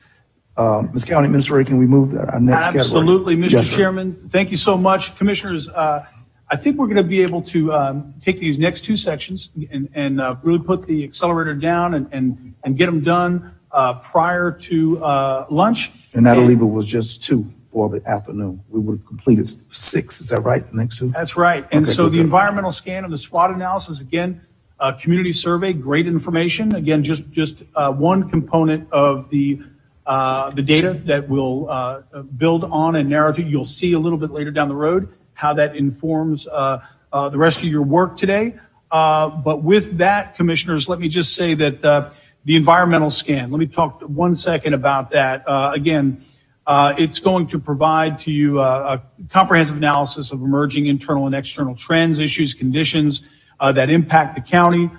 This information is important to consider because these factors evolve over time and they impact our performance and our priorities and the results that we achieve. You'll see under tab 5 in your information, again, a very comprehensive report on that. we're going to just scratch the surface. Again, I've got the subject matter experts here. They're going to present sections to you today and provide brief presentations on that. In addition to the typical scan, commissioners, just to give you an idea how deep we went on this one, I also asked these, and you'll see about every other one, we're going to chime in on this. I asked our staff to, in addition to the issues and trends that you would normally see, I asked them to present sort of a ticking time bomb, if you will, in these various, we didn't want to use a term that ominous, so we call them the known unknowns. Remember Rumsfeld and his known unknowns? Well, we know that these issues exist out there, but we're not sure how or when they're going to evolve. And so in addition to what you're going to hear today, you'll hear a few of these folks report out on our known unknowns. And again, it's just important to know that while we can't control everything, we are aware of these things. And again, to show you the extent to which we go thinking about those things. So with that, let me just bring up Matt Cavell is going to start us off. Matt. Thank you very much, Vince. Before I jump into the community engagement trends, I want to talk a little bit about how we analyze these trends. And it's a lot more than just a BuzzFeed quiz of whether you're a Hufflepuff or not. We use long-term engagement with our community partners, and it goes from neighborhood leaders, homeowners association presidents, the people who interact with us on social media, all the different forms of communication that we get engaging and important information out, as you talked about just recently, commissioners. And none of those are one-way opportunities. All of those are two-way communication opportunities with the citizens we serve. From that, we're able to extract trends. And I like to consider myself a little millennia flexible. So I can be an Xer if I need to be, or I can be a millennial in a room if I need to talk about it. So for that purpose, in the millennial age group, we talk about engagement with millennials as they continue to age into the professional sector, as they continue to work and become more and more community and civically engaged. We need to continue and invest in those opportunities to bring millennials into the space to participate in public meetings. We do that through various different means, which are all our word of mouth or social media engagement and all those other avenues. But we do convert long-term engagement, as you'll hear, convert one-time engagement into long-term engagement. So if you come out for an Arbor Day or you come out for that, did you know the county does other things? And presenting opportunities with folks as they get their toe in the water to understand more. From that, though, in the space of social media, as we continue to grow on these elements, is social media disinformation and misinformation. If you take the pandemic just as an example of that, every misinformation or disinformation headline's new. There's a new trend, there's a new thing every week. From our perspective, in county community engagement and communications, we always talk about the same important things. Listen to your public health officials, wash your hands, do these types of elements that haven't changed because they are the things that keep us safe. But misinformation, different all the time. Us, consistent and same all the time. So how do you continue to break down that trend of misinformation and disinformation over time? You continue to engage your community leaders and your trusted voices to be able to share the information that you have that is important with your community. So again, that's sustainable, long-term professional engagement with your neighborhoods to share community leader messages and to increase awareness and volunteer engagement. All that, super important. Those are the trends that we need to continue to do and invest in those voices, those trusted voices. Internally, as we just touched on from the public information sources, yeah, that list that was 8 points long, I guarantee you next year alone, let alone in 5 years, it's twice as long. There are different public information sources everyone's consuming in different ways in different media. We know that that's going to continue to grow, the people that consume information in the different ways. To the known unknowns that the administrator was talking about, that's COVID and hurricanes. Let's take that as an example. Some things you can see from space and some things you need a microscope to see. They are equally as threatening to our community and our structure. So we know that hurricanes will continue to intensify, be stronger, rise up faster, and require better efforts across all board. In addition, COVID could have another surge, be another trend, be another public health effort. All of those known unknowns are best served by us continuing to engage the community, continuing to use emergency management to engage the folks that we know best, and to put the people who are in charge of this effort in front of the cameras, in front of the community to give them trusted information. So again, the known unknowns that we have in front of us, from the satellite in the sky to the microscope on the ground, the effort still remains trusted voices and continued engagement. So I'd like to pass it off to Christina now. Mr. Chair, as Christina's coming up, Yes, did you heard your name, Kristen and Christina, and it is, yes. We understand. We get it all the time. I don't have any questions for Matt, although I love, the House Cup competition next year, so we'll just put that out there. Do you mind questions, for each of our presenters, or do you want to save them for the end? Commissioners, if you can wait, but I have ADD and sometimes I need mine because I've been up for that. I love this lineup along the wall. We've got so much great information coming. If we can keep our questions short, we might be able to just move through it while folks are presenting. More pertinent is each of these, Matt, a 30 or 40-minute presentation, a piece on the wall? That's what I was more all right. Commissioners, if whatever is comfortable, I think this should be engaging.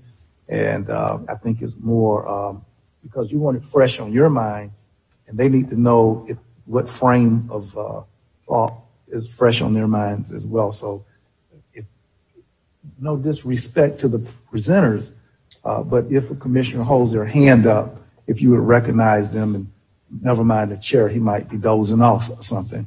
But if you see a hand go up, please respect and allow that engagement to occur. Okay, very good. Thank you, Commissioner Dozier. Commissioners, today we're here to give you the economic scan for your priorities for the economy. As you know, OED tracks over 100 data points. We derive this data from over 20 different agencies and partners, from the Florida Department of Economic Opportunity to the Tallahassee Board of Realtors to U.S. Bureau for Economic and Business Research, just to name a few. The bottom line is that OED is your go-to source for local economic data, nationally recognized and award-winning. We've produced reports such as the Quarterly Dashboard, Monthly Data Driver, and the Data Talks video series. And I think that was reflected in your survey, where about 85% had a positive view on how we continue to promote the economy. I just want to highlight a few of these trends for you today. Some of that is, our job growth. We continue to see a gradual job growth in the area. From 2010 to 2020, our metro area gained just under 12,000 jobs in the private sector. Mostly 40% of those was within professional business services.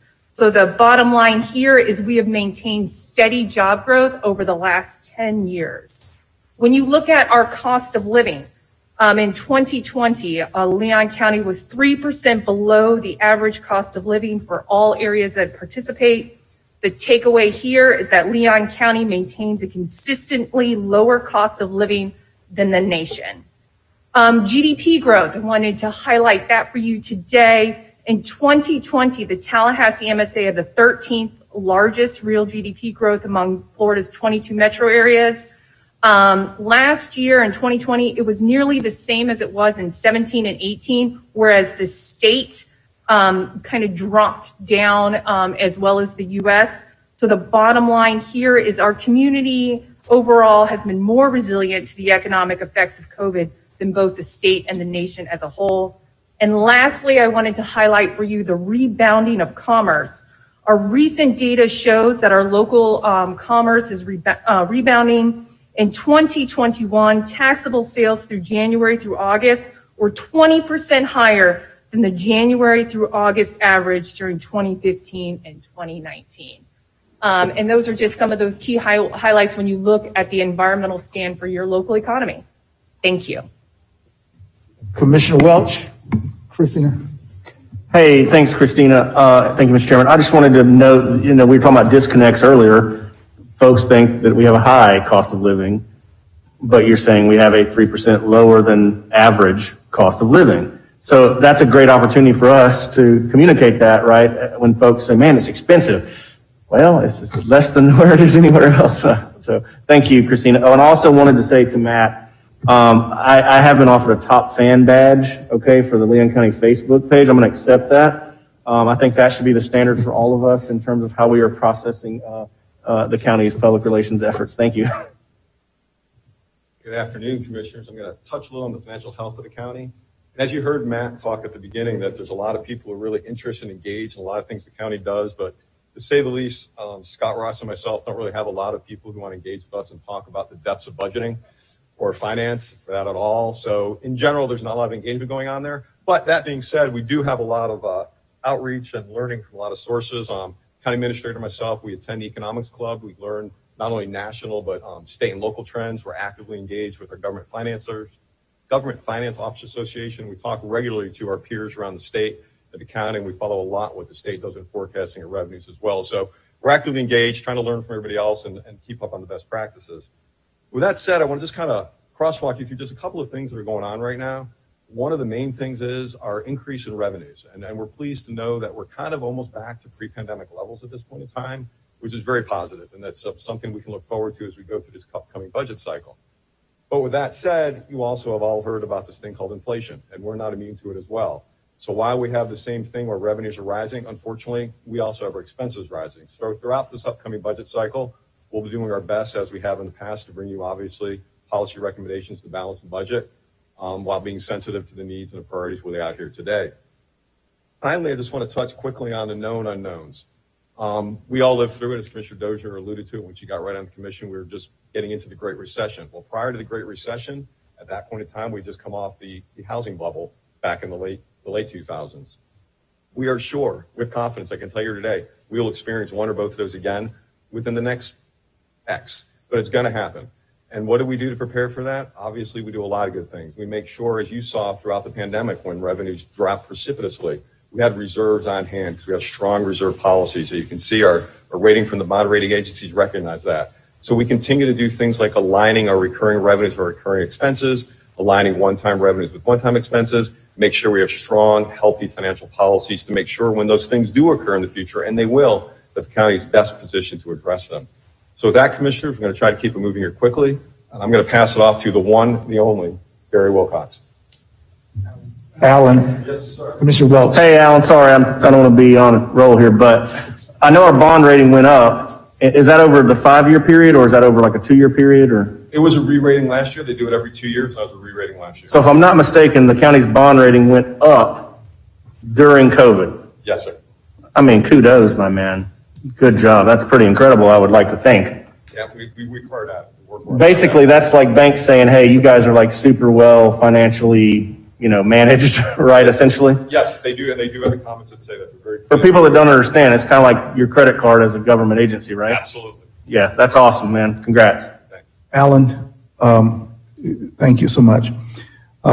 You have the namesake of a gentleman who's our, call him the Fed Chairman, Alan Greenspan. I'm not sure if you ever heard of that little guy. But we in Leon County have another Alan whose name is Alan Rosenwag. You may not have heard of that guy.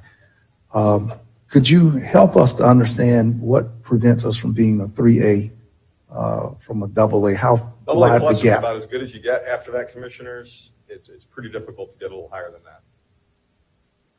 It's very difficult to get higher rated than that. Relative to our size in We the are state. doing about as good as you can do. Okay, good. All right. Finally, I want to ask you, I saw, I believe Jada Williams reported this weekend that the state is anticipating a $4 billion surplus of monies than was projected. And I'm sure had they had a guy named Alan Rosenwag, that projection would have been accurate. Is there any portion of that $4 billion which might fall into the coffers of Leon County? I can only hope, sir, but I highly doubt it. Okay. Yes, sir. Well said. Thank you.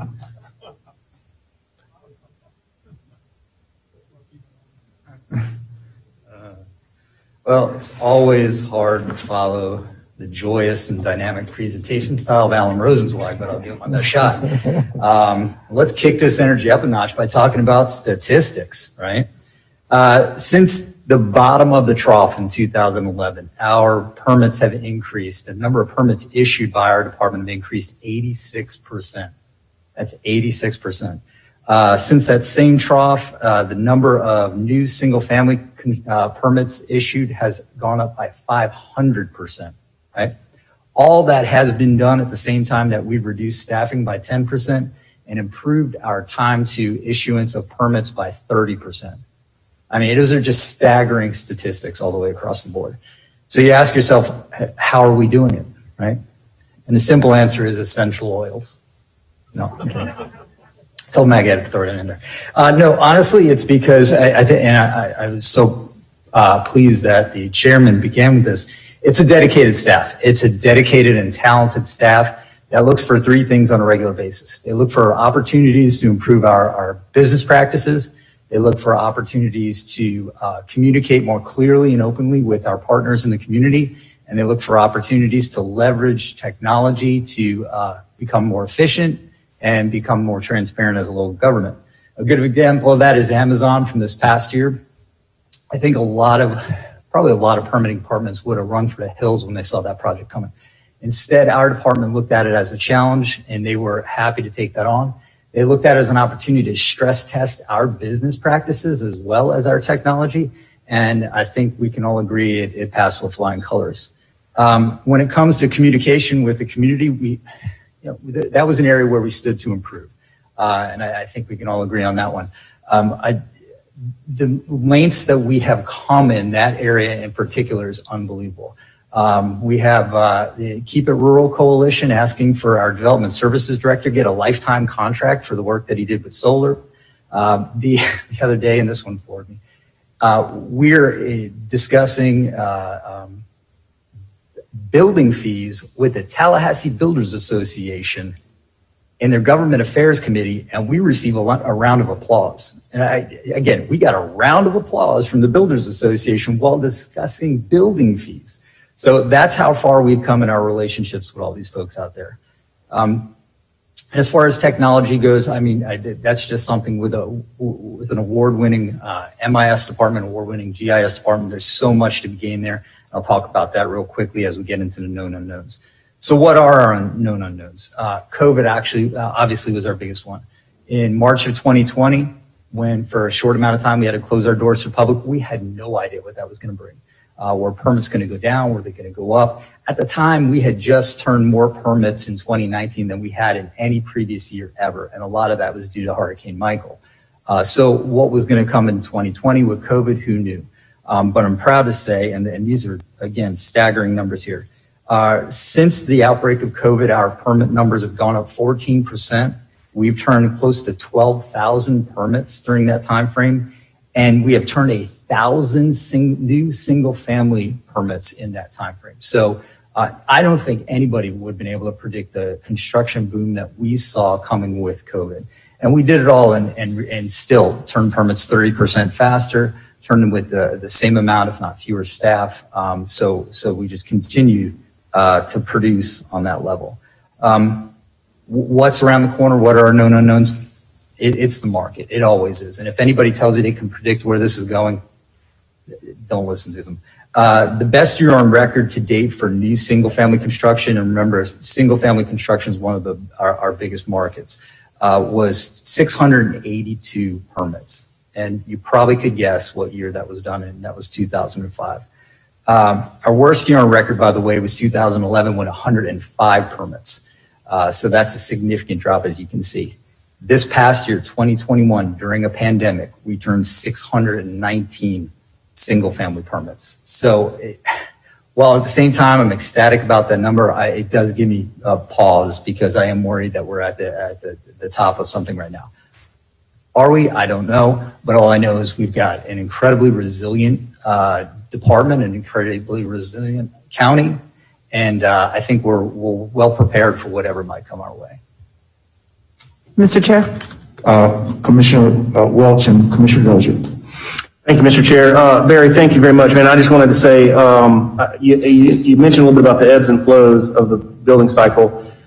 With Leon County expecting pretty substantial growth, specifically in residential development, specifically in Welaunee over the next, decade, 30 years, whatever, do you guys have any projection or anticipation of the amount of volume of permitting for residential in Welaunee that you're going to have to expect it, and maybe at what time, maybe in 5 years, 10 years, 12 years?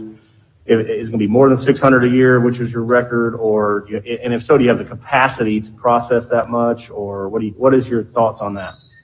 I wish I could guess that sort of thing. I mean, governments around the country and around Florida have been trying to guess that for years. When I worked for the Orange County School District as a planner, that's exactly what we're trying to do. Where does the next school go? Where's development going? How fast we'll get there? When do we need to bring those schools online.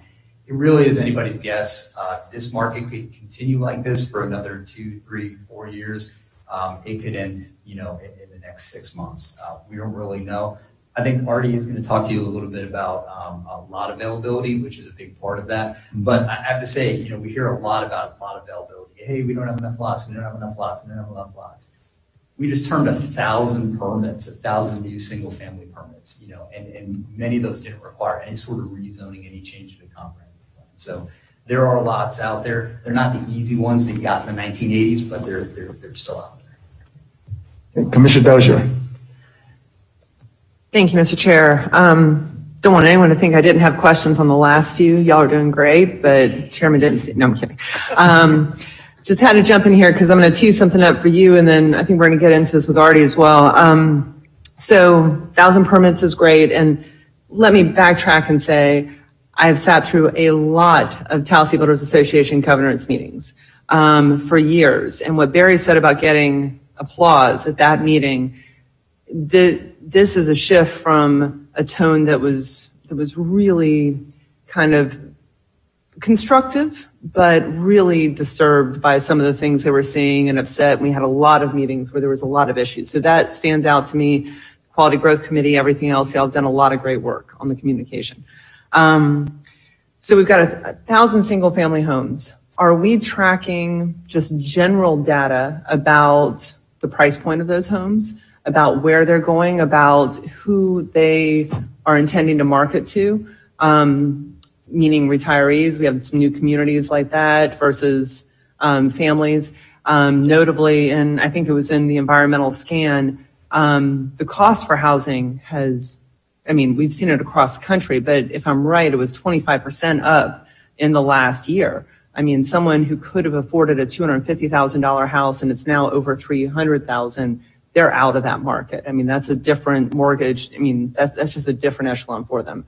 So I'm just wondering, as we talk about other policies, housing and comp plan and other things, is there a data set that we could extrapolate from city and county growth management and that could feed into our economic data and our comp plan data, and so we can think about these various issues and where some of those gaps might be? We do retain and make available all the data on where these houses are being built, what types of houses they are, what size they are, all those sort of things. In terms of what they're selling for, we don't typically track the market rate on that, but that's easily available information, I believe, as well. Honestly, when things first started picking up, we were shocked at how quickly they picked up and how much some of the houses were going for. We're still seeing the same trends. It's the same wedge of town that you're seeing the majority of development. We are excited about having some new home builders come down who are looking at other areas in Tallahassee, and we're doing everything we can to help them in that regard. We're starting to see some interest in infill and redevelopment on the south side, on the west side, and that's, I think, already would echo this. That's always been our mantra. There's affordability out there if you're looking broadly. If you're only looking in a very specific area, yes, then you're going to struggle. I'm going to save a question on the lots and population growth for Artie in the next, but key with this, I'm just going to highlight this and I'll come back to it later, Ms. County Administrator. You have the data set, but I think there's more we can do to aggregate the data from these various issues or various areas to help us analyze the housing issue, for example, things like that. It's a different policy track. So you have it available. That's great. I think we can bring it into other areas. And just to answer that, while Barry may not have it, Shinkton does and Christina does, and we use it for different purposes and that sort of thing. So yes, you're right. And we need to have it as the board to look at policy issues. Okay, thank you. Okay, Commissioners Cummings and Minor, you have any questions? Mr. Chairman, thank you. No, not at this time. Yes, sir. Okay, Commissioner Cummings. Barry, I want to Not at this time, Mr. Chair. Thank you. Okay. I read that during the pandemic that you indicated that there's been a 14% increase, that a number of people were adding home offices, or given the amount of time people are now staying at home, or even expanded family rooms or playrooms for children and et cetera, homeschooling, blah, blah. Is that also true here? Or are we talking about brand new homes of comprehensive new homes and not just add-ons? Yeah, we saw an increase in both, Commissioner. We saw, like I said, 14% was our overall permits. So those were the ones where people were sitting at home, because they were home from the office, and now they had to consider, well, maybe I do need a home office, or maybe I need to take care of that deck that's rotting out back that I've been meaning to replace forever. And by the way, I just got a check, so what better time to do it? So all that built into a 14% increase in total permits, along with 1,000, like I said, 1,000 brand new single family homes being constructed. So unlike during the hurricanes where, like, if I go back to 19, I know one of the reasons that was a big year was re-roofs. Our re-roofs went up by like 800, and that's a significant increase because of Hurricane Michael. So with the pandemic, it was a little bit of everything. It was across the board. Okay, I would suggest that one of the unknowns might well be interest rates, which are projected to move in the spring, and that I'm not sure what impact it would have on people making the application, but that's something to think about. I think. Comments hearing. Vince, would you share with Commissioner Welch and Commissioner Cummings in particular that our growth department some years ago, Alan Rosenwag and you sold the commission that growth should be paying for itself. And could you just, for the benefit of their appreciation that they're not funded by like other offices, but they're independent and on their own? Sure. A real quick version. The building division of growth management is totally self-supported. It's an enterprise fund. So all of our building inspection and that sort of thing pays for itself. The growth function, Alan, back me up, 50-50 fees versus tax subsidy. It's about what you try to strive for in the industry standard. When you hear the people say that growth should pay for itself and that sort of thing, that is about right. And you have to assume that that's about, when I say right, it's about what the rest of the counties and that sort of thing sort of strive to hit. But they hit it, here's a plug, with also a heck of a lot of impact fees that they benefit from as well, of which we do not have any in our community. So again, we strive to maintain that balance. We could do even better and have less property tax and general revenue support to those functions if we had other revenue sources, again, like impact fees and those sorts of things. But those are, and this is an important thing, those are all policy directives of the board. We get that. Those are things that you all have to consider when and how. And again, it's not to say that it's a negative thing. It's just one of the data points that factor into the overall mix of things. So to our new commissioners, there likely won't be layoffs in the growth department as long as these numbers are like that. And should they come to request additional personnel, they're self-sustaining, and it won't be a draw against monies that we would like to do in other areas. So, all right, Artie.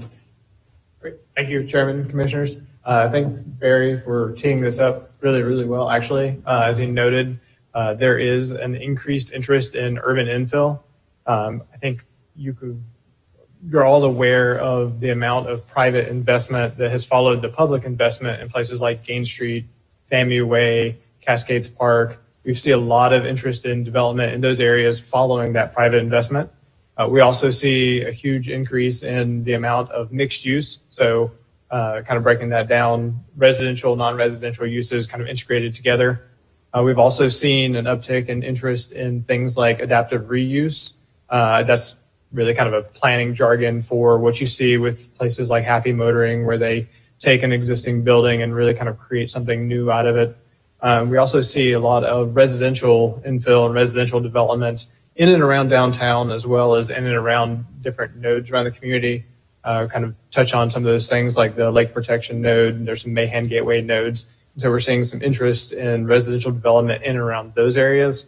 We do recognize that infill development sometimes brings additional challenges. It's because you're trying to integrate development into areas that already have development. So you have to look at compatibility and some things like that. Also recognizing that developing in an urban area is a little bit different than some of the more traditional suburban patterns of development. kind of looking at how do we connect things, how do we have better mobility, connectivity, all of that. That leads to our internal trend of the services that are provided by our Design Works division within the planning department. Anyone can come into the planning department and sit down with our Design Works team, get a consultation, really look at, hey, what can I do with my property? What are ways that we can meet code? How do we do really good development here? And you see that reflected in the development we see around our community. We've really started kind of pushing for better and better urban design. We also provide a lot of assistance and support to other divisions and departments. We are happy to support the really good efforts of Blueprint, working with them on things like the RFP for the master plan for the site we're at now, the fairgrounds, as well as working with Barry's department on updating the Lake Protection Node zoning district and really kind of making sure that we're incorporating good urban design into that zoning district.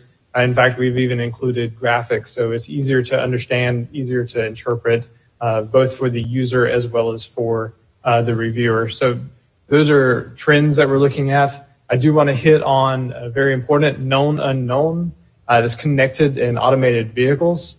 I think we've all heard about Elon Musk shooting a Tesla into space, but what I'm talking about is the very real improvements in technology that vehicle manufacturers are incorporating into vehicles today. There's a lot more vehicles on the street that have things like the ability to self-park, as well as lane departure warnings and radar at the front. So as you are driving, if you have cruise control on, it automatically adjusts the speed of your cruise control so you don't rear end somebody. This is all moving towards what we call connected vehicles. We'll start seeing vehicles being able to communicate with each other.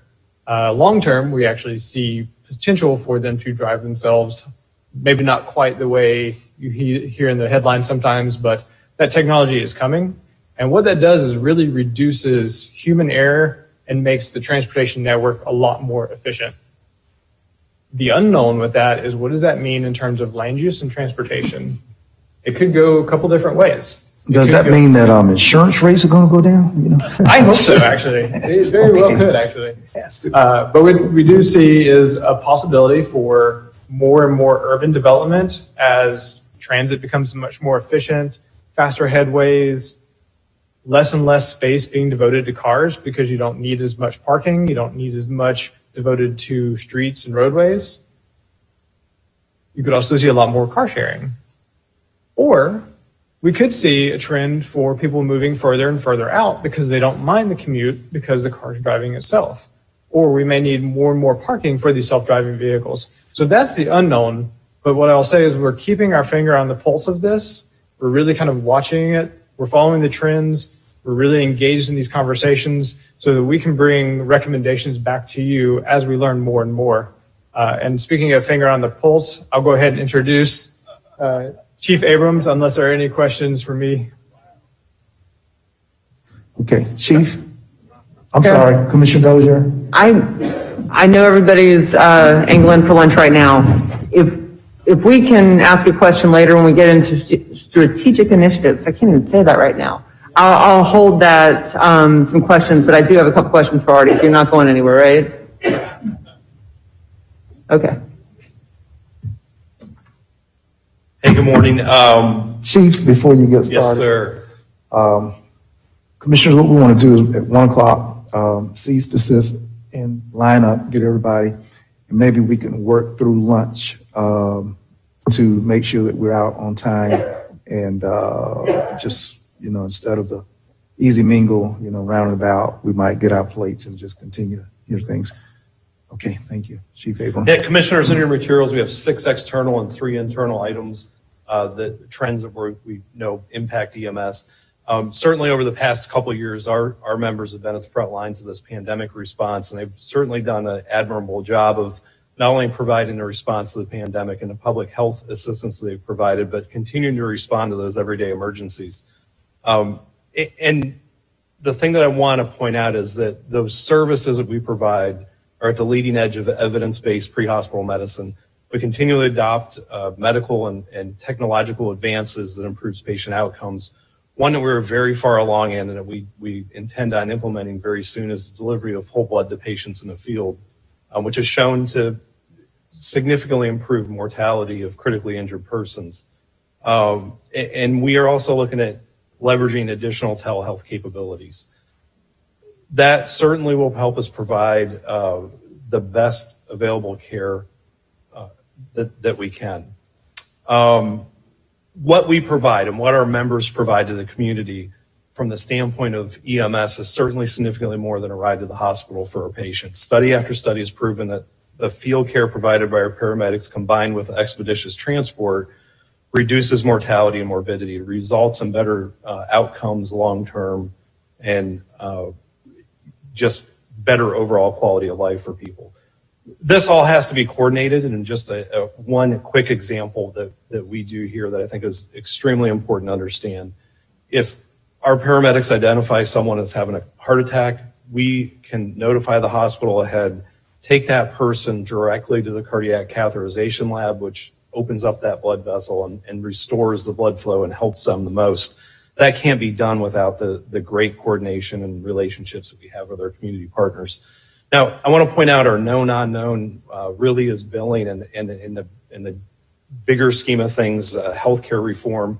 As healthcare's moved from fee-for-service to value-based services, we know that that's going to impact EMS and our billing that moves forward.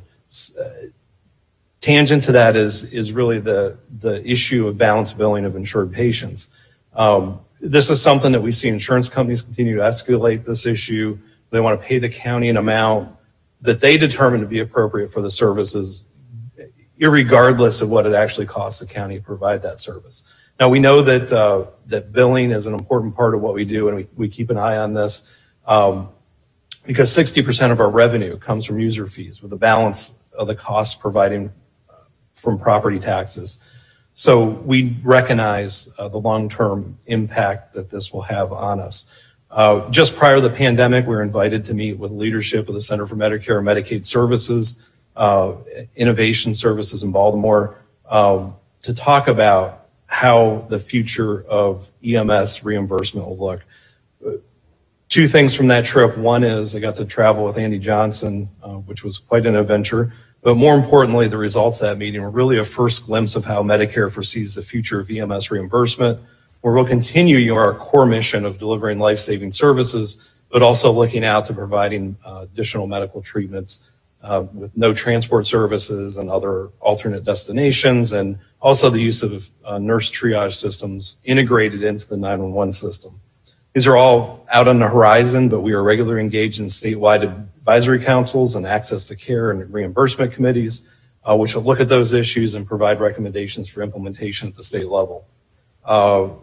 So we continue our future preparedness through intentional fiscal planning and policies, through frequent review of the billing process and fees. You may recall a few budget cycles ago, we decreased the fees by 25%, and participation in various trade associations at the federal and state level.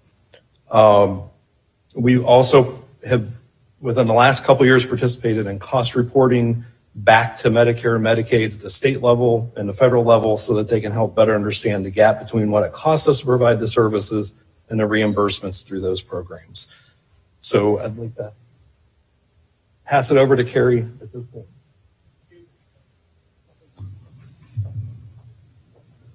Thank you. Good afternoon, Mr. Chairman, Commissioners. One of the trends I'd like to highlight is growing the economic impact of youth and adult sports. Sports tourism continues to increase and expand as we are hopefully coming out of this pandemic. The sports tourism team has worked hard for many years to build a solid reputation for bidding on, securing, and hosting first-rate youth and adult competitions and championship events. We've been successful in positioning Tallahassee and Leon County as a preferred sports destination for a wide variety of events, including intercollegiate activities, working with FSU, FAMU, and TCC. We provide a level of service and genuine hospitality that is unmatched in the industry. And our success in attracting sports tournaments, meets, activities, matches throughout the year plays a critical role in us being a year-round destination. So looking ahead, the capital investment enhancements at Appalachia Regional Park continues to increase our visibility as a sports destination and success in securing additional high-profile cross-country events. But as the ARP infrastructure grows, it will extend other sports opportunities for us, not just at ARP, but throughout the community, but specifically at ARP. This golf tournaments could be something we're definitely looking at in the year ahead. So the second trend I wanted to hit on that was very important is increasing tourism's alignment with destination and community development agencies. While we work very, very closely with all of our kind of sister organizations, it is often said that tourism is the first date of economic development. After all, what retiree or prospective developer or relocation executive would make a decision without coming to visit? So as one of our strategic priorities in the new tourism strategic plan, it is to increase our alignment and our engagement with these agencies and organizations and support their destination development projects. So in the year ahead, we want to, or 5 years ahead, expand our engagement, collaboration with Blueprint, OEV, Choose Tallahassee, COCA, the Chambers of Commerce, the universities, build on the great partnerships and collaboration we already have, but want to deepen those engagements going forward.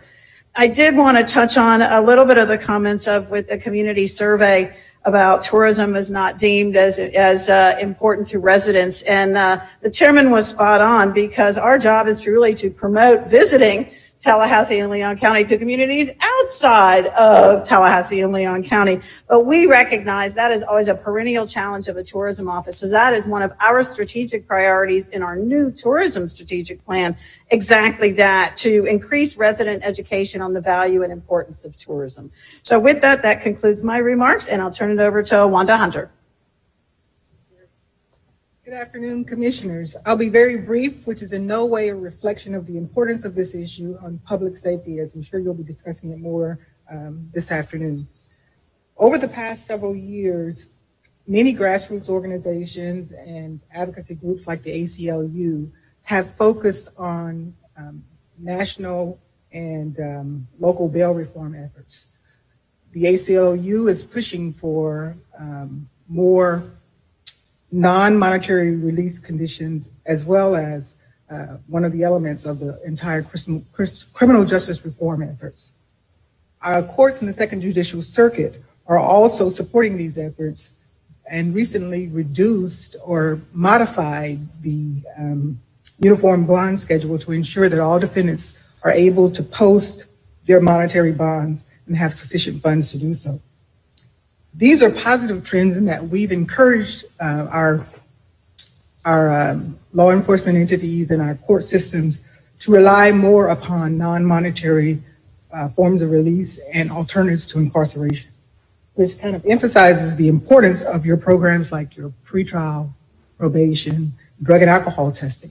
This allows people to get and receive cost-effective conditions in the community and minimize their need to be placed in jail, and also address some of the underlying causes that may have landed them in jail in the first place.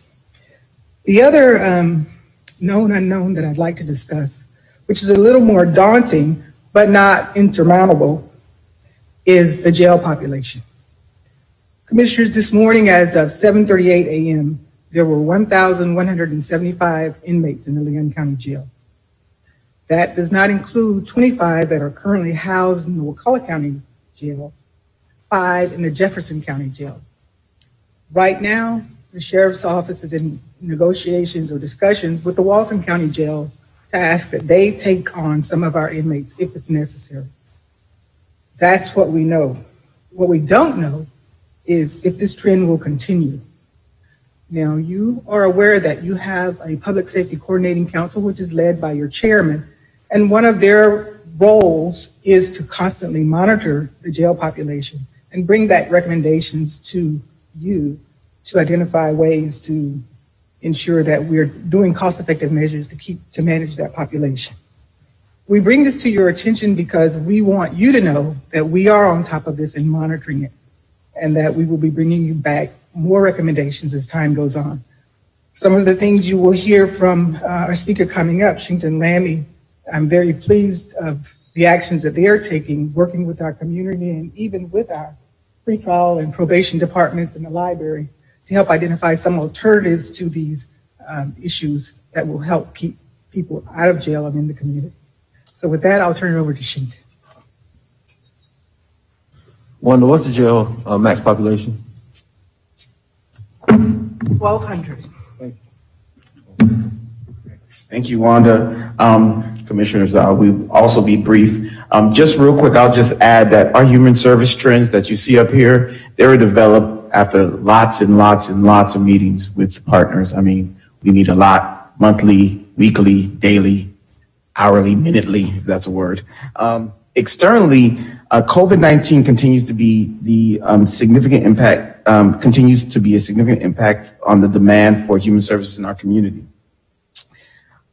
What you'll see in the coming months, commissioners, is that we're having additional pop-up testing events to help with the capacity at established health department locations, and more outreach workers engaging our homeless with resources such as diversion, shelter, and permanent supportive housing. And through our frequent conversations and talks with our partners, commissioners, we're preparing for what comes next. If more is needed, we'll report back to you and provide any policy options or recommendations to address whatever that need may be. On the internal side, I'll turn to your attention to our continued focus on affordable housing. We know, as Barry alluded to with his stats, we're in the midst of a housing boom, which, as we saw the last time we were here, more than a decade ago, this also impacted housing affordability. That's why the actions that have been taken by the board the past couple of years have been so important, like establishing the community land trust to build single-family homes and apartments that will remain affordable in perpetuity. And that's just one of the things that have happened, and there's more to come. As you know, commissioners, next month we'll hold a joint workshop with the city to discuss additional policy options in which we can together better coordinate and collaborate on our efforts to increase the stock of affordable housing. And beyond the workshop, we'll be bringing you more proposed bond deals through the HFA to build more affordable rental units for low-income households. At this time, during that time, some of these proposals will look to convert old student apartments into affordable rental units for our families. That's something that we've been talking about for a long time, and it's happening right at the right time for our community. And with that, is there any questions? All right, thank you. I'll turn it over to Maggie. All right, guys, hang in there with me. Bring us home, Maggie. Anybody who knows me well, there's a direct correlation to my hunger and lack of IQ. So we're going to get through this one quick. All right. For external and internal trends, I'm going to do you one better. There's a couple themes here, so I'm going to catch one that covers both of those areas. So sustainability is an area that is ever evolving. That's part of our success. In order to stay on top of the newest trends and be a best practice, we have to do that both locally and nationally. Locally, we do that by gathering monthly a group of local advocates and experts that we call insights and inputs. Have great conversations. Nationally, we're a very active member in the country's biggest sustainability network for governments, USDN. One thing that we see constantly, both local and national, is discussion on diversity, equity, and inclusion. For some, it's shorthand for DEI. Diversity and equity crosses on an international level. United Nations has adopted 17 new goals.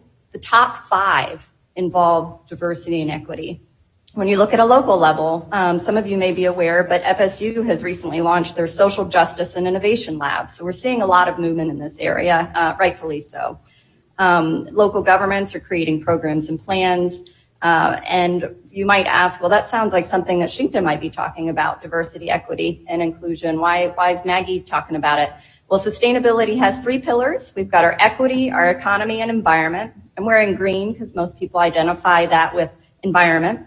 But equity is a really key part of sustainability. And we're doing a lot of small steps that I'll save you for time's sake, but I do want to bring your attention and congratulate you as a commission on the things that are very momentous in this territory, including joining GARE, the Government Alliance for Equity and Race and Equity, of course, your ongoing commitment of the status for women and girls, all of the great initiative of the 32304 effort. And I think this summarizes so well with our motto, being people-focused. That has a lot of depth to it. So I'll leave it there for time's sake and to get us back to higher IQs. Thank you, Maggie. Let me just say, commissioners, that first of all, shameless brag, we've got the best leadership team of any county anywhere. And literally, these folks that you heard from today they're all at the very top of their game in the industry. And just can't say enough about that. We're very lucky. And so, Mr. Chairman, let me propose, and I'll hand it off to you.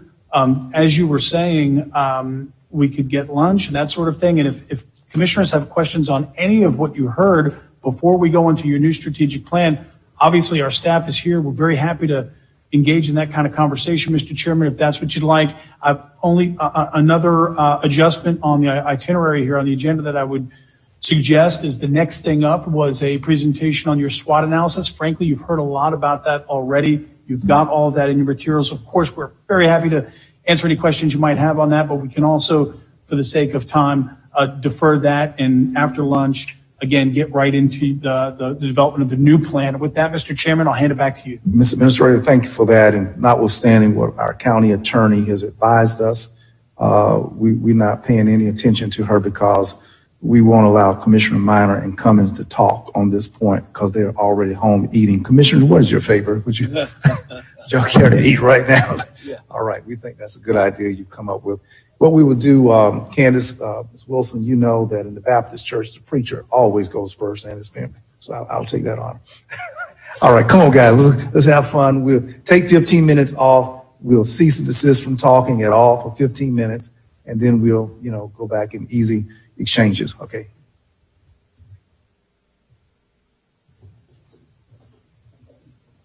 Ms. Taylor, do you have George Benson that you're going to play as an interlude?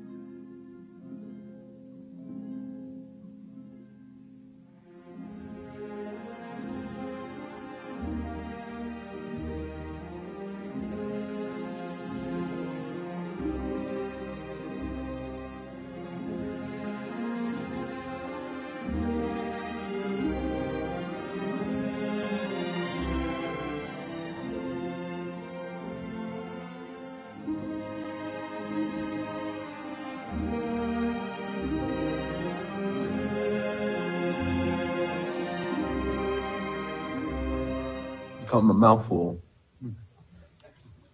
For those of you who have enjoyed these Southern Fixes, you will get an opportunity to taste the seafood side of it, because I have asked him to come back at the following meeting, to give us a good selection of catfish and some cheese grits with some fried shrimp and all that good stuff. So we meet tomorrow night, right? All right. Well, this is exciting, and that really makes the meeting worth attending. You know, we need a good reason to show up. Ladies and gentlemen, we have proposed to be out of here at 3, and it's just okay with me. You can stay as long as you like, but I hope to be gone at 2:59. But the vice chairman will be here, and Commissioner Dozier and Welch, they'll be here as long as you like. And all those things they're prepared to. Commissioner Jackson, was there anything you wanted to say about today's groceries? You got anything that you know? None finer, and I propose that you all make a visit. Absolutely. Commissioner Welch, you want to say anything about today's groceries? Yes, Mr. Chair. I feel like my life has been extended because of today's culinary experience. I feel like I'm gonna live longer now. Longer. This is that kind of food that lifts your spirits, and I think literally, your vitality. You live just longer. Have you noticed that there are probably more fights at school prior to lunch than afterwards? People tend to get along much better right after lunch. Mr. Proctor, I'm afraid I might just roll over and take a nap over here once we get into the afternoon here. Commissioner Proctor? Oh, Commissioner Cummings. Yes, Commissioner Proctor, on behalf of me and Commissioner Minor, I just recommend that you Uber lunch to both of us since we're under the weather. I'll second that motion. And let us enjoy the culinary feats that you all are enjoying today. Well, your appetite should be whet by the testimonies that are being rendered. And it really is. It's just, we're not just blowing smoke in here. You heard how quiet it was. And people were serious about what was before them. And that's why you heard so much quiet moments ago. Commissioner Dozier, you cook, Commissioner Dozier? Do you cook? I do cook, but I didn't actually cook today. But speaking on behalf of all those who can never have gluten again in her life or other allergies, it smells wonderful. It really does. I'm glad you all are enjoying it immensely. And the gluten-free life is not terrible for those of us who have to live in there. So, yeah, but thank you for the aromas. That's perfect. Yeah, there we go. Commissioner Cummings? Yes, Mr. Chair. I have you know that your aide is going through the line. I'm counting. This is his 3rd time. You might need to text him to pull up. Showing out, you ain't here. I hope that you're getting the commissioner's plate. Yes, ma'am. I want to report that to you. Yes, sir. Yeah. Yes, ma'am. That's what he's doing. Vince, do we have any reason to stay now? I mean, we had I was just lunch. going to say, Mr. Chairman, remember what you said about 3 o'clock? Yes. Okay. So thank you, Mr. Chairman. Commissioners, with those presentations now complete, we are poised to move on to the development of the new 5-year strategic plan. The next few sections of the retreat, commissioners, will cover the building blocks of the strategic plan, beginning with the vision and mission. And again, we recognize that a couple of these are sort of checkoffs for the commissions and reaffirming some things. And as we move along, there will be more opportunities, obviously, and recommendations rather for changes to things. But the first couple, again, we're presenting to you are not recommended for any change, because based on the findings as well as a result of the community survey and environmental scans and SWOT analysis and commissioner feedback, it's recommended that the board reaffirm the current Mr. Chair, I make a vision and motion that mission. we reaffirm the vision and mission. Second. You got a motion coming from Commissioner Maddox, a second from Commissioner, is that Cummings? Minor. Commissioner Minor. And I think that on the strength of the 94% rating, I I think on the basis of that this statement has served us well, the mission statement has served us well. And when I looked at that overall score, what page was that? Was it a 94 that I saw? Yes, sir. Okay, I'm real cool with this. Are there any other points? Hearing none, all in favor, please. I'm sorry, Commissioner Dozier. All in favor, please say aye. Aye. All right, Commissioner Dozier. Thank you, Mr. Chair. So based on the county minister's suggestion, we're skipping the SWOT analysis, or we have skipped it, which is just fine. Yes. May I We're make- happy to answer any questions on it. I just wanted to make one quick comment that the summary under strengths and opportunities, it is really interesting what comes up. I'm not sure I've seen one before. I mean, I don't know if we've had exactly this type of SWOT analysis for the county with this kind of imagery or anything like that, but for folks to name under opportunities, Amazon, Danfoss, MagLab, and Railroad Square. I mean, to specifically name other job creators or places that are really working in the community, that was significant. There were a lot of issues here that, I mean, I think it's good for us to lift out, but this was helpful, these 4 slides. So thank you. That was it. And and I believe there was a vote, yes? Yes. And with the mission and vision adopted, Commissioners, the next step in the process is establishing the board's strategic priorities. So we'll move right to that. The priorities, again, Commissioners, are high-level categories that clearly articulate what the county wishes to achieve and are critical to the success of the community. You can see here, Commissioners, that on the screen are 4 strategic priority areas in the economy, the environment, quality of life, and governance. Underneath each of the statements speaks to the overall mission of the organization with respect to this priority area. Due to the encompassing nature of our priorities, they continue to reflect our community values and interests and concerns as demonstrated by the community survey. As Dr.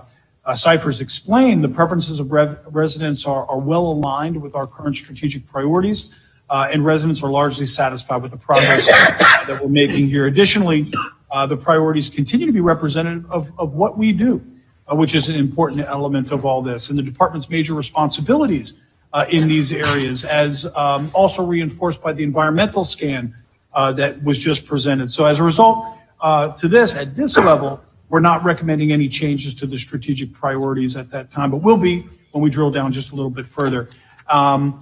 Commissioners, each of the strategic priority areas has a set of directional statements, which you see here. And to optimize today's time at the retreat, a revised set of directional statements have been developed for your consideration and are presented in strike-through underline format. These changes were identified using, again, the community survey and the environmental scan of the SWOT, as well as commissioner input, which we collected, again, which highlighted several repeated areas of concerns or opportunities that were specifically addressed in the current directional statements. First on the screen, you'll see the directional statements for the economy.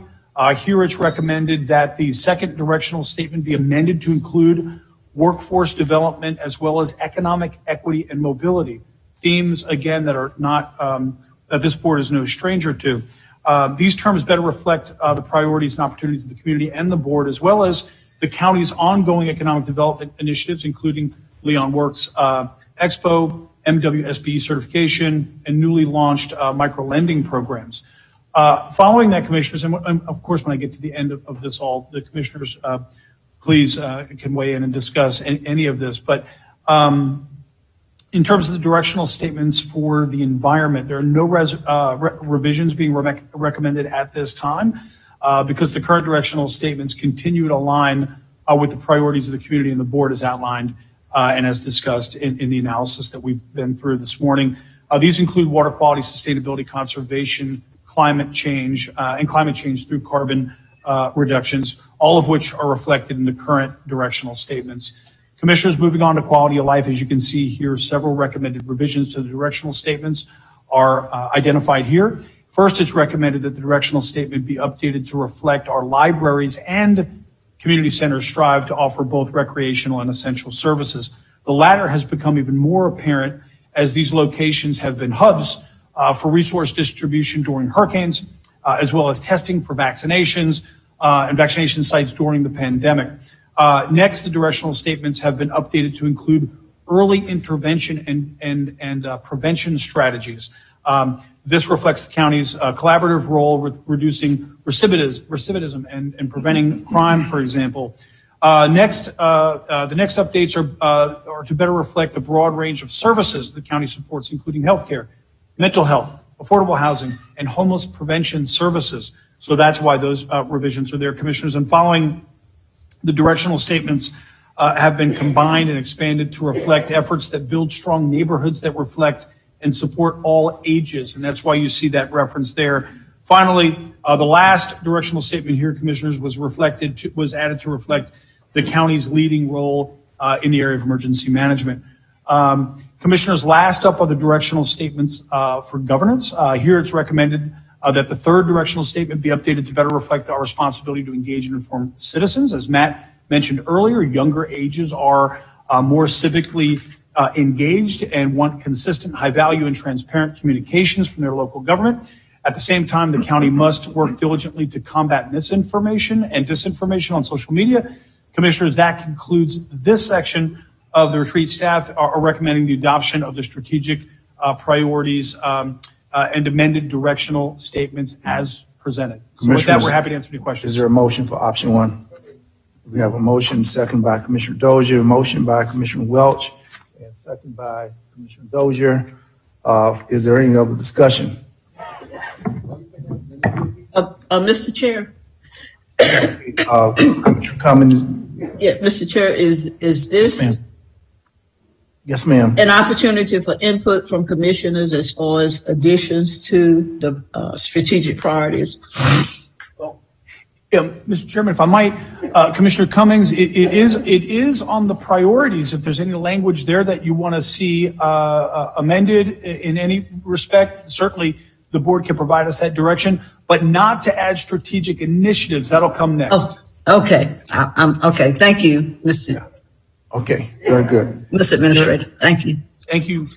Okay, hearing no other input, all in favor of the motion, option one, please say aye. Aye. Okay, opposers, same sign. It Aye. passes unanimously, 7-0. Okay. So, Mr. Chairman, before we get to those strategic initiatives, first we wanted to hit this topic, this category on targets and bold goals.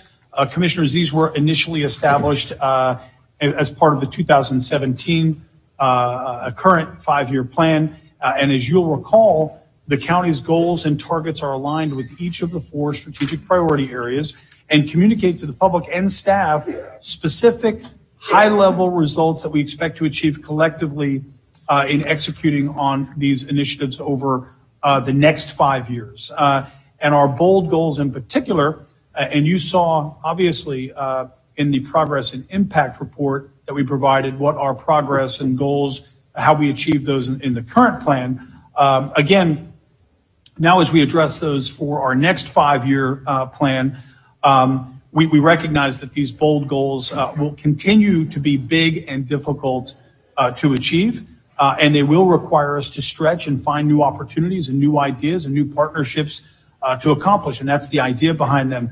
Commissioners, as you've seen in your retreat materials, we track these goals and targets very close, scarily close, and which continues to hold us accountable as an organization. And in a moment, I'm going to ask a few of the division directors to come up and present the recommended targets and bold goals, which are included in your materials. As you'll hear, some but not all of these are previous 5-year goals and are either being recommended because they were not fully accomplished, in many cases due to COVID-19, or because they continue to reflect our priorities and have been increased in value, in numerical value, to demonstrate our efforts are consistently there to raise the bar.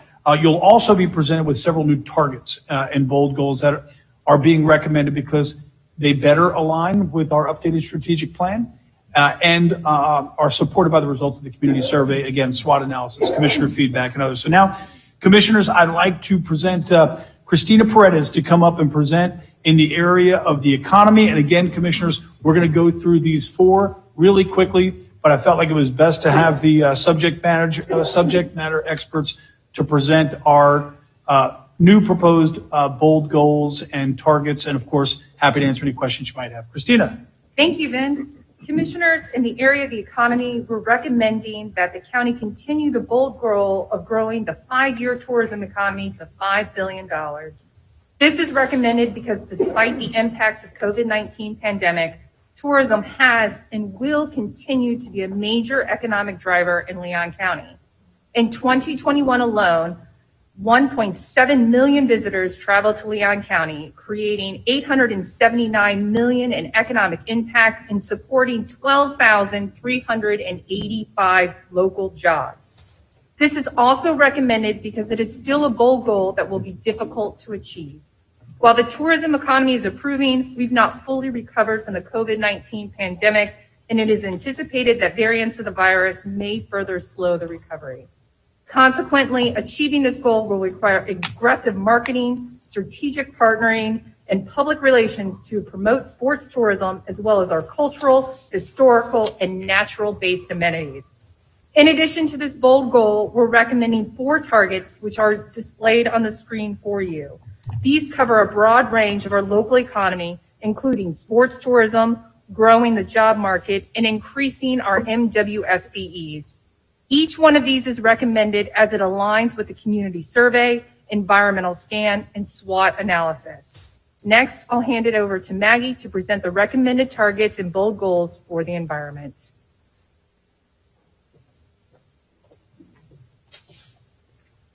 All righty, as Vince made mention, some of our bold goals from the last 5 years are still, even though we've exceeded or met them, they are still quite aspirational. So we are recommending another 500 septic tanks. Your last 5 years, primarily through the leadership of Public Works and some wonderful state funding, you achieved over 600 septic tanks. So another 500 on top of that is going to be quite a stretch.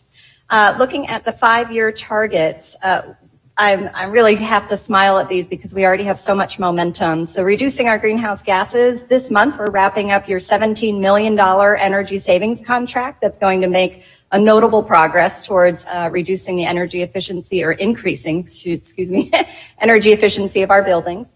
Doubling the solar power. Next month, you'll see our fleet management building is getting 50 kW solar array with many more arrays planned in the future 5 years.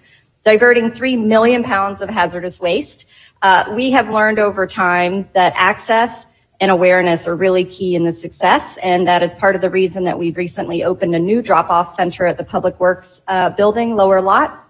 And I have to say, in just 2 weeks of a soft opening, we have more than double the amount of volume at that site than all of our other rural waste drop-off sites. So even soft launch, this is a rock star and shows access and awareness. And the last one, fully EV vehicles, and we have 3 that are on order and hopefully will be driving here by the end of April. Thank you. I'm going to bring up Shinkton Lamy. Thank you, Maggie. Commissioners, it's good to see you again, this time fed. So here we are recommending a new bold goal that addresses a major issue identified by residents, staffs, and of course, commissioners, and that's homelessness. The proposed goal is to support community partners to place 100 residents experiencing chronic homelessness in permanent supportive housing. Currently, there are 197 residents who are experiencing chronic homelessness based on the latest point in time count that was taken last year. This means that they have been homeless repeatedly or for at least 1 year. And in most cases, that is related to disabilities that include mental illness and substance abuse issues. As a result, this population is more likely to be living in encampments or residing in emergency shelter like the Kearney Center. Permanent supportive housing provides this population with a home. That's made possible by providing rent and utilities as well as critical wraparound services that they need. By placing more than half of the chronically homeless in permanent supportive housing, we'll also be significantly reducing the number of long-term residents at our emergency shelters. In turn, this will increase shelter capacity and reduce the wait list at our shelter. In addition to this bold goal, you'll see 4 recommended targets displayed on the screen for you. The targets cover veteran benefits, community events and concerts, as well as construction of sidewalks, greenways, trails, and bike lanes.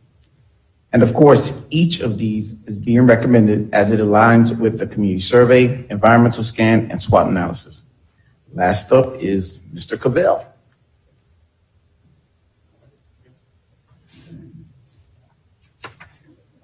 And commissioners, I'd be remiss if I didn't acknowledge the fact that the staff is so committed to the 5-year targets and bold goals that they are all dressed color appropriate, as they often do when they show up to work. I also have blue on the shirt. I also have more blue, and it's not my socks, let me just say, just to represent my bold goal commitment. So that being said, the bold goal for the section in governance is not unfamiliar. It is to implement citizen ideas, 600 citizen ideas for improvement, solutions, and opportunities.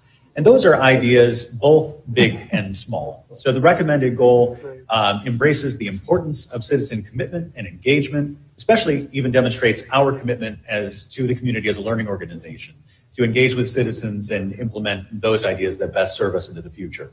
You'll see that it's even more of a stretch than what we had done the past 5 years, going from 500 to 600 ideas over the next 5 years. In addition to that, you'll see beneath that 5-year targets, which hit big topics such as community engagement through volunteerism, engaging citizens in public information and other public relations efforts, as well as online permitting, and then wrapping up with disaster preparedness messaging as disasters continue to be a part of our day-to-day lives, both man-made and natural. So with that, I'll pass it back to Vince. Thank you, Matt, and commissioners. Again, on these bold goals, we're fully expect that you may have questions or comments for us. Let me just say before we get to that, that this is a great indication of the Commissioner Dozier heard me say with some visiting commissioners this week, this keeps us throwing deep. And that's important for us. You heard Shankton on that chronic homelessness bold goal to, over the next 5 years, eliminate over half of the chronically homeless. That wouldn't be there again if we didn't think we could do that, if we didn't think we could achieve that. And we could talk to you more about that and why we believe that. But again, we've made that goal, again, very intentionally, knowing the programs, the funding investment that this board has made, and the collaboration and new compacts that we have with our partners.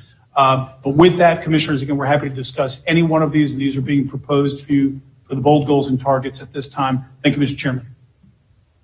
Thank you, Vince. Commissioner Cummings wanted to weigh in on strategic initiatives, and then Vice Chairman Maddox.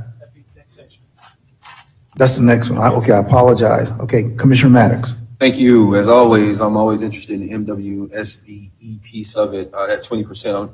Can anybody tell me what we grew over the previous 5 years?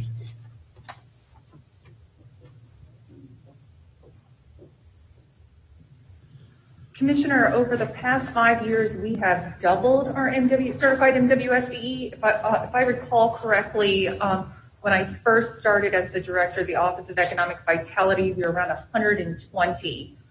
We saw a huge uptick over the past 2 years when we used when you utilize the CARES money to incentivize minority and women businesses to certify with our office. That drove our number over 300. So the 20% increase is going to be just over 60 of our current certified, which is around 300, plus maintaining those who will be eligible for recertification within the next 2 years. You feel like that's a pretty safe number? Yes, Commissioner, I do. I feel that it is achievable. Like I mentioned, one of our key goals and objectives are going to be keeping those businesses that are certified with us certified. Should they graduate out of the program, they may be eligible through the state's Office of Supplier Diversity, which is we have a reciprocal agreement with them. That also really strengthens our certified numbers. And we'll work closely with our Deputy Director for MWSBE to develop this. What would be a stretch number? A stretch number, probably 30%. There we are. I want to change that to 30%. What, give me a number. That'll be just under 400 OEV certified MWSBs. Director Jones probably gonna kill me, but okay. I'll make a motion that for all of these,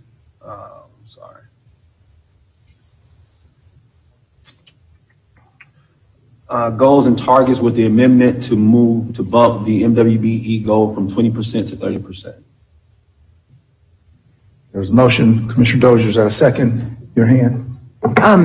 I need to ask a question. I'll second for discussion purposes unless someone else wants to take it, but I'm not sure I can get there with you. I need to, okay. Very good. Could I ask a question, Mr. Chair? Sure, go ahead. Okay.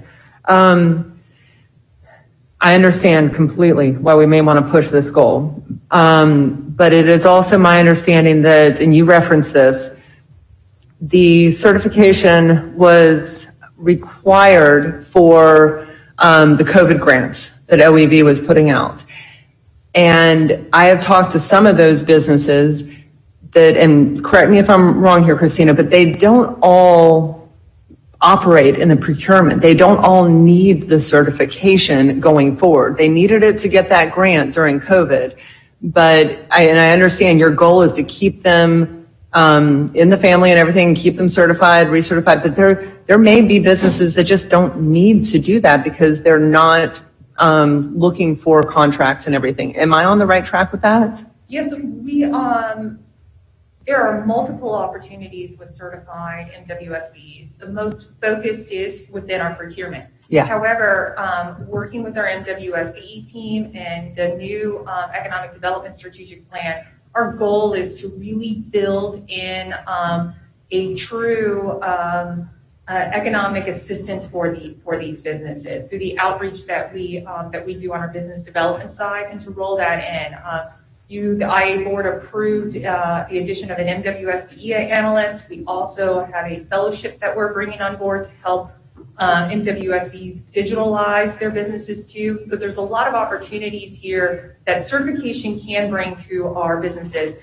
And our deputy director would be remiss if I didn't remind that he's focused on those 4 E's: education, empowerment, and this is why It's the all other good. 4 E's there. So it is a goal for us to increase and really leverage the outreach. We've done a lot of new marketing techniques to reach out to MWSBs to really demonstrate that this is important to them. Each one of our certified MWSBs gets a decal that they can place on their door, and it also provides some good leveraging opportunities to them when, especially in this day and age when diversity is so important to many people. Great answer. That's what I was hoping. We were pushing into that space. Most people have thought about the certification over the years in that first context, the procurement. So if we are pushing out beyond that, adding services and the decal, fantastic. I know there's some interest in doing the same for women-owned businesses, and certainly some of them are going to overlap, right? A lot of them. So with that, unless there's a concern, Mr. County Administrator, with pushing this to 30%, my second will hold. I can get there with you, Commissioner Maddox. I just wanted to make sure that we really had a more robust program, and there's value added for all types of minority and women-owned businesses to get the certification and maintain it.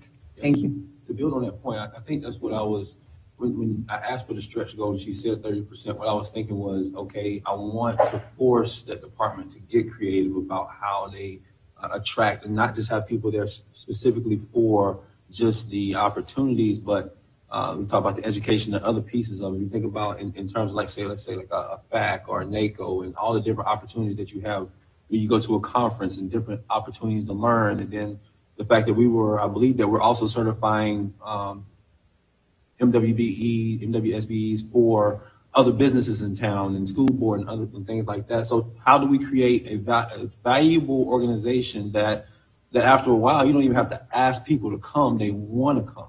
And so pushing it a little bit, getting uncomfortable with the goal, put staff in a position where you got to be a little more creative and you got to push the envelope a little bit more than knowing that, okay, we know we can make this, okay, well, we got to stretch real hard to make this. So that was kind of the thought pattern there. But thank you for the second.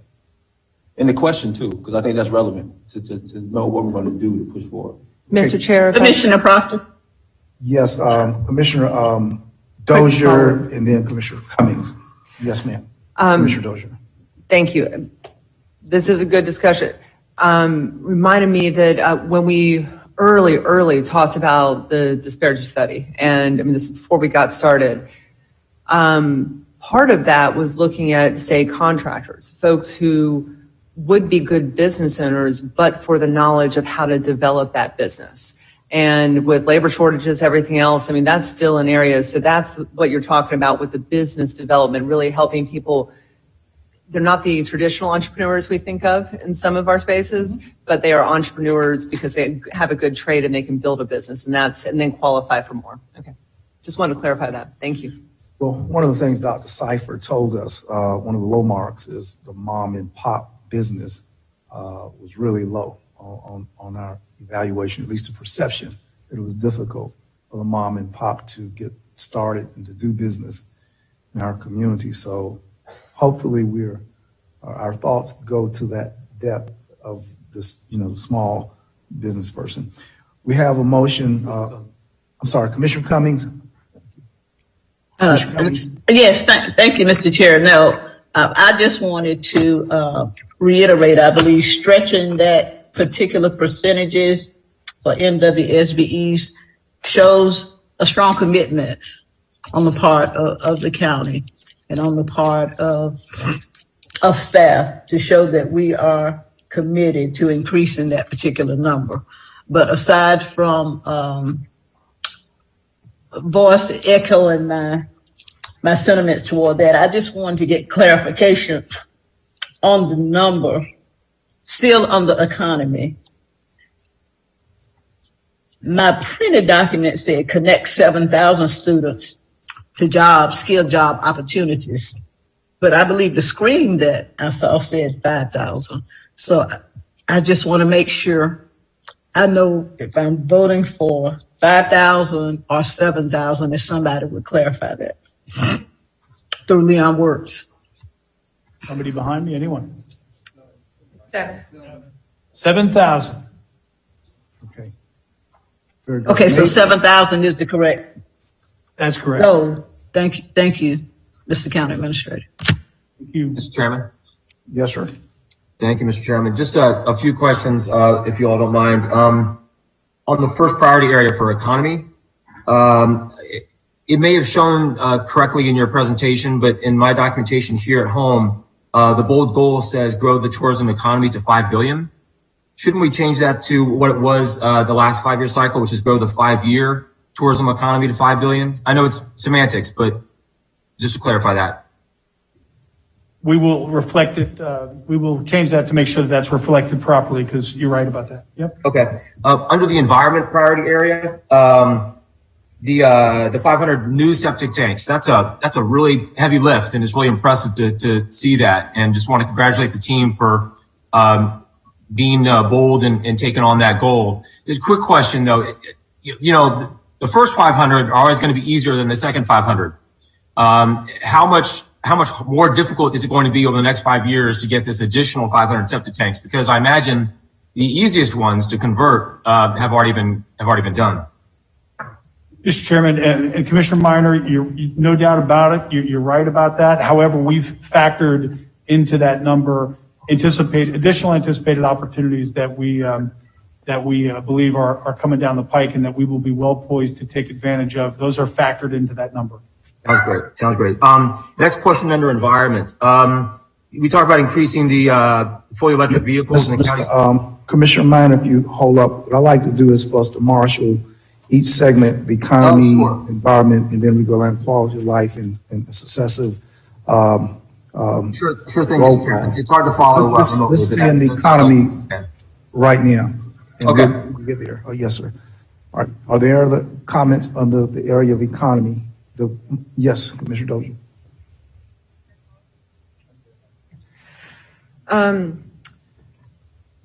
All right. So this is the point in the meeting where I'm good. I may sound like a broken record for this section and the next section, and I don't think I'm going to surprise any of you all. To co-create 10,000 new jobs and 500 entrepreneur ventures, if we want to shape what type of jobs may come, we need to have some skin in that game. And our resources could be dramatically limited depending on what happens on February 24th. So I have some nervousness, quite frankly, about even the term co-create. Now, I want to pause here and say our Office of Economic Vitality does a phenomenal job. I have no doubt that you all will still be in the recruitment model. You will still be out there marketing the community.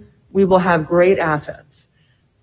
But there are times, Danfoss is an example, where they are in a competitive environment with other locations, and we may not have won those 239 jobs, but for the incentive that OEV and Innovation Park was able to leverage.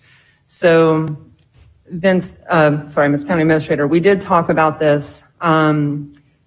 As we've discussed the potential revenue that we may have at OEV, whether or not we fund Doak Campbell Stadium, Ms. County Administrator, you've said to me a few times, I've heard it from other staff, we will make it work.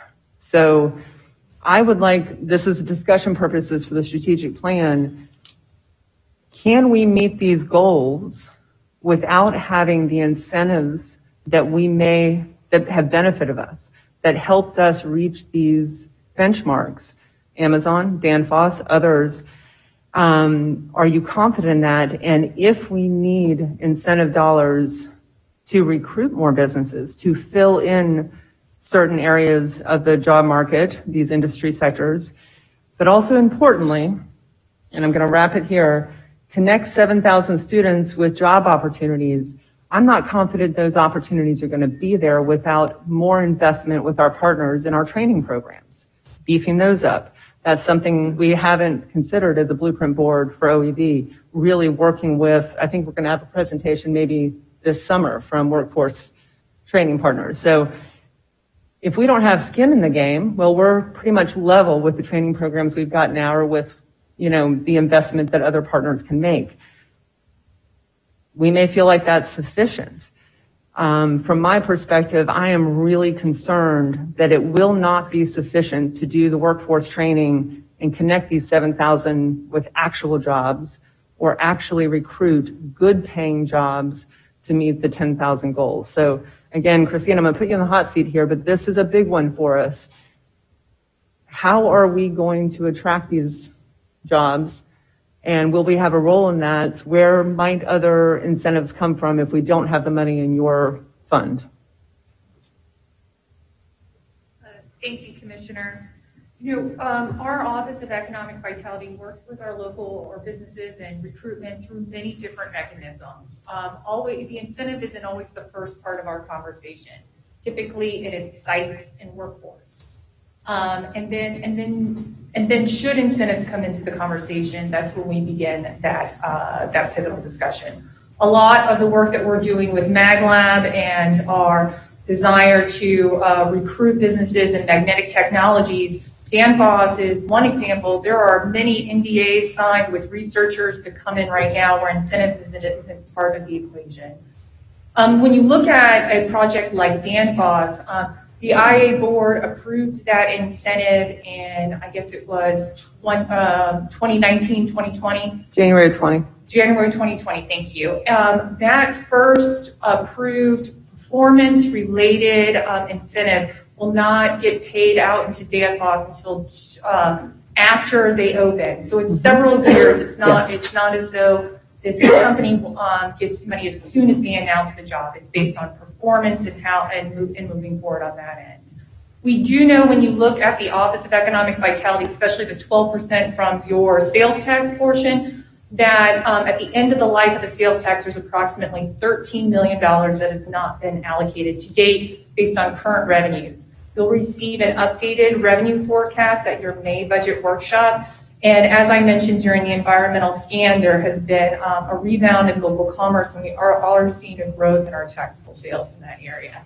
Meanwhile, when you look at the 7,000 jobs, the desire to connect through Leon Works and students, one of the a very successful program that we were able to do utilizing your CARES dollars that you incentivized through the Tallahassee Chamber of Commerce through the Talent Hub was a virtual Leon Works Expo. We reached out to, I think, 1,300 students, 8th grade and 11th grade. That was a really big success and allowed them to hear directly from business leaders in our community. We hope to continue that initiative too. It was a great way to get 8th graders thinking outside the box as well.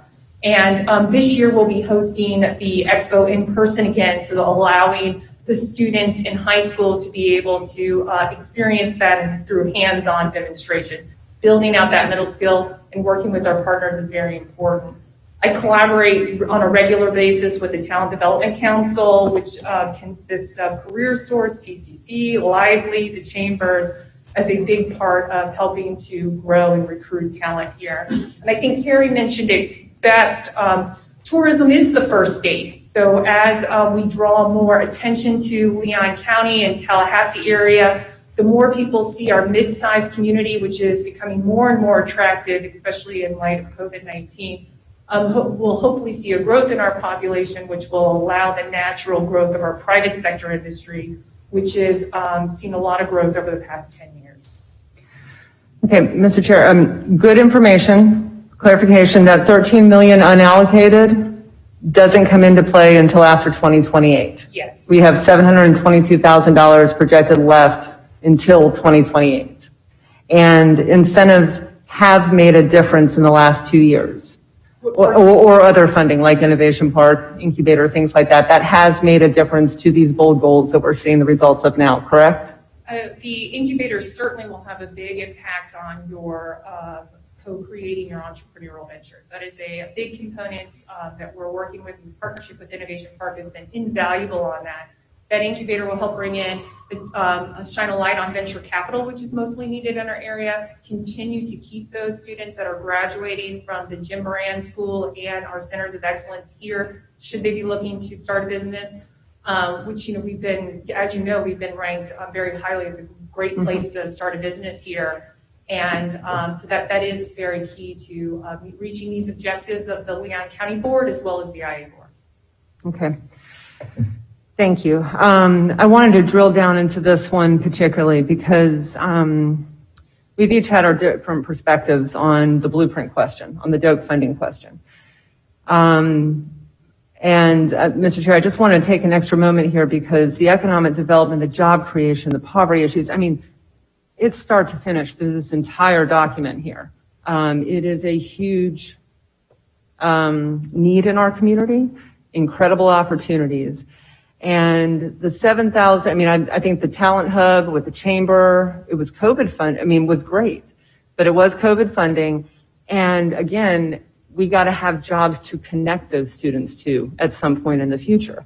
So I'm willing to walk with the staff. As you said, Ms. County Administrator, you guys vet this and you think we can achieve this. But I do believe our ability to actually meet these goals and to address not just these, but throughout the strategic plan will be hindered if we don't have the investment from OEV, particularly until 2028.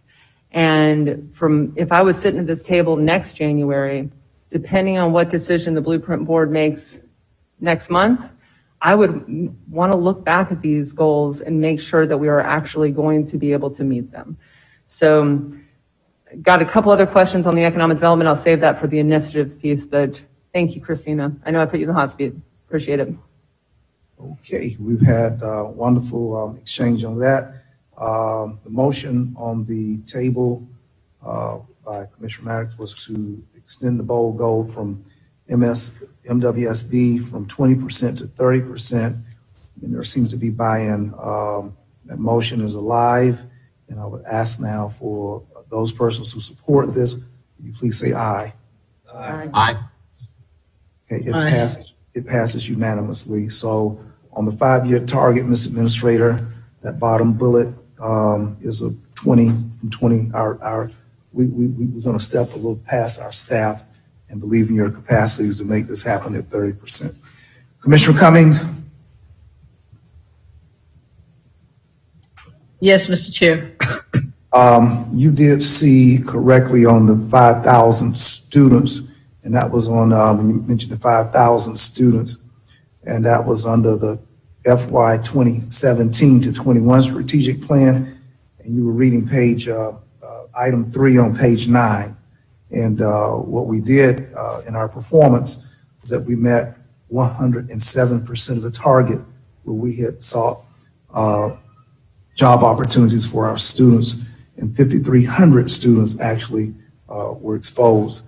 So I was sort of spooked out too and had to go back on where we both had saw that, and that was in the previous. But we're talking now from 22 forward for the next 5. So the shadow, the residue of item 3 landed and carried forward with you into this item we're on now, item 9. So thank you for that. Very well, thank you. Commissioners, are there other comments on economy? Hearing none, we move now to environment. Are there any specific comments, changes on our goals that you'd like to make? Move approval of the environment. Okay. Mr. Chairman. We have a motion for approval. Yes, is there a second? We've got a second. Yes, sir, Mr. Minor. Thank you, Mr. Chairman. Just a quick question on the last bullet point for the 5-year targets. We talked about increasing the number of fully electric vehicles by 500%. In the documentation that's provided, we have 4 currently. I think some of them are on order, as Maggie had mentioned, but finishing the 5-year period with 25. Can we push ourselves to do further than that? I mean, what's our retirement rate for old vehicles that we retire? It seems like the rate of retirement would be greater than that even. Well, first of all, in terms of if we can get more than 5, I know Tesla has a backlog till in a day, and Tesla is now in China attempting to enter into that market, and has come under some criticism by some of the congressional people this weekend. We ought to look at, I think there's a $12,500 rebate for ordering electric cars right now. So we ought to be able to get there's incentive that Congress put out there that we would get, and I don't know if it applies to government purchasing or whatnot, but there is a $12,000 rebate for buying from the big 3, their cars. So I see nothing wrong with Commissioner Minor's ask that if we're let's not make bold a small b, but if we're going to be bold, let's make bold a capital B. And his ask is that we go from, did you say 5 to 40, Commissioner? Well, I really just had a question about, Mr. Chairman, thank you. I really just had a question because listen, I know staff has thought about this very carefully on each of these target area bullets. Just really, I had a question for them if, what they thought the retirement rate of our vehicle inventory was. Because if it's higher than that, then maybe we could do better. Yes. Good afternoon, Commissioner Minor. Maggie here. So a couple things. This could almost be one of those known unknowns that we discussed in some earlier slides. And that is, we know the light duty vehicles, we know those circulation vehicles are available on the market. We're seeing some suggestion that the medium to heavy duty vehicles will not only be available, but reliable. That is the known unknown, is will that be in this 5-year window? Once that part of the market opens up, by all means, we feel very confident with the type of numbers you're suggesting. In the meantime, we will not let those opportunities pass if the market speeds up more quickly. Also for long term, even if those vehicles we have to also make sure that we're not solely focused on our environmental benefits, but our availability to respond in those hurricanes and all the fun things that Matt and Chief get to respond to. So this goal is specific to fully electric vehicles. We might be bringing on hybrid or partial electric, where electric is the default for our day-to-day. Sky is sunny, but for this target, it is fully electric, and we have to be mindful of that balance of our fleet. With all of that said, we are also focusing on things like UTVs, the utility vehicles, those gators, side-by-sides.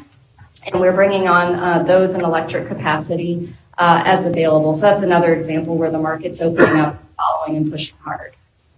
But with all of that said, Commissioner Minor and Mr. Chairman, that 500% does factor in all of that. It is very much a stretch goal in our estimation. Of course, the board could go beyond that, but just to let you know, it is stretch in our estimation. All right, yeah, and that was essentially my root question: is this a stretch goal? And Aspirational but attainable. And Maggie, I have full confidence in you and your team. I know how dedicated you are and your team are to sustainability, as well as the county administrator. I wanted to highlight that a little bit. You know, as the market changes, and should the market change such that it becomes easier for us to meet this goal and exceed it, you know, I for one, I'm sure my colleagues on the commission would like to see us exceed that threshold even further. So thank you, Mr. Chairman. Okay, thank you. Staff has been appointed with your ideas, and I believe indelible imprint is on their minds, and we're going to reach for real boldness. We're going to think big, maintain that can-do, and get it done attitude. I wanted to ask commissioners if you would think that the bold goal of 500 septic tanks and primary springs protection could go up to at least 750. And I asked that question based on the fact of our previous 5-year. We had a bold goal of 500, and we actually exceeded that.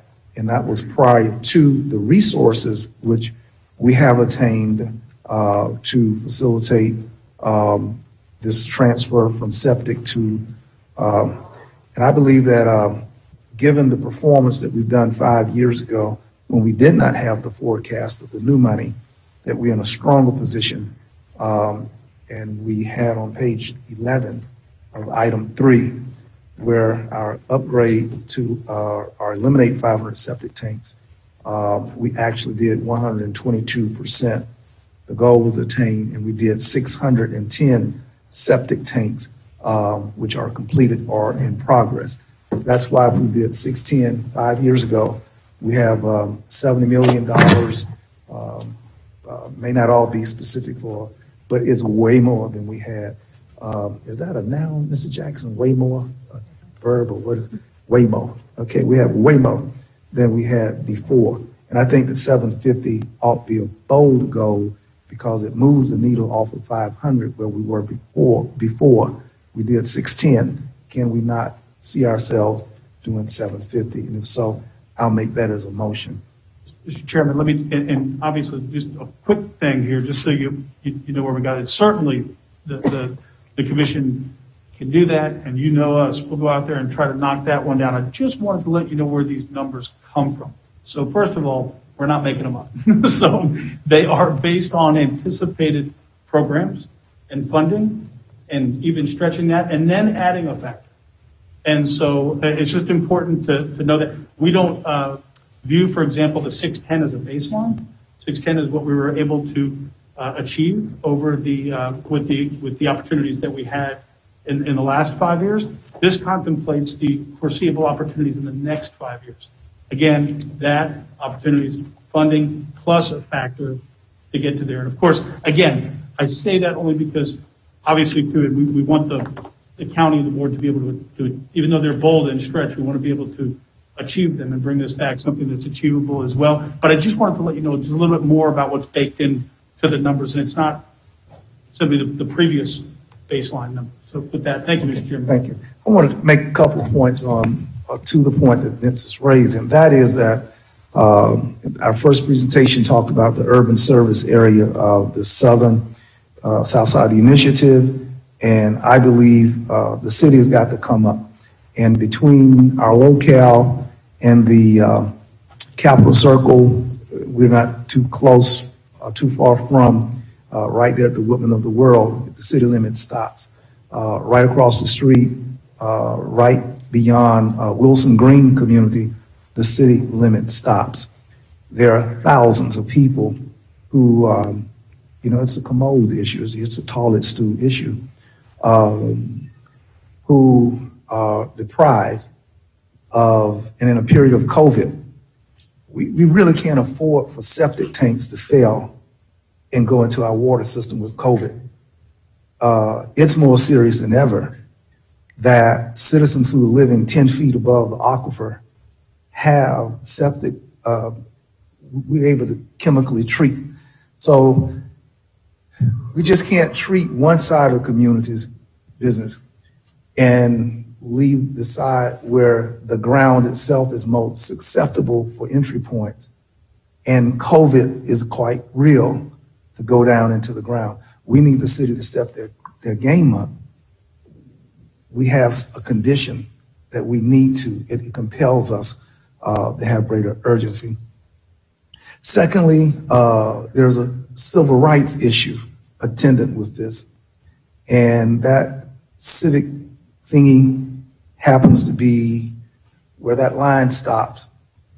People cannot vote, though they are utility customers of the city of Tallahassee.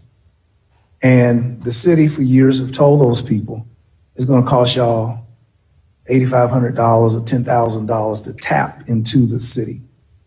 So people consider the cost of flushing a commode versus the right to vote. And when you put a right to vote in front of $10,000 over the commode, most people concede that's okay. I ain't got to vote for my city commissioner, even though they take 35% of my utility bill and use it for governmental purposes to support the city. It's a problem. So a civil right, a civics concern, as well as a biologic concern, given the pandemic, we need to step up. Whether we are willing to go there from 5 to 6, but I don't see it's bold if we've done this once before. Bold is not repeating what you've done before. Bold is going beyond where we were. That would be status quo for us. So I'm proposing 750 as a bold goal. I'm thinking big. I believe we can do it, and I believe we can get it done. So I offer that as a motion, Ms. Vice Chair. Mr. Chair? Yes. Thank you. I'm sorry. I Thank you, defer Mr. right Dozier. Is there a motion on the floor? No, I offer one. I give the chair to you. I understand. Give me a quick second. I thought I made a motion. There was a second. You didn't recognize that motion. All right. So if there is a motion No, on the floor, we want the economy. We're on the environment now. I understand. I had made a motion. There is a motion on the floor. Yes. Yes, there is a motion on the floor for staff recommendation on environment. Mr. Chair, you could ask for an amendment, or you can make a substitute. We'll make an amendment. Okay. But the vice chair holds that. Yes, I do. Yeah, so.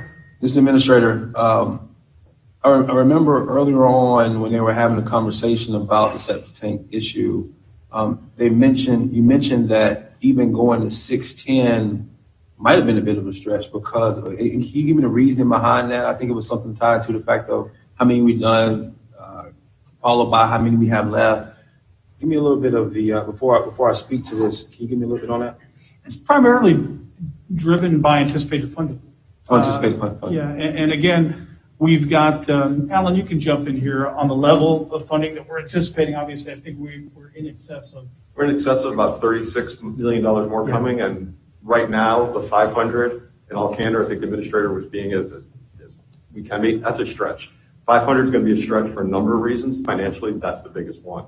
It's very expensive, and the projects we're doing now are more expensive than the last round we did. So we anticipate making those dollars stretch literally as far as we can to make that 500 in the timeline we've asked for. Mr. Vice Chair, I withdraw my motion. Our staff is brilliant, and I'm not as brilliant, and I hear what they're saying. Thank you, Mr. Chair. I can continue, or you can. Are you back? No, go ahead, sir. All right. Commissioner Dozier. Thank you, Mr. Chair. Two quick ones. First, the hazardous waste, Maggie, I have heard about it consistently since the new site opened up. The signs are out there and people have been really excited. It's one of those things like the seed library. When we put it out there, people just get excited. Has waste, seed library, things like that. So well done to you all and the folks at Public Works. And you said that was double the amount just for collections at that site? It's a brand new site that we soft launched. We Yeah. haven't even really done the big debut yet because we wanted to work out some kinks. It's brand new, but we compare it similarly to our rural waste sites, which are drop off. And if we look at the public works drop off site, it is more than double the rural waste capacity, Thank not you. the core center at Parkway. Okay, that makes a little more sense from the core center. The swap shop, we still have the paint swap shop, other things like that. So Hazardous Waste Center at our Yes. solid waste facility on the Parkway, there are still some benefits and worth the drive Yeah. that you don't get at your drop-off site. So the drop-off sites, for regulatory reasons, we don't have swap shops. But the swap shop, if you come to the main Hazardous Waste Center, is up and running. We've in fact really taken a fine line at the regulations and added materials that we previously had deemed were not permissible. So we've expanded the variety and the availability in the and I'm saying swap shop, Renew Center. Thank you, Get Renew to our Center, yes. terminology. Old terminology there. Well, Matt just walked away from you because he knew I was going to toss this over towards him. It seems nice, Matt.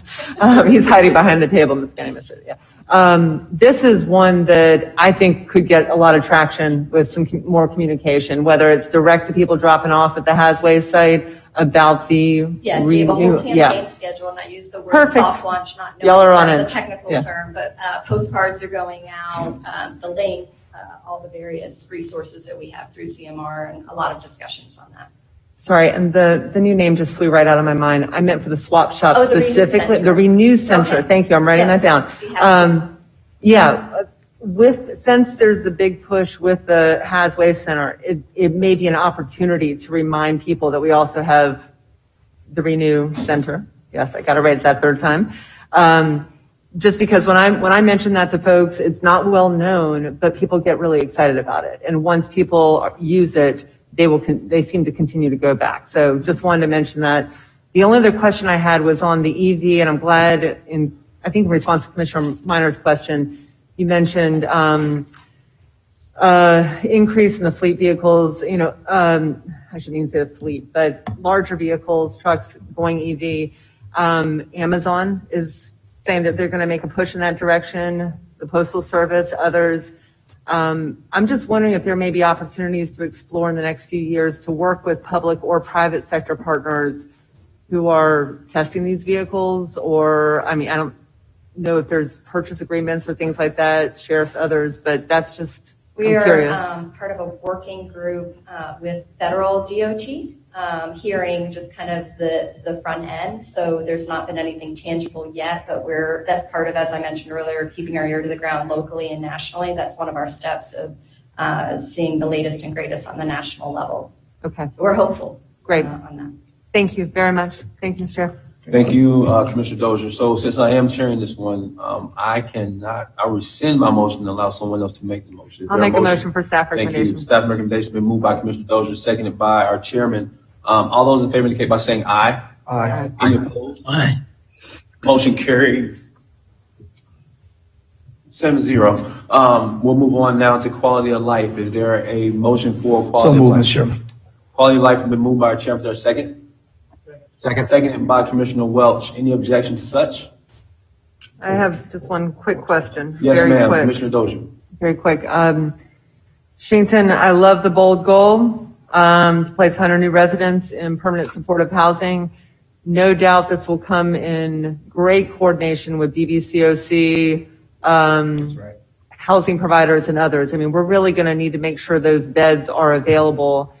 And when you mentioned chronic folks who have experienced homelessness in a chronic way over the years, are you also thinking that these beds will be for those who may be most challenging to house in other places? You mentioned mental health, but sex offenders are a big group or not a big group, I shouldn't say that, but a group that it's hard to house them in some areas, and they tend to be more chronic homeless.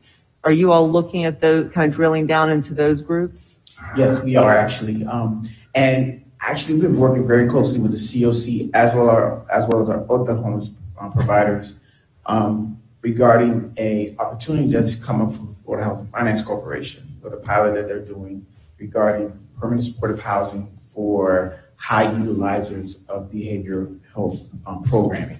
Okay. And we are, this is one of the combination of things that we think we can meet this stretch goal. because we are working very closely with our partners to really ensure that we can secure those dollars. That's great. Thank you. That's it, Mr. Vice Chair. Thank you. I got a motion for staff recommendation. I'm sorry, Commissioner Minor. Thank you, Mr. Vice Chair. Just really quick, I just want to thank everyone for developing this bold goal for quality of life. This is a stretch goal, to be sure. And I don't know if it's because of this or just related, but I had a conversation with Vincent Allen and the Big Bend COC about doing something similar to this. So this is a bold step. I think with the funding that we provided with the COC and some of our homelessness, some of our shelter providers, I mean, the time is right to really tackle this. So kudos to Shankton and his team and the county administrator for making this one of the bold goals this cycle. Thank you. Thank you, Mr. Vice Chair. Is there any objection to the motion that's on the floor? Seeing none, show it as carried. We move on now to governance. Is there a motion for governance, for approval of staff recommendation on governance? So moved, Mr. Chairman, with the ask of including the word diversity following in the priority statement, promoting integrity, comma, insert diversity, comma, creating meaningful opportunities for citizen engagement. So I'm asking that we insert the one word diversity. That's a great addition. The motion made by our chairman with the amendment. Is there a second? I'll second. Seconded by Commissioner Dozier. Commissioner Dozier's in queue. Any other commissioners want to speak on this item? Seeing none, Commissioner Dozier in queue. Thank you. I'm trying to go quick here. So just before shutdown, I had a pretty exciting moment. We had 3 young women, 2 of them were my summer interns, come in and make a presentation, and we passed the initiative that they were proposing to us. It was for a PAGE program.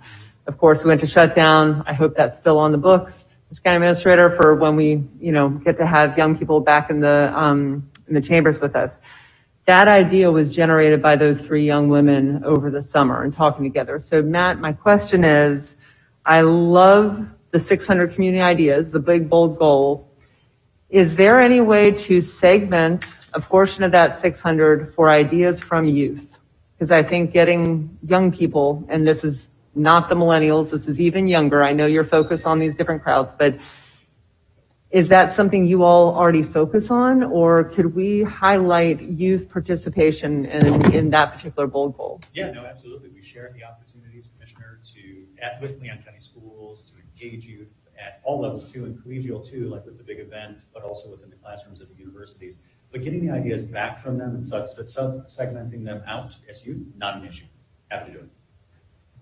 Okay, so we don't have a specific program. We share these initiatives with Leon County Schools and others, but we don't have a specific focus on getting those ideas. No, we do. It's your bright ideas, we call it. Your bright ideas. Yeah, share your bright ideas with us. You have a bright idea. Yeah. Okay. And so it's direct outreach to folks for ideas about programs that they engage with, but also all of our division directors and line staff know about the opportunity for citizen ideas and share the opportunities with them in an organic way, but also through the process of the Bright Ideas program. Okay. I like that. I can leave this alone for right now, but it's something that I wouldn't mind thinking about more in the future of how to target some programming for young people.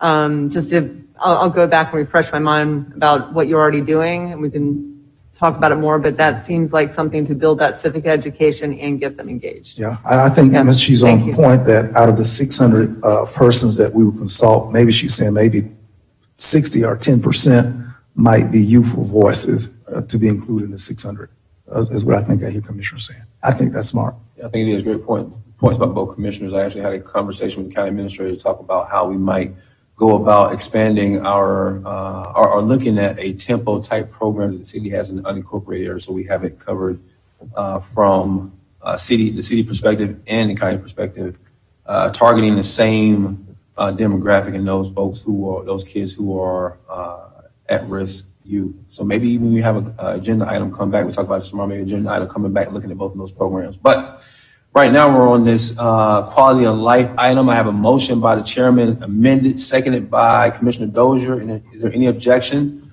to the motion that's on the floor?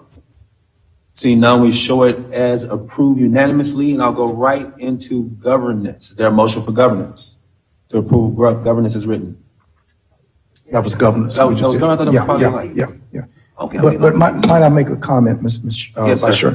Chair? Commissioner Welch, some time ago, we talked about the county, with the number of students that we have, the fact that our county is the state government county, the capital county, blah, blah, that we're in a unique position to be a county government that stages a boys state, girls state type of, and somehow the other, maybe COVID, the echoes of it are faint, but we have talked previously about devising a program that included more of our students to deal with civic literacy and to do our part. I know the school board chair, myself and Vince and superintendent will likely be meeting very, very soon, but to talk about modeling a civic literacy program that involve our students like United Nations, blah, blah, blah, that right there. And I think that there is room for that. Vince, I don't know what happened to that idea. Mr. Chairman, we brought you all an agenda item on that. Within that item, we presented to you all of the civic engagement opportunities that already are available and exist out there. And the board decided not to put a specific another standalone program in place when you considered use. Tallahassee, Florida League of Cities has one in place, and there were others in my recollection. And we presented all that information for you and sought your direction on it at that time. The board chose not to pursue it, but that doesn't mean the board can't give us the direction to readdress any of those issues. We're happy to bring them back. Mr. Chair, Mr. Administrator, I think this might be best brought up maybe in the realm of tomorrow's meeting, agenda meeting, because it sounds like it might be an agenda item that could come back along with items that Commissioner Dozier and I talked about. On the strategic initiatives, Mr. Administrator, as the ones that are written that we have in our agenda packet, are there any amendments that staff has made to those strategic initiatives? Excuse me, Mr. Commissioner, I'm not Are there sure. any amendments made to the strategic initiatives that are written within our packet? Because it says to create new and amend strategic initiatives. I'm asking if staff have made any amendments to the initiatives that are already in there. Any staff-led amendments? No, we'll start off with a list here at the next section. We'll start off with a list that just represents items that were either incomplete from the last time around, or maybe they represent a next logical step in an old strategic initiative. Mm-hmm. But that's what we mean when we say new or amended, and then presuming that the board would add new ones to it. Got it. So we'll start off with economy, Mr. Administrator. We already voted on it. Yeah. Okay. Yes. Thank you, Mr. Chairman. All right. In moving on to the strategic initiative section, commissioners, then, as you're aware, this is the final step in the process. These are the final building blocks. These are the specific action plans that we identified, again, to execute our plan. The total number then grows annually following each subsequent retreat. As I mentioned, the plan that we just closed out, it grew to 104 strategic initiatives over that 5-year period of time. So to get us started, the notebook includes a list of potential initiatives for your consideration in addition to any others that you adopt today, commissioners. So you'll see that displayed on the screen. Commissioners, the list represents, again, as I mentioned, the next step in advancing a number of existing efforts that the board has recently provided guidance on.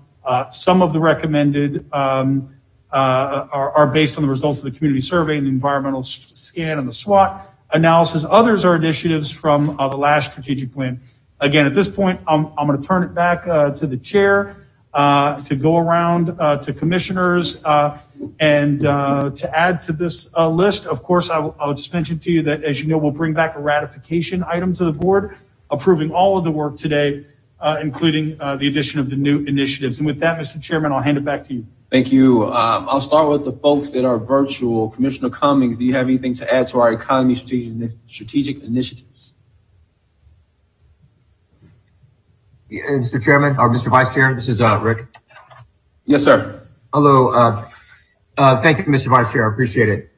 We talked before about expanding and developing the workforce. And so one thing I'd like to propose for consideration by the commissioners here is the following.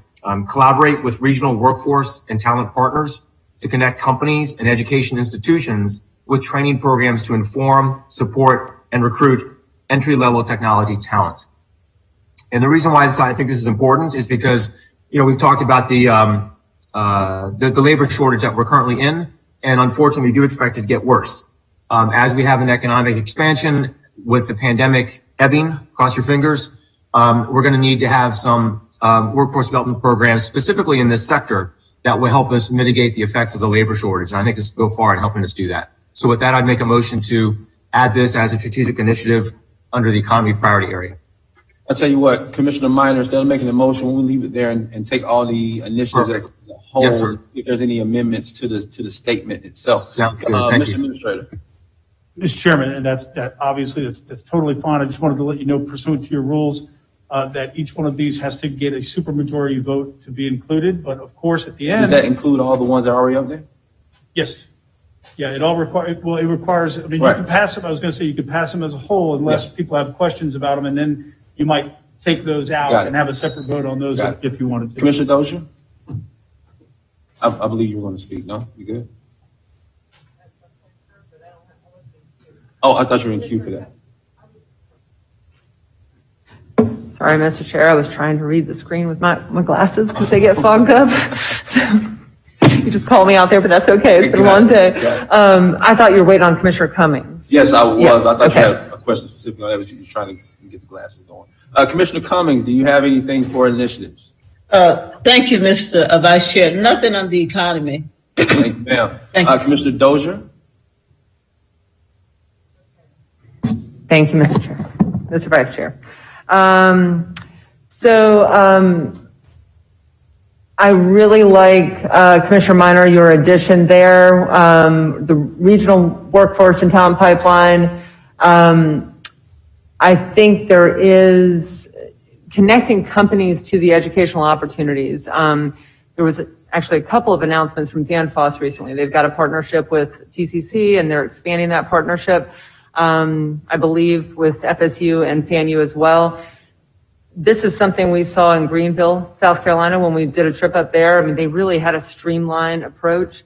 But there are a lot of challenges with the apprenticeship model or with bringing students out of those training programs sometimes. So I think this is what we're going to get into in the discussion with OEV next summer. But I just wonder, I mean, I think this is good. We just may need to build on it to really activate this goal. So that was just one comment. I like Commissioner Minor's suggestion. Really, Mr. Chair, I forewarned you on this. I like the potential initiatives that the staff has brought forward. They build on a lot of what we've done in the past. But I circled 6 of them that deal directly with OEV and funding. And yes, as Christina said, as I said earlier, they are going to keep working hard. They have worked hard for a long time, but our ability to really activate these, I'm looking at EC2, support programs, policies, initiatives to attract, create, and promote expansion of businesses, entrepreneurs, job creation. Our ability to do that in a robust fashion or kind of how we were doing it before the last 5 years, that's the break point. So I guess I'm going to get even more blunt than I normally do. I'm not sure this is more than just, okay, we're going to keep doing what we used to do in this type of initiative without additional revenue opportunities from OEV. So that's fine if that's the direction that our board moves at the end of the month. But retaining money in OEV will actually allow us to activate and achieve these incredible goals and these initiatives. So I'm happy with them. I don't want to add anything to this list because we just don't know what resources we're going to have. Thank you, Commissioner Dozier. Thank you. Anything else under the economy? Yes, sir. Mr. Vice Chairman, thank you for acknowledging me. I'd like to see us add the fairgrounds and that we would support the completion of the Fairgrounds Master Plan by Blueprint, and that we have $12 million somewhere, but I love to see this effectuated to the next steps that we might complete a redevelopment of North Florida Fair. Otherwise, we want the Southside Marriott to step up to its new name, the Southside Marriott, but we really want it to be the Marriott of the Southside. Thank you, Mr. Chair. Any other things on economy? I don't believe I heard anybody else speak. What I'd like to do now is take a motion for all of these items in their entirety. Is there a motion to approve such? So moved, Mr. Chair. Is there a second? Motion made by Chairman, seconded by Commissioner Jackson. All those in favor indicate by saying aye. Aye. Aye. Any opposed? Motion carries without objection. We'll hand it back over to the chair. Okay, Commissioners, on environment, are there any efforts to amend or augment what we have here in the environment? Any commissioner like to speak on that? Hearing none, are we all in favor of our environment elements that are EN 1 through 4 that we will carry forward for 5-year initiatives? Mr. Chair, I do have one to add. Yes. I'm sorry, you're moving pretty quick there. And I know, you've only got 8 minutes left, but as you said, the rest of us may have to hang here Yeah, for I'll just be a gone. few more Yes, minutes. yeah, I'll be- All right, so I've got 2 initiatives to add, and Mr. County Administrator, first,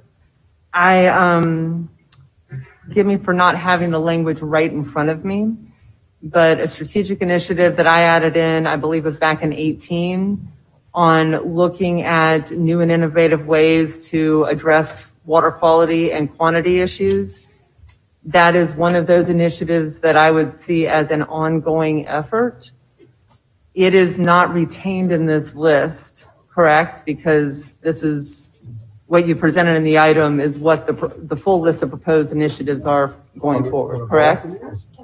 And some of, just great point, Commissioner Dozier, some of your initiatives in the past years just became things that we do on an ongoing basis. And I think that's probably one of those, because when we developed this list, we looked at, okay, is there not a logical next step to some of these in terms of a standalone actionable item, like you did the report, now do the project kind of thing? So, but for that example sounds like one that fell into the category of, we just do that now on an ongoing basis. But if there is something you wanted to add on to that, certainly, we could add it to the list. But I think that's probably fell into that category. Well, since I don't have the exact language in front of me, can I put these gentlemen behind you, or gentlemen and ladies, on the spot to find that 2018, the water quality language? And if we don't have it right now, we could add it in for ratification. But basically, this initiative for my colleagues was to look at new and innovative ways and areas of collaboration to focus on protecting our water quality, enhancing it, and the quantity of water, dealing with stormwater and those types of things. And we can identify that one again, and we'll show it in the ratification when we bring it back. Okay.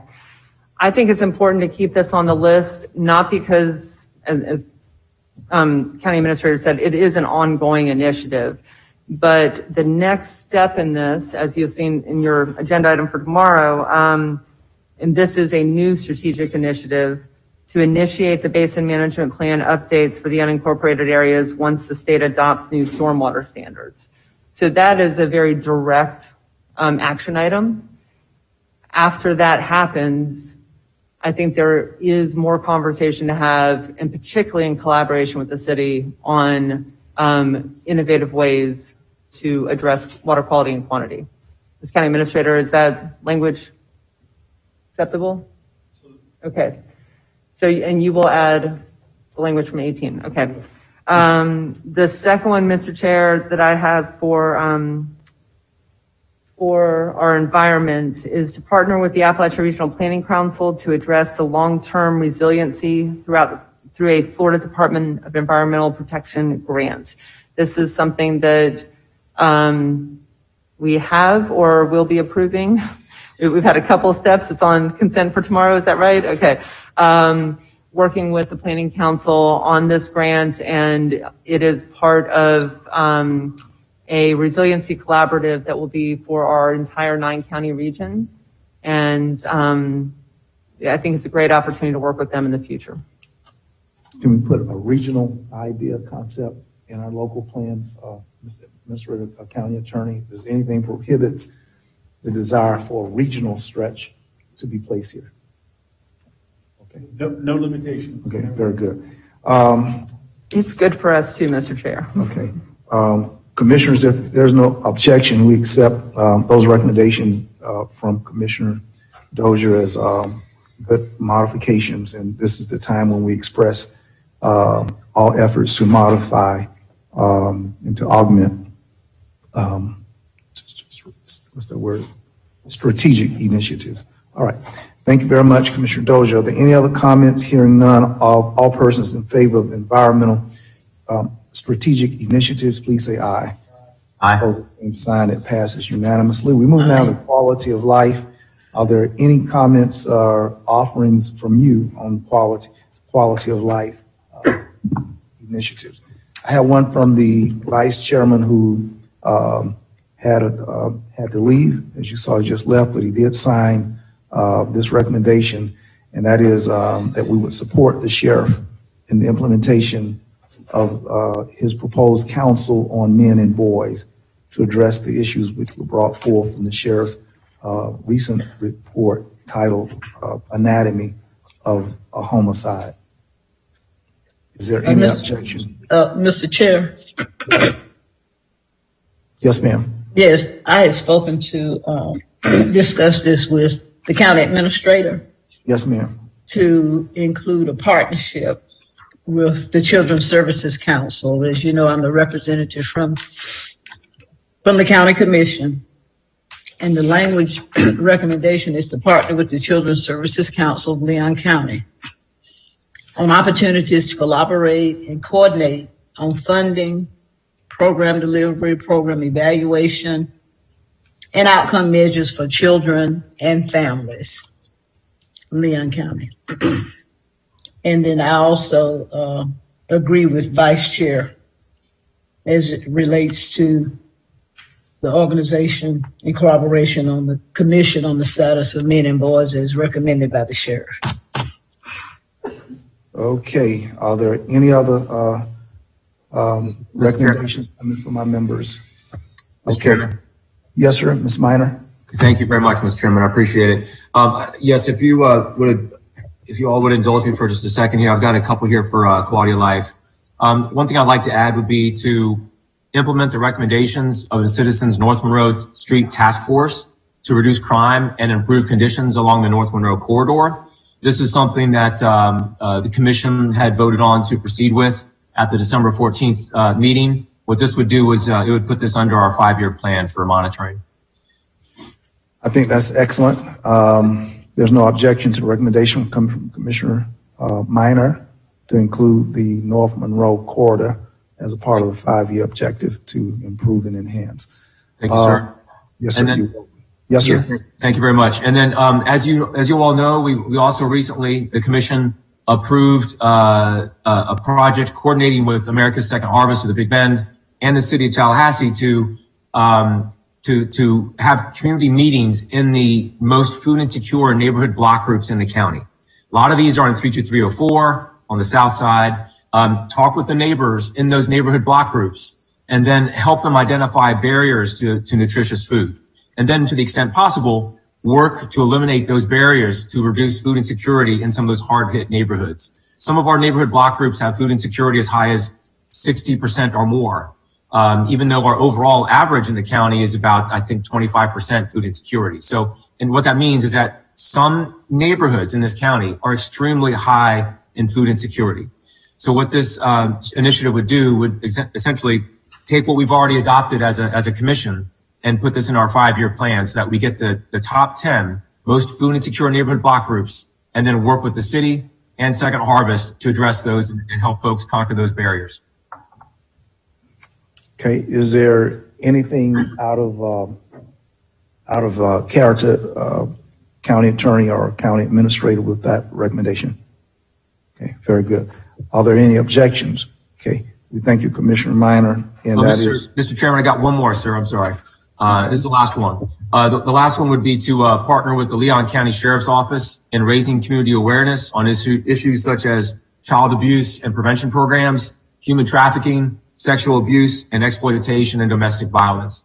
And you all will recall, I'm sure, that we recently funded some countywide training through STAC, Survive and Thrive Advocacy Center, to increase awareness on human trafficking to combat that. And so this would be an item that would help us work with the Sheriff's Office on that and some of the other items I just mentioned. Okay, y'all got that? Okay, very good. Thank you so much, Commissioner. Are there commissioners present who wanted to weigh in? Commissioner Welch. Yes, sir. I've got some of my own initiatives. You want me to go ahead? Sure. Okay, you good? Yeah, just real quick, I would like to ask staff to, we're going to be seeing an unprecedented amount of money from the federal government for infrastructure, specifically rural broadband. I've got some communities in my district that really need some dependable internet service. So I would like to add an initiative to ask staff to do whatever they can within their power to pursue that federal funding for rural broadband. I think that falls into the quality of life arena. So that's one. And then the second one I have deals with litter.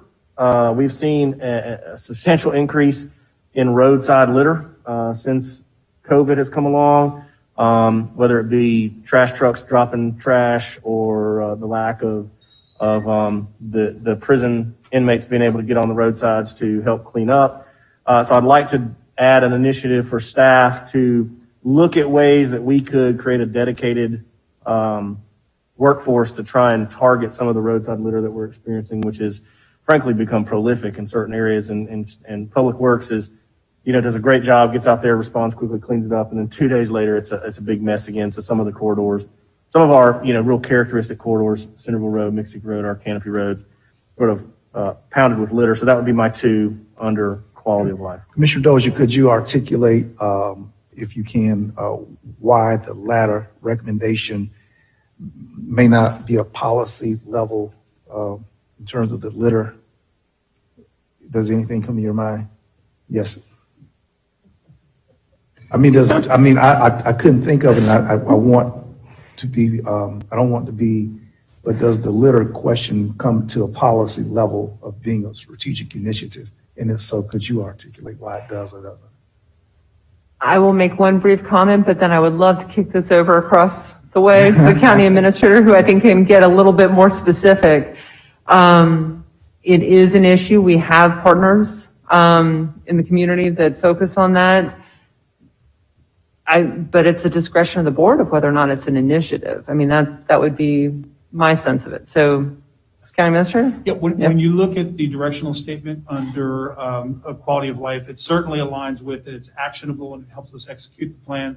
So it's right there. And Commissioner Welch hits on a topic that this litter issue, when we stopped getting the inmate labor from the jails because of COVID, it really became an issue. And we're doing it anyway, and we'd be more than happy to evaluate options and bring it back to the board too.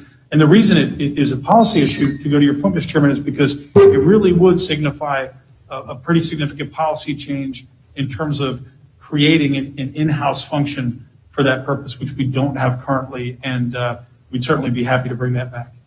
Excellent. So I'm so grateful that void that this would, fulfill and give us policy mandate to deal with that challenge. And it's certainly a challenge that Commissioner Welch, we're just gonna have a fist fight over who gets the most service, because I need a mic yesterday. They'd be busy down at this. Yes, sir. Yeah, and I failed to mention it also as a directive to staff, not just look at in-house work crews, but perhaps enhancing some of the partnerships we have with neighborhood groups, civic organizations, to kind of make it a community-wide effort to really, keep our roadsides as beautiful and as pristine as possible. Because I think, although trivial in the context of bigger issues that we deal with, it is one of those things that, frankly is important to people as they drive around and see, copious amounts of litter on the side of the roads. And And, I think it's just a smart initiative. No, it is. It's an excellent point, but there's no need to put words on a sheet of paper and adopt it as a standard if we don't modify our staff, and the folk who traditionally was the workforce were inmates, and they have not been let out to, I mean, they go to the bathroom, I reckon, but they're not even doing recreation in many instances as they were before.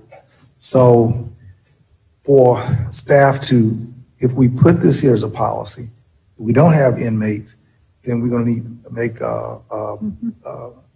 adjustments to enforce and to make these words a reality. So it's moving us into a direction in which we currently don't have a job description on the county to keep the roadsides beautiful or something like that. So that's great. All right, Commissioner Jackson. Thank you, Mr. Chair. Couldn't agree more with you about the litter. Thank you for bringing that up at this point. For over almost 30 years now, the Fort Braden Community Center in the Fort Braden community has been owned by Leon County Schools. However, during that same amount of time, Public Works, Maggie and her crew can tell you that they have poured probably hundreds of thousands, maybe 100,000 to keep it up and to code. I think it's time for us to research and negotiate the possibility of purchasing the Fort Braden Community Center and the adjacent land. Thanks to Maggie. Kudos to her for the initiative that's bringing the first ever walking trail that's west of Capitol Circle to Leon County. And actually it encircles and infringes on this property that's kind of a joint use property. The potential for the community center, I think, is great. And I think that in line with what we've done in other areas in the past historically, that discussions and negotiations should take place.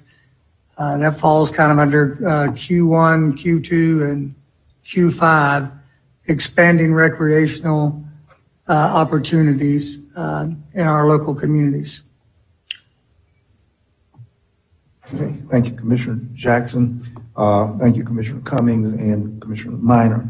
I'd like to offer that we would continue to support the updating of the comprehensive plan that encourages the annexation of Southside properties within the Southern Service, Urban Services area. And currently we have numbers of residents in the urban service area who are, it's amazing, in the urban services area without urban services and who are not annexed in the city proper, thus denied the right to vote, and secondly, denied police protection and denied a plethora of services which communities such as Southwood enjoy, from infrastructure, sidewalks, lights, curbs, and things like that. So I like to add that as a quality of life.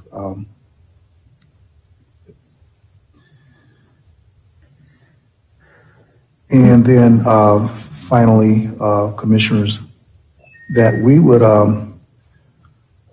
work with the city of Tallahassee. And I believe that there's efforts underway on the development and the implementation of the Neighborhood First program, which would engage the residents and develop plans to address poverty and inequity in targeted neighborhoods, including 32304, and those areas where census data indicates poverty. I don't know the benchmarks for poverty events, but there are some benchmarks based on household income and stuff like that. I think the sheriff has in his report as well. I like to add those. Commissioners, are there any other additions to our strategic initiatives that you would like to see us conquer in the next 5 years? Mr. Chair. Commissioner Dozier. Did you have your card up? Sir. All right. Thank you, Mr. Chair. Good ideas, tossing out.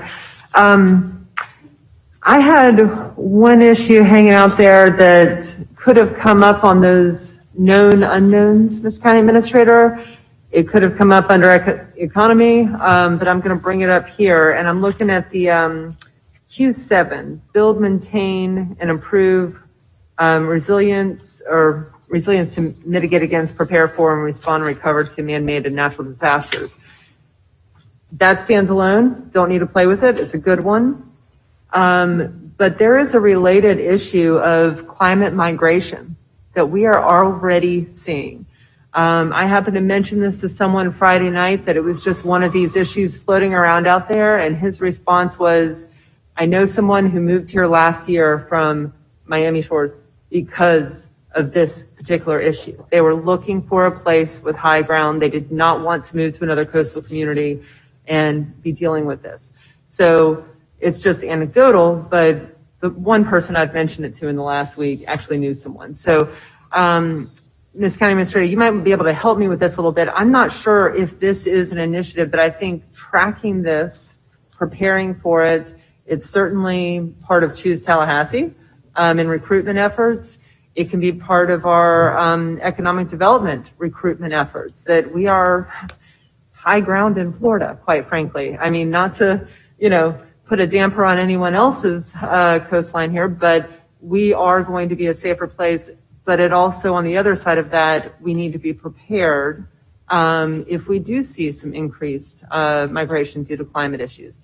Ms. County Administrator, you're nodding over there. I appreciate that. Do you have any thoughts on this? I think, just because it does align so much with things that we're already doing. It wasn't too long ago when we took Matt Shop and combined community relations with community resiliency and relations, and combine the functions of all that community outreach that we do in the areas of PR and other things along and in Matt Shop and portfolio is also emergency management and all the things that we're doing on the ground. And we did that for that purpose so that we could integrate the two. And so I think it makes perfect sense, all valid reasons, where it fits and that sort of thing. I mean, we could always, on the ratification, maybe something we want to bring it up after we take a look at it more, but all valid issues that we're thinking about as well. If the board is amenable to it, could we leave it on the list as something to let you all think about before bringing it back for ratification? If it needs to be moved into some other category, just to reflect on it, we can do that. But that would be great with us. For preparing for this and kind of how to assess it in the future or how to market to people who are moving, I think could be helpful. Sure. Okay, thank you. So the only other one, Mr. Chair, I had, and nobody has to type this. I'm looking at you guys. I'm just going to mention this, and I thought about it all weekend, and I honestly cannot find a way to add it to our strategic initiatives, but I want to say it anyhow. In my time on this board, there are a lot, many times where we run into a challenge working with our dear friends at the city. I'm thinking about the last year on all of the various initiatives we have had to address homelessness, to look at siting shelters, the ordinance that's up for tomorrow night that we'll have a discussion about, but more importantly, from my perspective, the host deputies, and working with the street outreach teams. There was a time last spring where we really could have used a greater working relationship with the city on these issues. That really hit home for me as the District 5 Commissioner, because City Walk was in the district. So I was getting all the calls from the neighborhoods, but really didn't have a lot of information that I could provide, and it was frustrating. On a more positive side, though, there are incredible ways that we have enhanced our partnership. Emergency management, just Mr. County Administrator, since you mentioned that is one of them. We are dramatically different and in a better place than we were many years ago. So if anyone can figure out how to articulate this, or whether or not the board would like to, but I can leave it to others. But my thought was pushing ourselves, and I say this with some hesitancy because I think the county is often open to greater partnership with the city, Mr. Chair, we don't hear the same responsiveness from our city partners, but it's something citizens are really looking for. The tone, the divisiveness, I mean, it is really challenging, and it drills down into issues. Last example here, bus service to the Amazon location. I mean, that should be a no-brainer. It helped, I mean, traffic congestion for folks in Buck Lake. Commissioner Welch, you and I shared that district line there. People are nervous as anything about the traffic that's about to come at Amazon, and we need bus service there. So working on our shared goals that impact city residents and everyone's county residents, I would love to find some strategic way to initiate more collaboration, but I don't know how to articulate it in a way that we can actually kind of get over some of the hurdles that we've had in the past. So, Ms. County Administrator, Mr. Chair, just had to take a moment on that because I have been looking for a way to put it on this list, and would love to hear other ideas, or I'll just leave it there with a comment. So thank you. It's important. Okay, thank you, Commissioner Dozier. There was a statement once that said something like, if it ain't broke, don't fix it.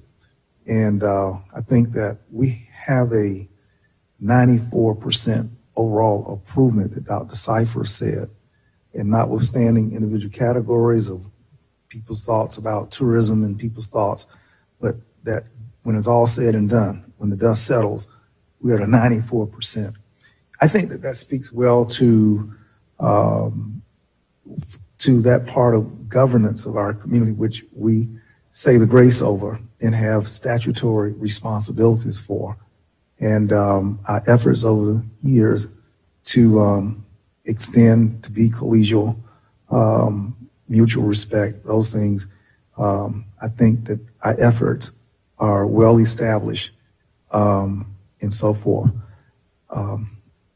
It would be wonderful, those things that you're aspiring for, I'm hoping for, and maybe, and I had thought that the recent change in personnel at the city would have fostered greater empathy and desire to coexist with the county. And maybe the future, who knows, still has an opportunity for that collegiality to be amplified and magnified. Who knows, for a time such as this, how that could change. Yep. Okay, I think that we have finished our work here today. I believe we've done a great job here today, in spite of those failures that we may have desired.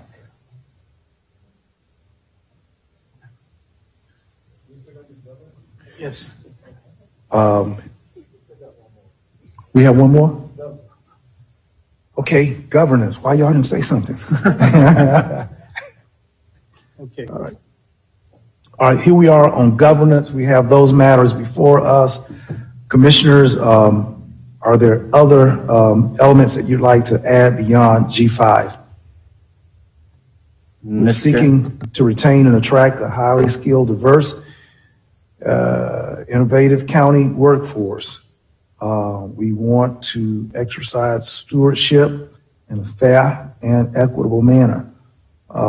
We want to utilize multiple outreach platforms to ensure consistent, transparent communications. And that was one of the things that folk talked about, transparency.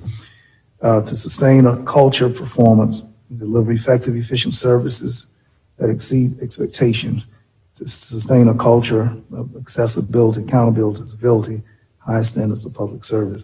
Is there anything, another superlative that we can add to these 5 elements? Yes, sir. Ms. Welch. Thank you, Mr. Chair. Just real quickly, I'd like to add an initiative to have staff add in neighborhood groups at a social media level when we have development reviews coming up. We're restricted, we have boundaries, I guess they're set by statute for mailings, but in an effort to be as transparent as possible, have staff and Matt and his great crew, get into some of the social media groups that are at the neighborhood level and let them know about development projects, zoning issues, permitting issues that are going on in proximity to them. So that would be my addition. Thank you, Mr. Chair.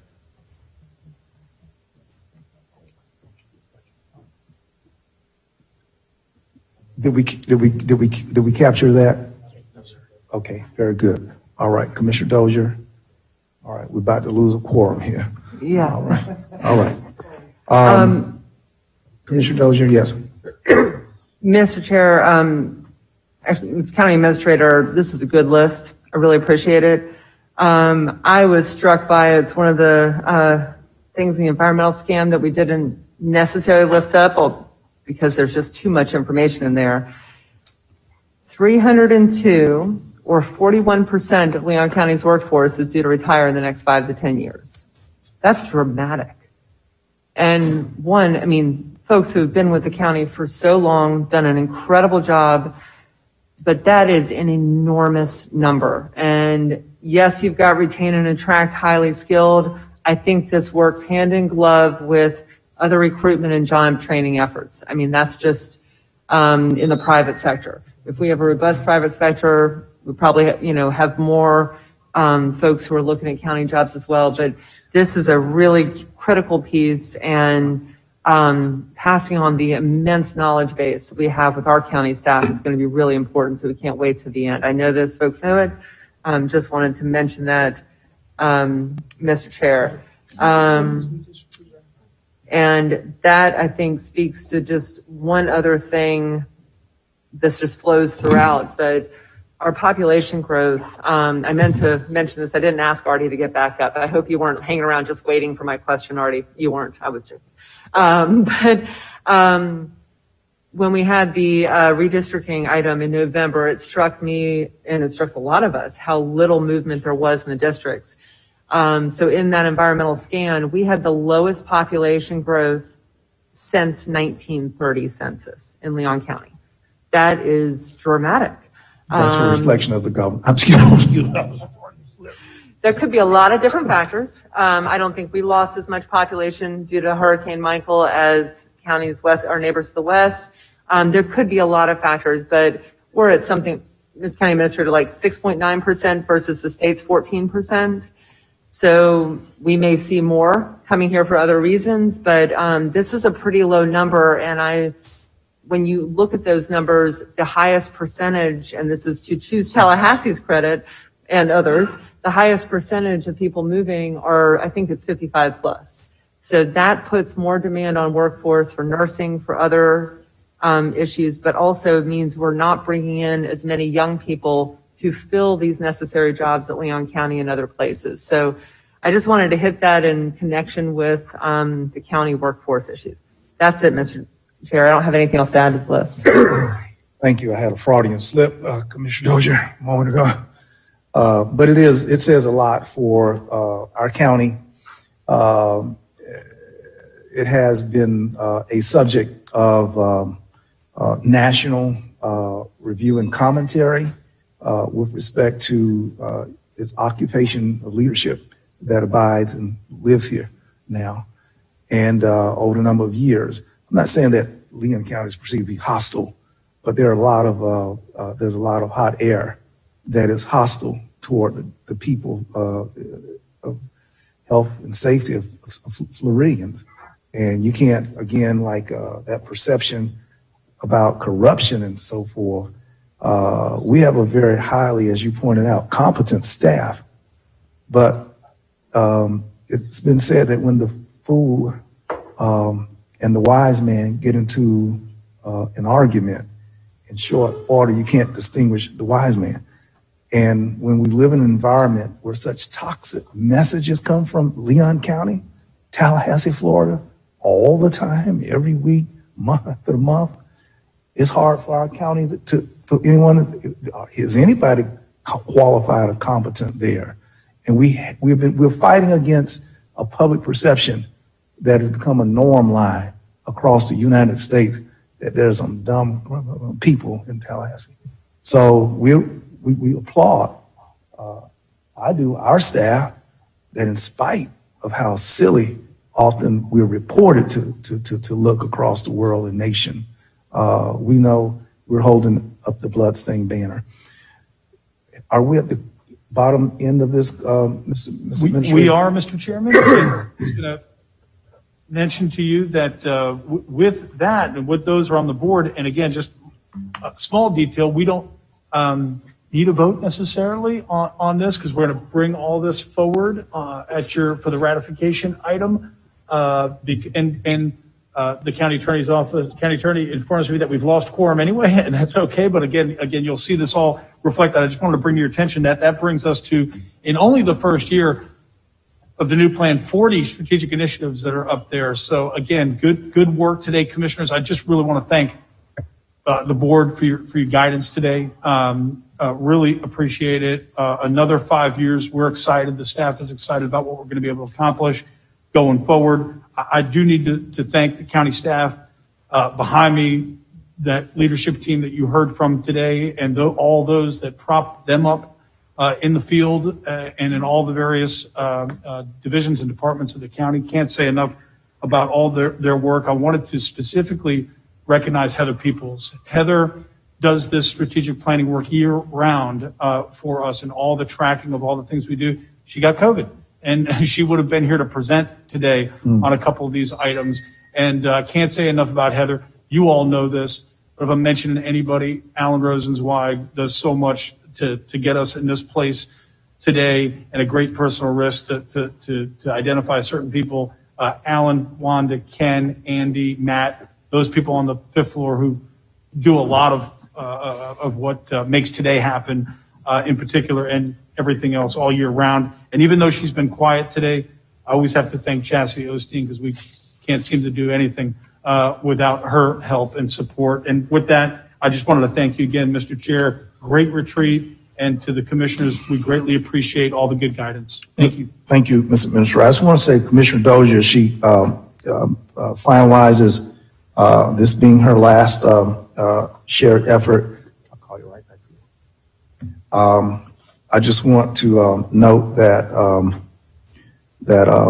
should you ever acquire another kind of political life or service, you won't find the outstanding staff that Leon County has.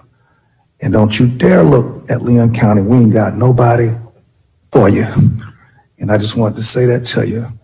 And I ain't got nobody. If you ever, just happen to bump into something else, Leon County ain't got nobody. So don't look at us, but you'll never find the grass as green as it is right here. See all these competent people? Unparalleled. They are exceptional. You were right, Mr. Chair. Green grass, we can do that. All right, this has been fun. Thank you, staff. You've been wonderful. To all of us, your patience, your kindness. Doctor's office, I'm gonna call y'all when I get out of this meeting. Thank y'all. And all like that. Thank you very much. I shared with you a document. I'm asking your consideration to allow it to marinate. I think today we were looking at a goal for the citizens and the citizenry of Leon County.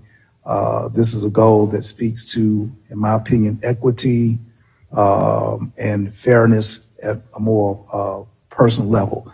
So Commissioner Minor, Cummings, for hanging in there through your discomfort, we thank you. We thank our commissioners who've been here today, Commissioner Dozier, Commissioner Welch, who's going to be here for 20 more years, Commissioner Maddox, you're so young, Commissioner, you'll be here. Commissioner Jackson and Vince, you all teed it up, knocked it out. Chastity Osteen, just incredible. And we're thanking everybody. This gavel is shaking in my hand, and I think gravity is pulling it down. Y'all see that right there? Thanks, everybody. Have a good evening. Thank you, Mr. Chair. Thank you, everybody. Good evening.